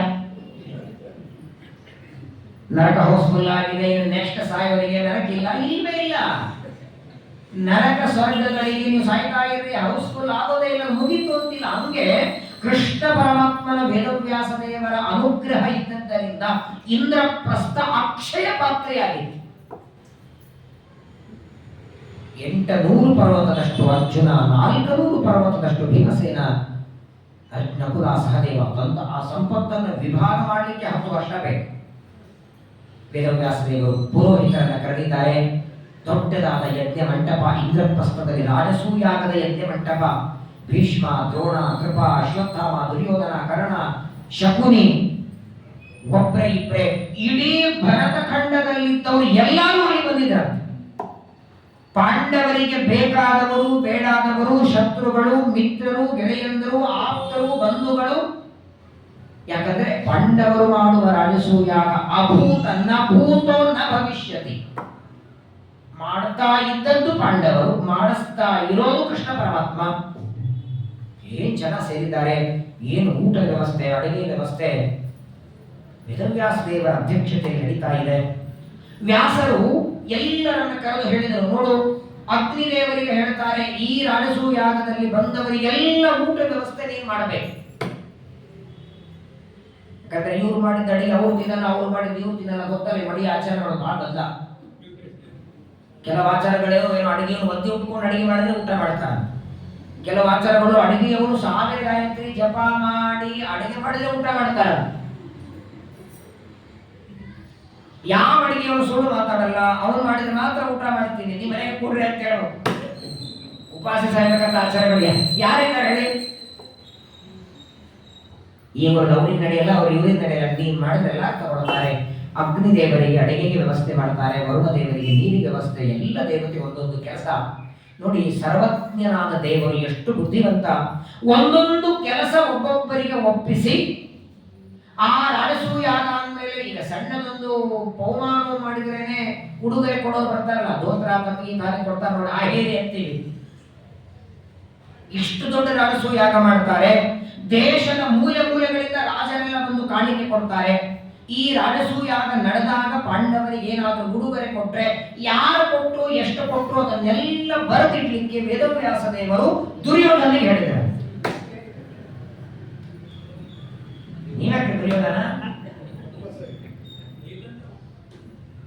ಬೇಕಂತೆ ಅಂದ್ರೆ ಬರೇಬೇಕಂತಲ್ಲ, ನಿಜವಾಗಿಯೂ ಕೃಷ್ಣನ ಮುಂದಿನ ವಿಚಾರ ಏನಿರ್ತದೆ ತಲೆ ಬರಲ್ಲ.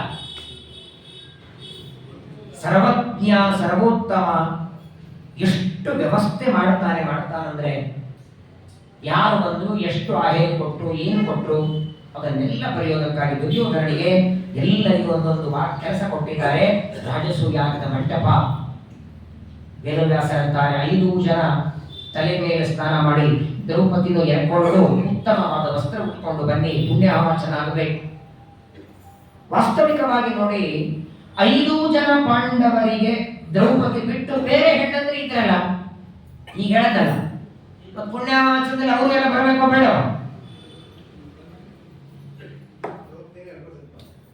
ವೇದವ್ಯಾಸ ದೇವರಂತಾರೆ, ರಾಜಸೂಯಾಗ ಇದು ಸಾಮಾನ್ಯವಾದ ಯಾಗ ಅಲ್ಲ, ದೇವತಾ ಸ್ತ್ರೀಯರು ಮಾತ್ರ. ಅಷ್ಟೇ ಯಾಕೆ, ಅವರಲ್ಲೂ ಎಲ್ಲ ದೇವತಾ ಸ್ತ್ರೀಯರೇ ಅವರು.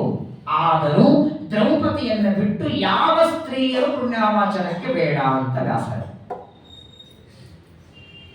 ಪ್ರಧಾನವಾಗಿ ರಾಜಸೂಯ ಯಾಗದ ಪ್ರಧಾನವಾದ ಫಲ ಅದನ್ನು ಪಡೆಯುವರು ಭೀಮಸೇನ ದೇವರೊಬ್ಬರೇ. ಯಾಕಂದ್ರೆ ಅದಕ್ಕೆ ಅವರೇ ಯೋಗ್ಯರು. ಇವತ್ತಿರುವ ಇದೇ ಭೀಮನೇ ಮುಂದೆ ಬ್ರಹ್ಮದೇವರಾಗೋರಿದ್ದಾರೆ. ಹಾಗಾಗಿ ದ್ರೌಪದಿಯನ್ನ ಮಾತ್ರ ಕೂಡಿಸಿದ್ದಾರೆ. ಶುರುವಾಯಿತು, ಆಚಮನ ಮಾಡ್ತಾರೆ, ಸಂಕಲ್ಪ ಮಾಡ್ತಾ ಇದ್ದಾರೆ. ಮಾಡ್ತಾ ಇರೋದು ಪಾಂಡವರು, ಅಧ್ಯಕ್ಷರಾಗಿ ಕೃಷ್ಣ, ಮಾಡಿಸ್ತಾ ಇರೋದು ವ್ಯಾಸರು, ಋಷಿ ಮುನಿಗಳು, ದೇವತೆಗಳು. ಏನು ವೈಭವರೇ! ಅದ್ಭುತ. ಯಾರಿಗೂ ಗೊತ್ತು, ನಾವು ಎಲ್ಲ ಹೋಗಿದ್ವೋ ಏನೋ. ನೀವೆಲ್ಲ ಹೋಗಿರ್ತೀರ, ಅಷ್ಟೇ 3ನೇ ಪಂಕ್ತಿ ಊಟ ಮಾಡಿ ಬಂದಿರುತ್ತೆ, ಮೊದಲನೇ ಪಂಕ್ತಿ ಜಾಸ್ತಿ ಸಿಕ್ಕಿರಲ್ಲ. ನಿಜವಾಗಿಯೂ ರಾಜಸೂಯ ಯಾಗದ ವರ್ಣನೆ, ಅಲ್ಲಿ ಮಾಡಿದ ಅಡಿಗೆ, ಅಲ್ಲಿರುವ ಊಟ, ಏನೇನು ಪಾಂಡವರು ದಾನ ಕೊಟ್ಟರು 1 ವಾರ ಕೇಳಬೇಕು ಆ ವಿಷಯ. ನಭೂತೋ ನ ಭವಿಷ್ಯ. ಏನು ವ್ಯವಸ್ಥೆ ಅಂದ್ರೆ ನೋಡಿ, 10 ಲಕ್ಷ ಜನ ಒಂದು ಸಲ ಊಟಕ್ಕೆ ಕೂತ್ರೆ ಒಂದು ಟನ್ ಅಂತ ಗಂಟೆ ಹೊಡಿಬೇಕು. 1 ಬಾರಿ ಗಂಟೆ ಬಾರಿಸಿಬಿಟ್ರೆ 10 ಲಕ್ಷ ಜನ ಕೃಷ್ಣಾರ್ಪಣ. ಆ 1 ಗಂಟೆ 1 ತಾಸೊಳಗೆ 100 ಸಲ ಹೊಡಿತಿತ್ತ. ಏನ್ ಅಡಿಗೆ, ಏನು ವ್ಯವಸ್ಥೆ, ಏನು ಊಟ, ಅದೇ ಇಂದ್ರಪ್ರಸ್ಥದೊಳಗೇನೆ. ಪ್ರಾಯ ಇಡೀ ಭರತ ಖಂಡದಲ್ಲಿದ್ದವರು ನಾನು ರಾಜಸೂಯಾಗಕ್ಕೆ ಹೋಗಿ ಪ್ರಸಾದ ತಗೊಂಡಿಲ್ಲ ಅಂತ ಹೇಳೋರೇ ಯಾರಿಲ್ಲ. ಊಟ ಮಾಡಿ, ಇನ್ನು ಎಲ್ಲರ ಊಟ ಮಾಡಿ ಅವರು ಕೈ ತೊಳೆದು ಬರೋದ್ರೊಳಗೆ ಎಂಜಿನ ಹೋಮ ಮಾಡಿ ರಂಗವಲ್ಲಿ ಹಾಕಿ 2ನೇ ಪಂಕ್ತಿಗೆ ಎಲೆ ಹಾಕಿಟ್ಟು ಬಿಡ್ತಿದ್ದ ಅಂತ ಕೃಷ್ಣ. ಎಂಜಲವ ಬಳೆದ ಹರಿ ಅನ್ನದಲ್ಲಿ ಓಡಾಡಿ ರಂಜಿಸುವ ರಾಜಸೂಯಾಗದಲ್ಲಿ. ಇವತ್ತು ಜಗತ್ತಿನೊಳಗೆ ಅಡಿಗೆಗೆ ಅಕ್ಕಿ ಕೊಡು ಅಂದ್ರೆ ಕೊಡ್ತಾರೆ, ಅಡಿಗೆ ಮಾಡೋರಿಗೆ ದುಡ್ಡು ಕೊಡೋದ್ರು ಕೊಡ್ತಾರೆ, ದುಡ್ಡು ಕೊಟ್ಟು ಅಡಿಗೆ ಮಾಡಿಸ್ತಾರೆ, ಎಂಜಿನ ಮಾಡೋದು ಯಾರು ಮಾಡಲ್ಲ. ನೋಡಿ, ಅಕ್ಕಿ ಬೇಳೆ ತಂದು ಕೊಟ್ಟವನ ಪುಣ್ಯ, ಅದನ್ನೇ ಬೇಯಿಸಿ ಅಡಿಗೆ ಮಾಡಿದವನ ಪುಣ್ಯ, ಅದನ್ನ ಬಡಿಸಿದವನ ಪುಣ್ಯ, ಇವರೆಲ್ಲರ ಪುಣ್ಯ ಎಂಜಿನ ಮಾಡಿದವನಿಗೆ ಬರ್ತದ. ಉಚ್ಚಿಷ್ಟ ಲೇಪಾದ ಅನುಮೋದಿತ ದ್ವಿಜಯ. ಬ್ರಾಹ್ಮಣನು ಊಟ ಮಾಡಿದ ಎಂಜಲ ಎಲೆಯನ್ನ ಯಾರೋ ಬೇರೆಯವರಿಂದ ತರಿಸಿದ್ರೆ ಅನ್ನದಾನದ ಪುಣ್ಯ ಅವರಿಗೆ ಹೋಗಿಬಿಡುತ್ತದೆ, ಎಂಜಿನ ಮಾಡದವರಿಗೆ ಹೋಗಿಬಿಡುತ್ತದೆ. ಇವತ್ತಿಗೂ ಜ್ಞಾನಿಗಳು, ದೊಡ್ಡವರು ಊಟ ಮಾಡಿದ ಎಂಜಿನ ಎಲೆ ತೆಗಿಬೇಕಾದ ಸ್ವತಃ ಕೃಷ್ಣ ಪರಮಾತ್ಮ. ಈಗೂ ರಾಜಸೂಯಾಗ ನಡೆದಾಗ ಮಾತ್ರವಲ್ಲ, ಪಾಂಡವರ ಮನೆಯೊಳಗೆ ಯಾವ ಕಾರ್ಯಕ್ರಮ ನಡೆದರೂ ಎಂಜಿನ ಹೋಮ ಜವಾಬ್ದಾರಿ ಕೃಷ್ಣಂದೇ. ನಮಗೆ ನಿಮಗೆ ಎರಡೇ ಕೈಗಳು, ಸಹಸ್ರ ಶೀರ್ಷ ಪುರುಷ, ಅನಂತ ಕೈಗಳು, ಸರಸರ ಸರಸರ ಎಲೆ ಎತ್ತಾಗ್ತಿದ್ದ.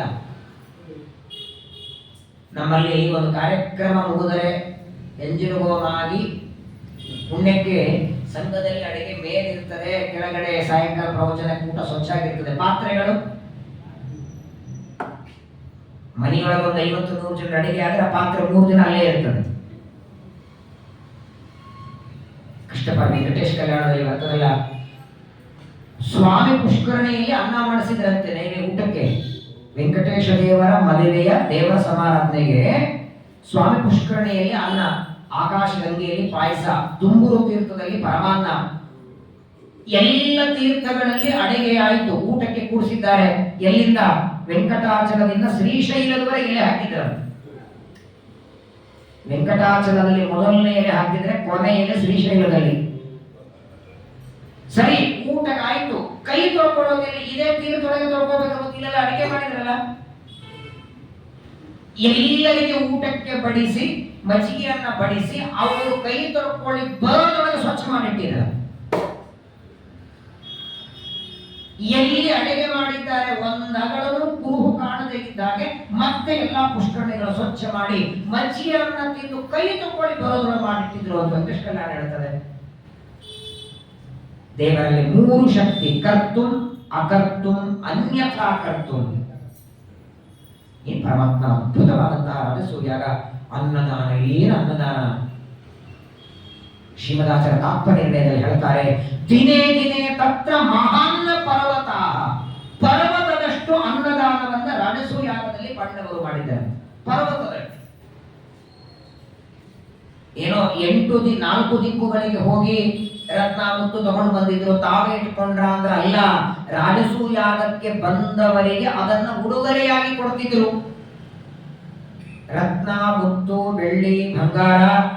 ಯಾರಾದ್ರೂ ಒಬ್ಬ ವ್ಯಕ್ತಿ ಅಲ್ಲಿ ಹೋದ ಅಂದ್ರೆ, ಆ ಪಾಂಡವರಿಂದ ಇಸ್ಕೊಂಡು ಬಂದ ಅಂದ್ರೆ ಕನಿಷ್ಠ 4-5 ತಲೆಮಾರಿನಲ್ಲಿ ಕೆಲಸ ಮಾಡೋ ಕೆಲಸ ಇಲ್ಲ. ಅಷ್ಟು ಒಬ್ಬೊಬ್ಬರಿಗೆ ಕೊಟ್ಟಿದ್ದಾರೆ. ಆಚಾರ್ಯ ಹೇಳ್ತಾರೆ ಶ್ರೀಮದಾಚಾರ್ಯ ತಾತ್ಪರ್ಯದಲ್ಲಿ, ಮಾಂಗಲ್ಯ ಮಾತ್ರ ದೈತೆ ಶರೀರೆ, ದ್ರೌಪದಿಯ ಕೊರಳಲ್ಲಿರುವ ಮಂಗಳ ಸೂತ್ರ ಬಿಟ್ರೆ ಎಲ್ಲ ದಾನ ಮಾಡಿಬಿಟ್ಟಿದ್ದಾರೆ ಪಾಂಡವರು. ಎಲ್ಲ ಬೆಳಿ ಬಂಗಾರ.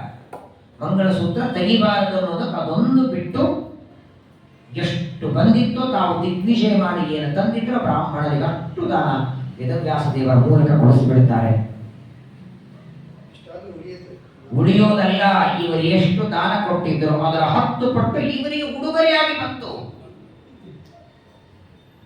ಪಾಂಡವರು ರಾಜಸೂಯಾಗ ಮಾಡಿದ್ದಕ್ಕೆ ಬಂದವರೆಲ್ಲ ಯಾರು ಬರೆ ಕೈಯಿಂದ ಬರೋರಲ್ಲ. ಅಲ್ಲಿ ಮೊದಲಿನಿಂದ ಯಾರು ಖಾಲಿ ಕೈಯಿಂದ ಬರಲಿಲ್ಲ. ಬಂದವರೆಲ್ಲ 30 ರೂಪಾಯಿ 300 ರೂಪಾಯಿ ಪಾಲಿಸ್ಟರ್ ಧೋತ್ರ ತಂದವರಲ್ಲ. ಎಲ್ಲರೂ ಬರುವಾಗ ರತ್ನ ಮುತ್ತು ಬೆಳ್ಳಿ ಬಂಗಾರ ತರವರೆ. ಇವರು ಅವರಿಗೆ ದಾನವಾಗಿ ಕೊಟ್ಟರೆ ಅವರನ್ನು ಉಡುಗೊರೆಯ ರೂಪದಲ್ಲಿ ಇವರಿಗೆ ಕೊಡಬೇಕು. ಆ ಸಂಪತ್ತನ್ನ ಪರೀಕ್ಷೆ ಮಾಡಲಿಕ್ಕೆ ಬರದಿರ್ಲಿಕ್ಕೆ ದುರ್ಯೋಧನಿಗೆ ಹೇಳಿದ್ದು. ನೋಡ್ತಾನೆ ಆ ಪಾಂಡವರಿಗೆ ಎಲ್ಲರೂ ಉಡುಗೊರೆಯಾಗಿ ಕೊಟ್ಟದನ್ನ ನೋಡಿ ಕಣ್ಣೊಳಗೆ ಎಷ್ಟು ಉರಿಲಿಕ್ಕೆ ಶುರುವಾಯಿತು ನೋಡಿ. ಭಯಾನಕ, ಸಹನವೇ ಆಗ್ತಿಲ್ಲ ದುರ್ಯೋಧನನಿಗೆ. ಅಗ್ರ ಪೂಜೆ ಪ್ರಾರಂಭವಾಯಿತು, ಆಚಮನ ಆಯಿತು. ನೋಡಿ, ಒಂದು ರಾಜಸೂಯಾಗ ಒಂದು ನಿಯಮ ಇದೆ. ರಾಜಸೂಯ ಯಾಗ, ಅಶ್ವಮೇಧ ಯಾಗ, ಇಂಥ ದೊಡ್ಡ ಯಾಗ ಮಾಡಬೇಕಾದರೆ ಒಬ್ಬ ದಂಪತಿಗಳನ್ನ ಪೂಜೆ ಮಾಡಬೇಕು ಅಂತಿದೆ. ಅಗ್ರ ಪೂಜಾ ಅಂತ ಕರೀತಾರೆ. ಯಾರಿಗಾರು ಮಾಡಬಹುದು. ಈಗ ನಾವೆಲ್ಲ ಮನೆಯಲ್ಲಿ ಒಂದು ಹೋಮ ಅಂತ ಮಾಡಿದರೆ ಯಾರೋ ಒಬ್ಬ ಆಚಾರ ದಂಪತಿಗಳನ್ನ ಕರೆದು ಮಾಡುತ್ತೀವಿ. ಆದರೆ ಸಾಮಾನ್ಯವಾದ ಹೋಮಗಳು ಮಾಡುವಾಗ ಕೊನೆ ಪೂಜೆ ಇರುತ್ತೆ, ಪೂರ್ಣಾಹುತಿ ಆದ ಮೇಲೆ. ಆದರೆ ಅಶ್ವಮೇಧ ರಾಜಸೂಯಾಗದಲ್ಲಿ ಮಧ್ಯದಲ್ಲಿ ಇರೋರು. ಪ್ರಾರಂಭದ ಒಂದು ಅರ್ಧ ಭಾಗ ಯಾಗ ಮುಗಿದಿದೆ, ಇನ್ನ ಅಗ್ರ ಪೂಜೆ ಮಾಡುವ ಪ್ರಸಂಗ ಇದೆ. ನಕುಲ ಸಹದೇವರು ಧರ್ಮರಾಜನಿಗೆ ಕೇಳಿದರು, ಅಣ್ಣ ಅಗ್ರ ಪೂಜೆ ಯಾರಿಗೆ ಮಾಡೋದು? ಧರ್ಮರಾಜನಿಗೆ ಸಂದೇಹ ಬಂತು, ಯಾರಿಗೆ ಅಗ್ರ ಪೂಜೆ? ಯಾಕಂದ್ರೆ ಆ ರಾಜಸೂಯಾಗದ ಸಭೆಯೊಳಗೆ ಋಷಿಗಳು, ಮುನಿಗಳು, ಬ್ರಾಹ್ಮಣರು, ವ್ಯಾಸ, ಕೃಷ್ಣ, ಪರಶುರಾಮ 3 ರೂಪದಿಂದ ದೇವರು ಕೂತಿದ್ದಾರೆ. ಪರಶುರಾಮನಿಗೆ ಮಾಡಿದ್ರಿ, ವ್ಯಾಸ ಕೃಷ್ಣರಿಗೆ ಸಿಟ್ಟು, ವ್ಯಾಸರಿಗೆ ಮಾಡಿದ್ರಿ ಇವರಿಗೆ ಸಿಟ್ಟು. ದೇವರದೇ ರೂಪ ಇಲ್ಲ ಅಂತಲ್ಲ, ಒಬ್ಬನೇ ದೇವರಾದ್ರೆ ಈಗ ರೂಪ ಅಂತೂ ಮೂರಿವೆಲ್ಲ. ಗೊಂದಲವಾಗಿ ಯಾರಿಗೆ ಮಾಡಿದರೆ ಒಳಿತಾದೀತು ಅಂತ ಗುರುಗಳಾದ ಪಿತಾಮಹರಾದ ಭೀಷ್ಮರಿಗೆ ಕೇಳಿಬಿಟ್ಟ. ಸರಿಯಾದ ನಿರ್ಣಯ, ಸರಿಯಾದ ಮಾರ್ಗದರ್ಶನ ಅವರೇ ಮಾಡೋರು. ಇನ್ನೊಂದು ಮಾತು ಬರಿಬೇಡಿ, ಧರ್ಮರಾಜ ಭೀಷ್ಮಾಚಾರ್ಯ ಯಾಕೆ ಕೇಳ್ದ? ಮೊದಲನೇದ್ದು ಕೆಲವು ನಿರ್ಧಾರ, ಕೆಲವು ನಿರ್ಣಯ ತಾವೇ ತಗೊಳ್ಬೇಕಲ್ಲ. ಅಗ್ರಪೂಜೆ ಯಾರಿಗೆ ಅಂತ ನಿರ್ಧಾರ ಧರ್ಮ ಅವನೇ ದಡ್ಡಿರಲಿಲ್ಲ, ಬಹಳ ಭೀಮಸೇನರು ತಮ್ಮ ಇದ್ದರು. ಯಾವಾಗಲೂ ಒಂದು ದೊಡ್ಡ ಕೆಲಸ ಮಾಡುವಾಗ ನಮಗಿಂತ ತಿಳಿದವರಿಗೆ ಕೇಳಬೇಕು. ಗೌರವ ಹಿರಿಯರಿಗೆ, ಅದರಲ್ಲಿಯೂ ಪರಶುರಾಮ ದೇವರಲ್ಲಿ 300 ವರ್ಷ ಅಧ್ಯಯನ ಮಾಡಿದವರು ಭೀಷ್ಮರು ಅಂದ್ರೆ ಅವರು ಸರಿಯಾದ ಮಾರ್ಗ ತೋರಿಸ್ತಾರೆ ಅಂತ ಭೀಷ್ಮಾಚಾರ್ಯ ಹೇಳ್ತಾರೆ. ಅವರು ವಿಚಾರ ಮಾಡಿದ್ರು ಯಾರಿಗೆ ಹೇಳೋಣ ಅಂತ. ಯಾಕಂದ್ರೆ ನೋಡಿ, ತಮಗೆ ಪಾಠ ಮಾಡಿದ ಪರಶುರಾಮ ಕೂತಿದ್ದಾರೆ,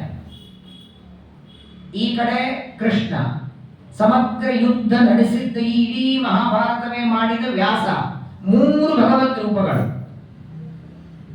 ಭೀಷ್ಮಾಚಾರ್ಯರು ಒಂದು ಸ್ವಲ್ಪ ಹೊತ್ತು ವಿಚಾರ ಮಾಡಿ ಧರ್ಮರಾಜನಿಗೆ ಹೇಳಿದರು, ಅಭಿಷೇಕ ಮಾಡೋದಕ್ಕೆ ಅಗ್ರ ಪೂಜೆಗೆ ಯೋಗ್ಯನಾದ ವ್ಯಕ್ತಿ ಅಂದ್ರೆ ಕೃಷ್ಣ ಪರಮಾತ್ಮನೇ.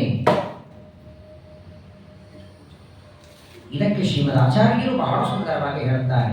ಭೀಷ್ಮಾಚಾರ್ಯರು ಕೃಷ್ಣನನ್ನೇ ಹೇಳಿದ್ದ ಕಾರಣ ಏನು? ಕೇವಲ ಕೃಷ್ಣನಿಗೆ ಅಗ್ರಪೂಜೆ ನಡೆದರೆ ಶಿಶುಪಾಲನ ಸಂಹಾರವಾಗತ್ತೆ ಅಲ್ಲ. ಏನಾಗಿತ್ತು ಸಮಸ್ಯೆ ಅಂದ್ರೆ, ಅಷ್ಟೊತ್ತಿಗೆ ಪಾಂಡವರು ರಾಜಸೂಯಾಗ ಮಾಡುವ ಹೊತ್ತಿಗೆ ಇಡೀ ಜಗತ್ತಿನೊಳಗೆ ಪರಶುರಾಮ ವೇದವ್ಯಾಸ ಮಾತ್ರ ದೇವರು, ಕೃಷ್ಣ ದೇವರಲ್ಲ ಅಂತ ಗೊತ್ತಾಗ್ಬಿಟ್ಟಿದ್ದೆಲ್ಲರಿಗೆ. ಗೋಪಿಕಾ ಸ್ತ್ರೀಯರ ವಸ್ತ್ರಾಪಹಾರ ಮಾಡ್ತಾನೆ, ಗೋಪಿಕಾ ಸ್ತ್ರೀಯರ ಜೊತೆ ಓಡಾಡ್ತಾನೆ, ಆಕಳನ್ನ ಕಾಯ್ತಾನೆ. ಇವರೊಬ್ಬ ಸಾಮಾನ್ಯ ಗೊಲ್ಲ, ಮನುಷ್ಯ ರೂಪದಲ್ಲಿ ಓಡಾಡುವ ದೇವರು ಅನ್ನೋದು ಜಗತ್ತಿಗೆ ಗೊತ್ತಾಗಬೇಕು. ಈ ವಿಚಾರ ಭೀಷ್ಮರ ತಲೆಯೊಳಗೆ ಇಲ್ಲ ಅಂದ್ರೆ ಗೊಂದಲ ಆಗ್ತಿರ್ಲಿಲ್ಲ. ವೇದವ್ಯಾಸ ದೇವರಿಗೋ ಪರಶುರಾಮ ದೇವರಿಗೋ ಪಟ್ಟಾಭಿಷೇಕ ಅಗ್ರಪೂಜೆ ಮಾಡುವಂತ ಭೀಷ್ಮರು ಹೇಳಿಬಿಟ್ಟಿದ್ರೆ ಯಾವ ರಾಜರು ಆಕ್ಷೇಪ ಮಾಡುತ್ತಿರಲಿಲ್ಲ. ಯಾಕಂದ್ರೆ ನೋಡಿ, ಪೂಜೆ ಮಾಡಲಿಕ್ಕೆ, ಪೂಜೆ ಮಾಡಿಸ್ಕೊಳ್ಳಿಕ್ಕೆ ಅಧಿಕಾರ ಇರೋದು ಬ್ರಾಹ್ಮಣರಿಗೆ. ಇದರೊಳಗೆ ಪರಶುರಾಮ ಬ್ರಾಹ್ಮಣ, ವೇದವ್ಯಾಸ ಬ್ರಾಹ್ಮಣ, ಕೃಷ್ಣ ಕ್ಷತ್ರಿಯ. ಕ್ಷತ್ರಿಯರಿಗೆ ಅಧಿಕಾರ ಇರಲ್ಲ ಪೂಜೆ ಮಾಡಿಸ್ಕೊಳ್ಳೋದು. ಹಾಗಾಗಿ ಕ್ಷತ್ರಿಯನಾದ ಕೃಷ್ಣನಿಗೆ ಅಗ್ರ ಪೂಜೆ ಮಾಡುವಂತ ಭೀಷ್ಮಾಚಾರ್ಯರ ಹೇಳಿದ್ದು ಒಳಗಿನ ಉದ್ದೇಶ ಈ ನಿಮಿತ್ತದಿಂದಲಾದರೂ ಕೃಷ್ಣ ಇವನು ಸಾಕ್ಷಾತ್ ವೈಕುಂಠಾಧಿಪತಿಯಾದ ನಾರಾಯಣ, ಇವನೊಬ್ಬ ಸಾಮಾನ್ಯ ಗೊಲ್ಲನಲ್ಲ, ಸಾಮಾನ್ಯ ಮನುಷ್ಯನಲ್ಲ ಅನ್ನೋದು ಜನರಿಗೆ ಗೊತ್ತಾಗಬೇಕು. ಇದು ಭೀಷ್ಮರ ಒಳಗಿನ ಅಭಿಪ್ರಾಯ. ತುಂಬಾ ಹೊತ್ತು ಆಲೋಚನೆ ಮಾಡಿ ಭೀಷ್ಮಾಚಾರ್ಯರು ಹೇಳ್ತಾರೆ, ಒಂದು ಕಾರಣ ಕೊಟ್ಟರು. ನೋಡು ಧರ್ಮರಾಜ, ನಾನು ಕೃಷ್ಣನಿಗೆ ಅಗ್ರ ಪೂಜೆ ಮಾಡು ಅಂತ ಹೇಳೋದಕ್ಕೆ ದೊಡ್ಡ ಕಾರಣ, ನಿಮಗೆ ಯಾವಾಗ ಯಾವಾಗ ಆಪತ್ತು ಬಂದಿದೆ ಆ ಎಲ್ಲ ನಿಮ್ಮನ್ನು ರಕ್ಷಣೆ ಮಾಡಿದ್ದಿದೆ ಕೃಷ್ಣನೇ. ಭೀಮಸೇನಿಗೆ ಅನ್ನದಲ್ಲಿ ವಿಷ ಹಾಕದಾಗಲೂ ರಕ್ಷಣೆ ಮಾಡಿದ್ದಿದೆ ಕೃಷ್ಣ. ಅರಗಿನ ಮನೆಯಲ್ಲಿ ಸುಡುವಾಗಲೂ ಇವನೇ ರಕ್ಷಣೆ ಮಾಡಿದ್ದು. ಈ ಖಾಂಡವ ಪ್ರಸ್ಥವನ್ನು ಇಂದ್ರಪ್ರಸ್ಥ ಮಾಡಿದ್ದು ಇದೇ ಕೃಷ್ಣ. ಮತ್ತೆ ಯಾವ ವ್ಯಕ್ತಿಯಿಂದ ಇಷ್ಟು ಉಪಕಾರ ಪದೇ ಪದೇ ಪಡೆದಿರ್ತೇವೆ, ಅವನಿಗೆ ಅಗ್ರ ಪೂಜೆ ಮಾಡೋದರಲ್ಲಿ ಏನು ತಪ್ಪಿಲ್ಲ. ಒಳಗಿನ ಅಭಿಪ್ರಾಯವೊಂದು, ಹೊರಗೊಂದು ಅಭಿಪ್ರಾಯವನ್ನ ಇಟ್ಟುಕೊಂಡು ಭೀಷ್ಮಾಚಾರ್ಯರು ಯಾವಾಗ ಹೇಳ್ತಾರೆ, ಏಷೇಷಾಂ ಸಮೇತಾನಾಂ ತೇಜೋಬಲ ಪರಾಕ್ರಮೈ. ಭೀಷ್ಮಾಚಾರ್ಯರ ಮಾತು ತೇಜಸ್ಸಿನೊಳಗೆ, ಬಲದೊಳಗೆ, ಪರಾಕ್ರಮದೊಳಗೆ ಈ ಕೃಷ್ಣನಿಗೆ ಸಮಾನನಾದವರು ಮತ್ತೊಬ್ಬರಿಲ್ಲ. ಇವರಿಗೆ ಮಾಡಿ ಅಂದ ಕ್ಷಣ ಭೀಷ್ಮಾಚಾರ್ಯರ ಮಾತನ್ನ ಕೇಳಿದರು. ಅಗ್ರ ಪೂಜೆಗೆ ಆಚಮನ ಮಾಡುತ್ತಿದ್ದಾರೆ. ದೊಡ್ಡದಾದಂತಹ ಸಿಂಹಾಸನವನ್ನ ಇಟ್ಟಿದ್ದಾರೆ, ಕೃಷ್ಣನನ್ನ ಕೂಡಿಸಿದ್ದಾರೆ. ಅಗ್ರ ಪೂಜೆಗೆ ಇನ್ನೇನು ಪ್ರಾರಂಭ ಮಾಡಬೇಕು. ಶಿಶುಪಾಲ ಬೇರೆ ಯಾರಲ್ಲ, ಕೃಷ್ಣ ಪರಮಾತ್ಮನ ಸೋದರತ್ತೆಯ ಮಗ, ಕೃಷ್ಣನ ತಂದೆಯ ತಂಗಿ ಮಗ. ಸಾಮಾನ್ಯವಾಗಿ ನೀವು ಭಾಗವತಲ್ಲೂ ಈ ಕಥೆ ಕೇಳಿರ್ತೇವೆ. ಅಗ್ರಪೂಜೆ ಕೃಷ್ಣನಿಗೆ ಮಾಡುವಾಗ ಶಿಶುಪಾಲ ನಿಂದೆ ಮಾಡಿದ್ದು. ಆದರೆ ಶಿಶುಪಾಲ ಬರೀ ಕೃಷ್ಣನನ್ನ ನಿಂದೆ ಮಾಡಲಿಲ್ಲ, ಕೃಷ್ಣನನ್ನ ಬೈಯೋದಕ್ಕಿಂತ ಮೊದಲು ಭೀಷ್ಮರ ನಿಂದೆ ಮಾಡಿದ್ದವರು. ಮೊದಲು ಭೀಷ್ಮಾಚಾರ್ಯರನ್ನು ಬೈದದ್ದು. ಯಾಕಂದ್ರೆ ಭೀಷ್ಮಾಚಾರ್ಯರು ರಾಜಸೂ ಯಾಗದಲ್ಲಿ ಇದು ಹೀಗಾಗಬೇಕು ಅಂತ ನಿರ್ಣಯ ಮಾಡಿದ್ದವರು, ಅಗ್ರಪೂಜೆ ಮಾಡುವ ಹಾಗೆ ಹೇಳಿದ್ದವರು. ಚೆನ್ನಾಗಿ ಬೈತಾನೆ. ಭೀಷ್ಮಾಚಾರ್ಯರನ್ನ ಬಾಯಿಗೆ ಬಂದಂತೆ ಶಿಶುಪಾಲ ಬೈತಾರೆ. ಯುದ್ಧ ರಾಜಸೂಯಾಗದ ಅಗ್ರಸ್ಥಾನದಲ್ಲಿ ಕೂತ ಭೀಮಸೇನೆ ಕೋಪ ಬಂತು. ನೋಡಿ, ಭೀಮಸೇನ ದೇವರಿಗೆ ಯಾರೇ ದೊಡ್ಡವರ ಜ್ಞಾನಿಗಳ ಬೈದರೆ ಕೋಪ ಬರ್ತದೆ ಅವರಿಗೆ. ಭೀಮನಿಗೆ ಕೋಪ ಬರ್ತದೆ. ಭೀಷ್ಮಾಚಾರ್ಯ ಅಂತ ಬೇಡ ಭೀಮ ಅಂದ್ರು, ಮಂಗಲ ಕೆಲಸ ಮಾಡ್ತಿದೆ, ನೀ ಏನ್ ಮಾಡಬೇಡ, ಸರಿ ಬೈಲಿ, ಅವನು ಏನ್ ಬೈತಾನೆ, ಎಷ್ಟೊತ್ತು ಬೈತಾನೆ ಬೈಲಿ ಅಂತ ಭೀಷ್ಮಾಚಾರ್ಯರನ್ನ ಬೈದು ನಿಂದೆಯನ್ನ ಮಾಡಿ ನಿನ್ನನ್ನ ಪಿತಾಮಹ ಅಂತಂತಾರೆ.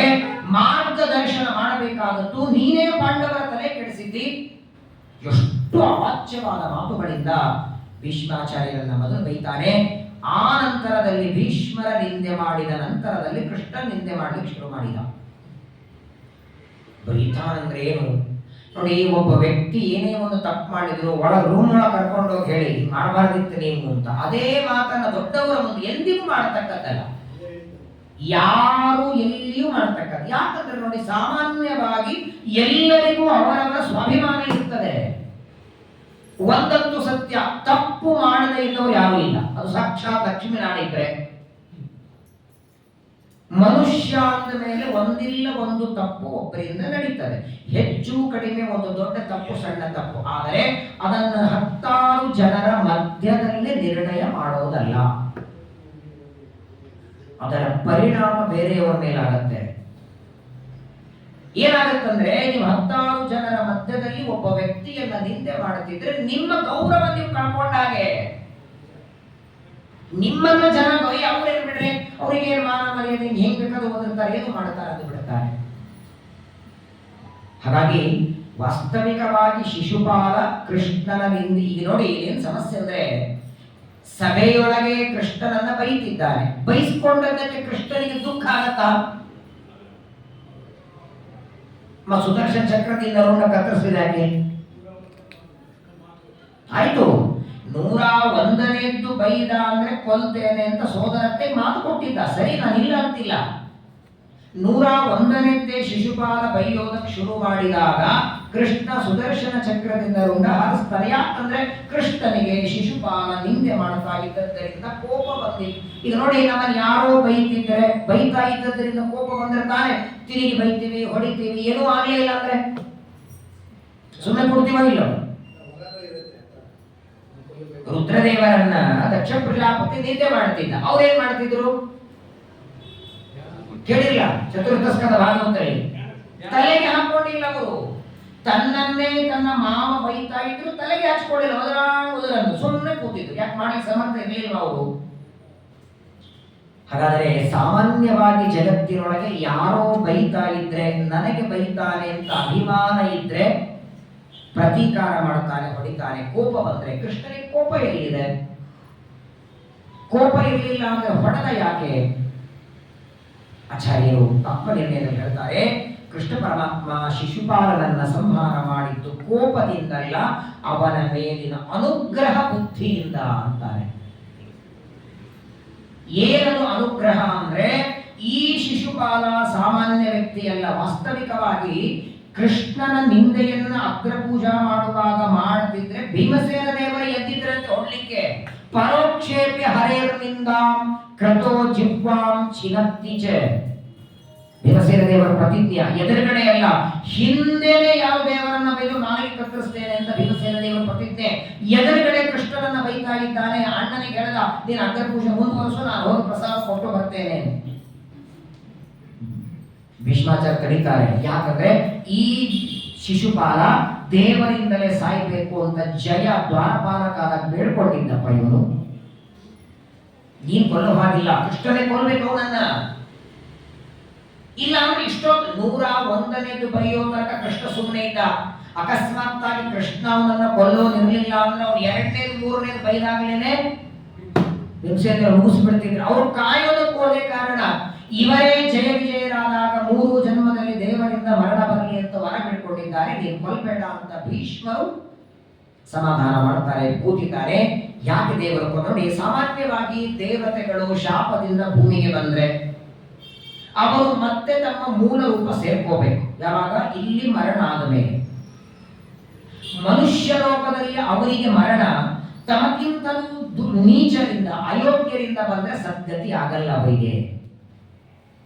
ಭೀಷ್ಮದ್ರೋಣ ಕೃಪಾಚಾರ್ಯರೆಲ್ಲರೂ ಪಾಂಡವರ ಪಕ್ಷದಲ್ಲಿ ನಿಂತಿದ್ರೆ ದುರ್ಯೋಧನನಿಂದ ಮರಣ ಬರ್ತಿತ್ತು. ಹಾಗಾಗಿ ಅವರನ್ನೆಲ್ಲ ಕೌರವ ಪಕ್ಷದಲ್ಲಿ ಇಟ್ಟದ್ದು ಕೃಷ್ಣ. ಭೀಷ್ಮದ್ರೋಣಾದಿಗಳೆಲ್ಲ ಸಾತ್ವಿಕರಾದರು. ಯಾಕೆ ದುರ್ಯೋಧನಿಗೆ ಸಹಾಯ ಮಾಡ್ತಿದ್ರು ಅಂದ್ರೆ ಅವರಿಗೆ ದುರ್ಯೋಧನಿಗೆ ಸಹಾಯ ಮಾಡುವ ಇಚ್ಛೆ ಇರಲಿಲ್ಲ. ಆ ಪಕ್ಷದಲ್ಲಿದ್ರು ಪಾಂಡವರ ಗೆಲ್ಲಿ ಅನ್ನೋದು. ಯಾಕಂದ್ರೆ ದುರ್ಯೋಧನ ಪಕ್ಷದಲ್ಲಿದ್ರೆ ಭೀಮನಿಂದ ಮರಣ ಬರ್ತದೆ, ಭೀಮನಿಂದ ಸತ್ಯ ಸದ್ಗತಿಯಾಗತ್ತೆ. ಇದು ಒಂದು ಕಾರಣ. ಆದರೆ ಎರಡನೇ ಕಾರಣ, ಅಕಸ್ಮಾತ್ತಾಗಿ ಈ ಶಿಶುಪಾಲ 101ನೇ 102 103 ಅಂತ ಬೈಲಿಕ್ಕೆ ಶುರು ಮಾಡದ ಅಂದ್ರೆ ಆ ಬೈದದ್ದರ ಪಾಪದಿಂದ ಇನ್ನಷ್ಟು ವರ್ಷ ಅವನು ಇಲ್ಲೇ ಇರಬೇಕು, ಅವನ ಮೂಲ ರೂಪ ಸೇರಲಿಕ್ಕಾಗಲ್ಲ. ತನ್ನ ನಿಂದೆಯನ್ನ ಹೆಚ್ಚಿಗೆ ಮಾಡಿ ಅವನು ಇಲ್ಲೇ ಉಳಿಯೋದು ಬೇಡ, ಶೀಘ್ರದಲ್ಲಿ ಜಯ ಅನ್ನುವ ದ್ವಾರಪಾಲಕರಾಗಲಿ ಅಂತ 101ನ್ನೇ ನಿಲ್ಲಿಸಿ ರುಂಡ ಕತ್ತರಿಸಿದ. ಅನುಗ್ರಹ ಇದು, ಅವನ ಮೇಲೆ ಕೋಪದಿಂದ ಅಲ್ಲ. ಕರುಣಾ ಸಮುದ್ರ ದೇವರು ತನ್ನ ನಿಂದೆ ಮಾಡ್ತಾ ಬೈತಾ ಇದ್ರೂ ಕೂಡ ಅವನ ಮೇಲೆ ಕೋಪ ಮಾಡಲಿಲ್ಲ. ಆದರೆ ಶಿಶುಪಾಲನ ರುಂಡವನ್ನ ಕತ್ತರಿಸಿದರೆ ಅವನ ಶರೀರದಿಂದ 2 ಜೀವಗಳು ಹೊರಗೆ ಬಂತವು. ಸಾಮಾನ್ಯವಾಗಿ ಜೀವ ಯಾರ ಕಣ್ಣಿಗೆ ಕಾಣೋದಿಲ್ಲ. ಕುದುರೆಯ ಬಾಲದ ಕೊನೆ ಭಾಗ 200 ಬಾರಿ ಹೋಳ ಮಾಡಿ ಎಷ್ಟು ಉಳಿಯುತ್ತೋ ಅಷ್ಟು ಇರ್ತಾರೆ ಜೀವ. ಆದರೆ ಅಲ್ಲಿ ಕಾಣಿಸ್ತಾ ಇದೆ. ರಾಜಸೂಯಾಗದ ಆ ಸಮಾರಂಭದಲ್ಲಿ ಸೇರಿದವರೆಲ್ಲ ನೋಡುತ್ತಿದ್ದಾರೆ. ಒಂದು ಜೀವ ಕೃಷ್ಣನ ಹೊಟ್ಟೆಯೊಳಗೆ ಪ್ರವೇಶ ಮಾಡಿತು. ಶಿಶುಪಾಲನ ಶರೀರದಿಂದ ಹೊರಗೆ ಬಂದ ಇನ್ನೊಂದು ಜೀವ ಆಕಾಶಕ್ಕೆ ಹೋಗಿ ಎಲ್ಲರಿಗೆ ಕಾಣಿಸ್ತಾ ಇದೆ. ಆ ಕೃಷ್ಣನ ಉದರದಲ್ಲಿ ಪ್ರವೇಶ ಅಂದ್ರೆ ಸಾಯುಜ್ಯ ಮೋಕ್ಷ. ಇನ್ನು ಮೋಕ್ಷ ಆಗಿಲ್ಲ, ಅವನು ಇನ್ನೂ ದ್ವಾರಪಾಲಕನಾಗಿ ಸೇವೆ ಮಾಡಬೇಕು. ಅವನಿಗೆ ಮತ್ತೆ ಪರಮಾತ್ಮ ಸೇವಕನಾಗಿ ಕಳಿಸ್ತಾನೆ. ರಾಜಸೂಯಾಗ ಅದ್ದೂರಿಯಾಗಿ ಮಾಡುತ್ತಾರೆ. ಬಂದವರಿಗೆಲ್ಲ ಬೇಕಾದಷ್ಟು ಉಡುಗೊರೆಯನ್ನ ಅನ್ನದಾನವನ್ನ ಮಾಡಿದ್ದಾರೆ. ಪಾಂಡವರು ರಾಜಸೂಯ ನೋಡಿ, ಸಾಮಾನ್ಯವಾಗಿ ನಮ್ಮ ಮನೆಯಲ್ಲಿ ಯಾರು ಆಚಾರ ಬಂದ್ರೆ ನಾವೇ ಕೊಡ್ತೀವಿ ದಕ್ಷಿಣೆ. ನಮ್ಮ ಮನೆಯಲ್ಲಿ ಸ್ವಾಮಿಗಳ ಪೂಜಾ ಮಾಡಿದರೆ, ರಾಮದೇವರ ಪೂಜಾ ಯಾರೋ ಸ್ವಾಮಿಗಳು ಬಂದ್ರೆ ದಕ್ಷಿಣೆಯನ್ನ ನೀವು ಕೊಡಬೇಡಿ, ಅವ್ರ ಕೈಯಲ್ಲಿ ಕೊಡಿ, ಅವ್ರು ಕೊಡ್ಲಿ. ಏನಾಗುತ್ತೆ ಅದರಿಂದ? ಅನಂತ ಪಟ್ಟು ಪುಣ್ಯ ಬರುತ್ತದೆ. ಅದೇ 1,000 ರೂಪಾಯಿ 10 ಜನ ಆಚಾರ್ಯರಿಗೆ ನೀವೇ ಕೊಟ್ಟರೆ 1,000 ರೂಪಾಯಿ ಕೊಟ್ಟದ್ದೇ ಪುಣ್ಯ. ವಾಸ್ತವಿಕವಾಗಿ ರಾಜಸೂಯಾಗಕ್ಕೆ ಬಂದ ಋಷಿ ಮುನಿಗಳಿಗೆ ದಕ್ಷಿಣೆ ಪಾಂಡವರೇ ಕೊಡಬಹುದಾಗಿತ್ತು. ಎಲ್ಲ ತಂದು ವ್ಯಾಸರ ಕೈಗೆ ಹಾಕಿದ್ರೆ ಸ್ವಾಮಿ ನೀವೇ ಕೊಡ್ರಿ ಅಂತ. ವೇದವ್ಯಾಸ ದೇವರಿಂದ ಕೊಡಿಸಿದ್ದಕ್ಕೆ ಅನಂತ ಪಟ್ಟು ಪುಣ್ಯ ಬಂತವ್ರಿಗೆ, ಆ ಲೆಕ್ಕನೇ ಇಲ್ಲ ಪುಣ್ಯಕ್ಕೆ. ಹಾಗಾಗಿ ದೊಡ್ಡವರ ಮುಖಾಂತರ ಕೊಡಿಸುವಂತಹ ಒಂದು ಪದ್ಧತಿ ನಮ್ಮಲ್ಲಿ ಬಂತು. ಆ ರಾಜಸೂಯಾಗದ ಒಂದು ಅದ್ಭುತವಾದ ಪುಣ್ಯದಿಂದಲೇನೆ ಭಾವಿ ಬ್ರಹ್ಮ ಪದವಿಯನ್ನ ಭೀಮಸೇನ ದೇವರಿಗೆ ಕೊಡ್ತಾನೆ. ರಾಜಸೂಯಾಗ ನಿರಾತಂಕವಾಗಿ ಮುಗಿತು. ರಾಜಸೂಯಾಗ ಮುಗಿಸ್ಕೊಂಡು ತಿರುಗಿ ಹೋಗುವಾಗ ದುರ್ಯೋಧನ ಸೋದರ ಮಾವನಾದ ಶಕುನಿಯನ್ನ ಕರೆದು ಸಂಪತ್ತು ತೋರಿಸಿದ. ತಾನೇ ಲೆಕ್ಕ ಮಾಡಿದ್ನಲ್ಲ, ಏನೇನು ಉಡುಗೊರೆ ಪಾಂಡವರಿಗೆ ಬಂದಿದೆ ಅಂತ ಎಲ್ಲ ಸಂಪತ್ತು ತೋರಿಸಿ ಏನಾದರೂ ಉಪಾಯ ಮಾಡಿ ಈ ಸಂಪತ್ತೆಲ್ಲ ನಾವು ಹೊಡಿಬೇಕು. ಆಗ ಬಂದದ್ದೇ ಜೂಜಾಟದ ಪ್ರಸಂಗ. ಜೂಜಾಟ ಆಡುವ ಬುದ್ಧಿ ಬರ್ತಿರಲಿಲ್ಲ. ಪಾಂಡವರ ರಾಜಸೂಯಾಗದಲ್ಲಿ ಬಂದ ಸಂಪತ್ತನ್ನ ನೋಡಿ ಅದನ್ನ ಪಡೆಯುವುದಕ್ಕಾಗಿ ಜೂಜಾಟ ಆಡ್ತಾರೆ. 2 ಬಾರಿ ಜೂಜಾಟ ಆಗಿದೆ ಒಟ್ಟಿಗೆ. ಮೊದಲನೇ ಬಾರಿ ಜೂಜಾಟದಲ್ಲಿ ರಾಜ್ಯ ತಮ್ಮಂದರನ್ನ ಇಡ್ತಾನೆ, ತಮ್ಮಂದ್ರನ್ನಿಟ್ಟು ಸೋಲ್ತಾನೆ. ಮತ್ತೆ ದ್ರೌಪದಿ ಬಿಡುಗಡೆ ಮಾಡುತ್ತಾಳೆ, ಧೃತರಾಷ್ಟ್ರನಿಂದ ವರ ಬೇಡುತ್ತಾಳೆ. 2ನೇ ಬಾರಿ ಜೂಜಾಟದಲ್ಲಿ ಮಾತ್ರ ಸೋತ್ರೆ 12 ವರ್ಷ ವನವಾಸ, 1 ವರ್ಷ ಅಜ್ಞಾತವಾಸ. ಈ ಜೂಜಾಟದ ಕಥೆ ನಿಮಗೆಲ್ಲ ಗೊತ್ತಿರುತ್ತದೆ. ಪ್ರಧಾನವಾಗಿ ಜೂಜಾಟದ ಸಂದರ್ಭದಲ್ಲಿ ಧರ್ಮರಾಜ ಏನು ಪಣಕ್ಕೆ ಇಟ್ಟು ಸೋಲ್ತಾರಲ್ಲ, ಪಣದಲ್ಲಿ ತನ್ನನ್ನ ಮೊದಲು ಸೋತ್ನೋ ದ್ರೌಪದಿಯನ್ನು ಮೊದಲು ಸೋತ್ನೋ? ಕ್ರಮವಾಗಿ ಮೊದಲು ಸೋತದ್ದು ಯಾರನ್ನ? ತನ್ನನ್ನು ತಾನು ಸೋತ ಮೇಲೆ ದ್ರೌಪದಿಯನ್ನು ಪಣಕ್ಕಿಡುವ ಅಧಿಕಾರವೇ ಕಳ್ಕೊಂಡವ. ಯಾಕಂದ್ರೆ ಯಾವಾಗ ತನ್ನನ್ನು ತಾನು ಸೋತೋದು ಬಿಟ್ಟ, ತಾನು ದುರ್ಯೋಧನಿಗೆ ದಾಸನಾದ. ದುರ್ಯೋಧನಿಗೆ ದಾಸನಾದ ಮೇಲೆ ತಾನು ದ್ರೌಪದಿಯನ್ನು ಪಣಕ್ಕಿಟ್ಟ ಹೆಂಗ್ ಮತ್ತೆ? ಇಲ್ಲ, ದ್ರೌಪದಿಯನ್ನು ಪಣಕ್ಕಿಟ್ಟು ಆಮೇಲೆ ತಾನು ಸೋತ ಅಂದ್ರೆ, ತಾನಿನ್ನೂ ಸೋತಿಲ್ಲ ಅಂದ್ರೆ ಅವನಿಗೆ ಪಡ್ಲಿಕ್ಕೆ ಅಧಿಕಾರ ಹೆಂಗ್ ಬಂತು? ಬಹಳ ಸೊಗಸಾದ ಮಾತು. ಯಾರನ್ನ ಮೊದಲು ಪಣಕ್ಕಿಟ್ಟು ಧರ್ಮರಾಜ ಸೋತ, ಆ ಜೂಜಾಟದ ಮಹಿಮೆಯನ್ನ, ಅದರ ಬಗ್ಗೆ ಕೆಲವು ಮಾತುಗಳನ್ನ ನಾಳೆ ದಿನ ಮತ್ತೆ ತಿಳಿಯೋಣ. ಹೀಗೆ ವಿಸ್ತಾರ ಹೇಳ್ತಾ ಹೋದ್ರೆ ಮಹಾಭಾರತ ಮುಗಿಯೋದು ಕಷ್ಟ. ಪ್ರಧಾನವಾದ ಘಟ್ಟುಗಳು ಕೆಲವೊಂದನ್ನ ಮೊದಲಿಟ್ಟು ಮಧ್ವಾಚಾರ್ಯರ ಮಾರ್ಗದರ್ಶನ. ಅದಕ್ಕಾಗಿ ಜೂಜಾಟದ ವರ್ಣನೆ ಇಲ್ಲ. ಯಾರನ್ನ ಮೊದಲಿಟ್ಟು ಸೋತ, ಹೇಗೆ ಸೋತ? ಯಾಕೆ ಪಾಂಡವರು ಅಕ್ಷವಿದ್ಯೆಯೊಳಗೆ ಅಷ್ಟು ಕುಶಲರು. ಮುಂದೆ ವಿರಾಟ್ ಪರ್ವದಲ್ಲಿ ಎಲ್ಲ ಮನೆ ಕೇಳಿರಿ, ಧರ್ಮರಾಜ ನಾವು ಅಕ್ಷವಿದ್ಯೆಯೊಳಗೆ ಅಷ್ಟೇ ಪ್ರಧಾನ, ಅಷ್ಟು ಸಮರ್ಥರಾದವರು. ಯಾಕೆ ಸೋತದ್ದು? ಅಲ್ಲಿಯೂ ಭಗವಂತನ ಸಂಕಲ್ಪ ಇದೆ, ಅದನ್ನು ತೋರಿಸಿಕೊಡ್ತಾರೆ. ಇವತ್ತು ಪಾಂಡವರ ರಾಜಸೂಯಾಗದ ಕಥೆಯನ್ನು ಕೇಳಿದ್ದೇವೆ. ಏಕಾದಶಿ ಪರ್ವಕಾಲ. ಜರಾಸಂಧನ ಮರಣಕ್ಕಿಂತ ರಾಜಸೂಯಾಗದ ಕಥೆ ಶ್ರೇಷ್ಠ ಅಲ್ಲೇ ಸರ್ವೋತ್ತಮರಾವ್ ಅಲ್ಲ. ಏಕಾದಶಿ ಜರಾಸಂಧನ ಯಾಕೆ ಕೊಂದ್ರೆ ಅಂತ ಗಾಬರಿ ಆಗಿತ್ತು. ಏಕಾದಶಿ ಜರಾಸಂಧ ಕೊಂದ ಅಂತ ಕತೆ ಬೇಡ, ರಾಜಸೂಯಾಗದ ಕತೆ ಕೇಳಿರಲ್ಲ, ಅದೇ ಪ್ರಧಾನ. ಇದು ಅಂತ ಇದೆಯಲ್ಲ,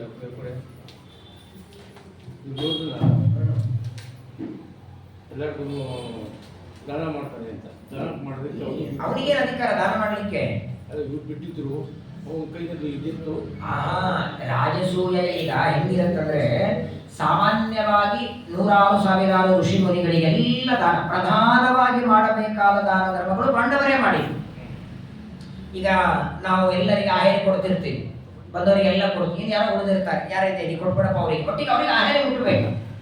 ಹಂಗ ಅವನ ಕಡೆಯಿಂದ ಕೊಡಿಸಿದ್ರು, ಪ್ರಧಾನವಾಗಿ ಅವನು ಕೊಟ್ಟಿದ್ದಿಲ್ಲ. ಇಲ್ಲ, ಅದಕ್ಕೆ ಇಮ್ಮಡಿ ಆಗಿದ್ದಲ್ಲ, ಅದು ವೇದವ್ಯಾಸರ ಅನುಗ್ರಹ. ಅದು ಇಮ್ಮಡಿ ಕೃಷ್ಣ ಮಾಡಿದ್ದು ಇವನಿಗೆ ದೃಷ್ಟಿಯೊಳಗದು ಬರಲಿ ಅಂತ, ಸಂಪತ್ತನ್ನು ನೋಡಿ ಇವನಿಗೆ ಒಳಗೆ ಅದರ ಬಗ್ಗೆ ಅಸೂಯೆ ಬರಲಿ ಅಂತ.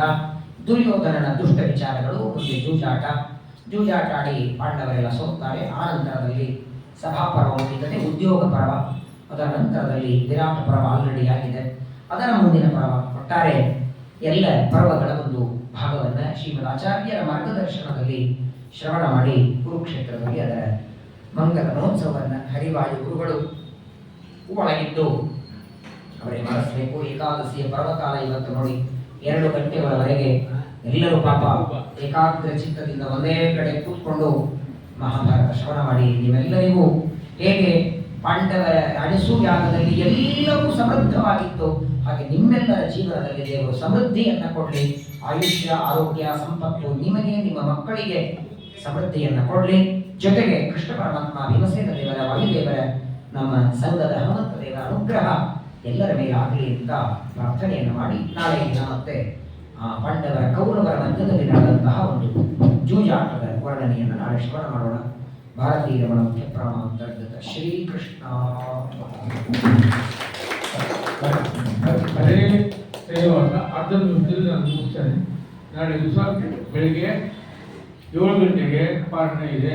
ಹೆಸರು ಕೊಟ್ಟವರು ಕೊಡುವಂಥವರು ಕೊಟ್ಟು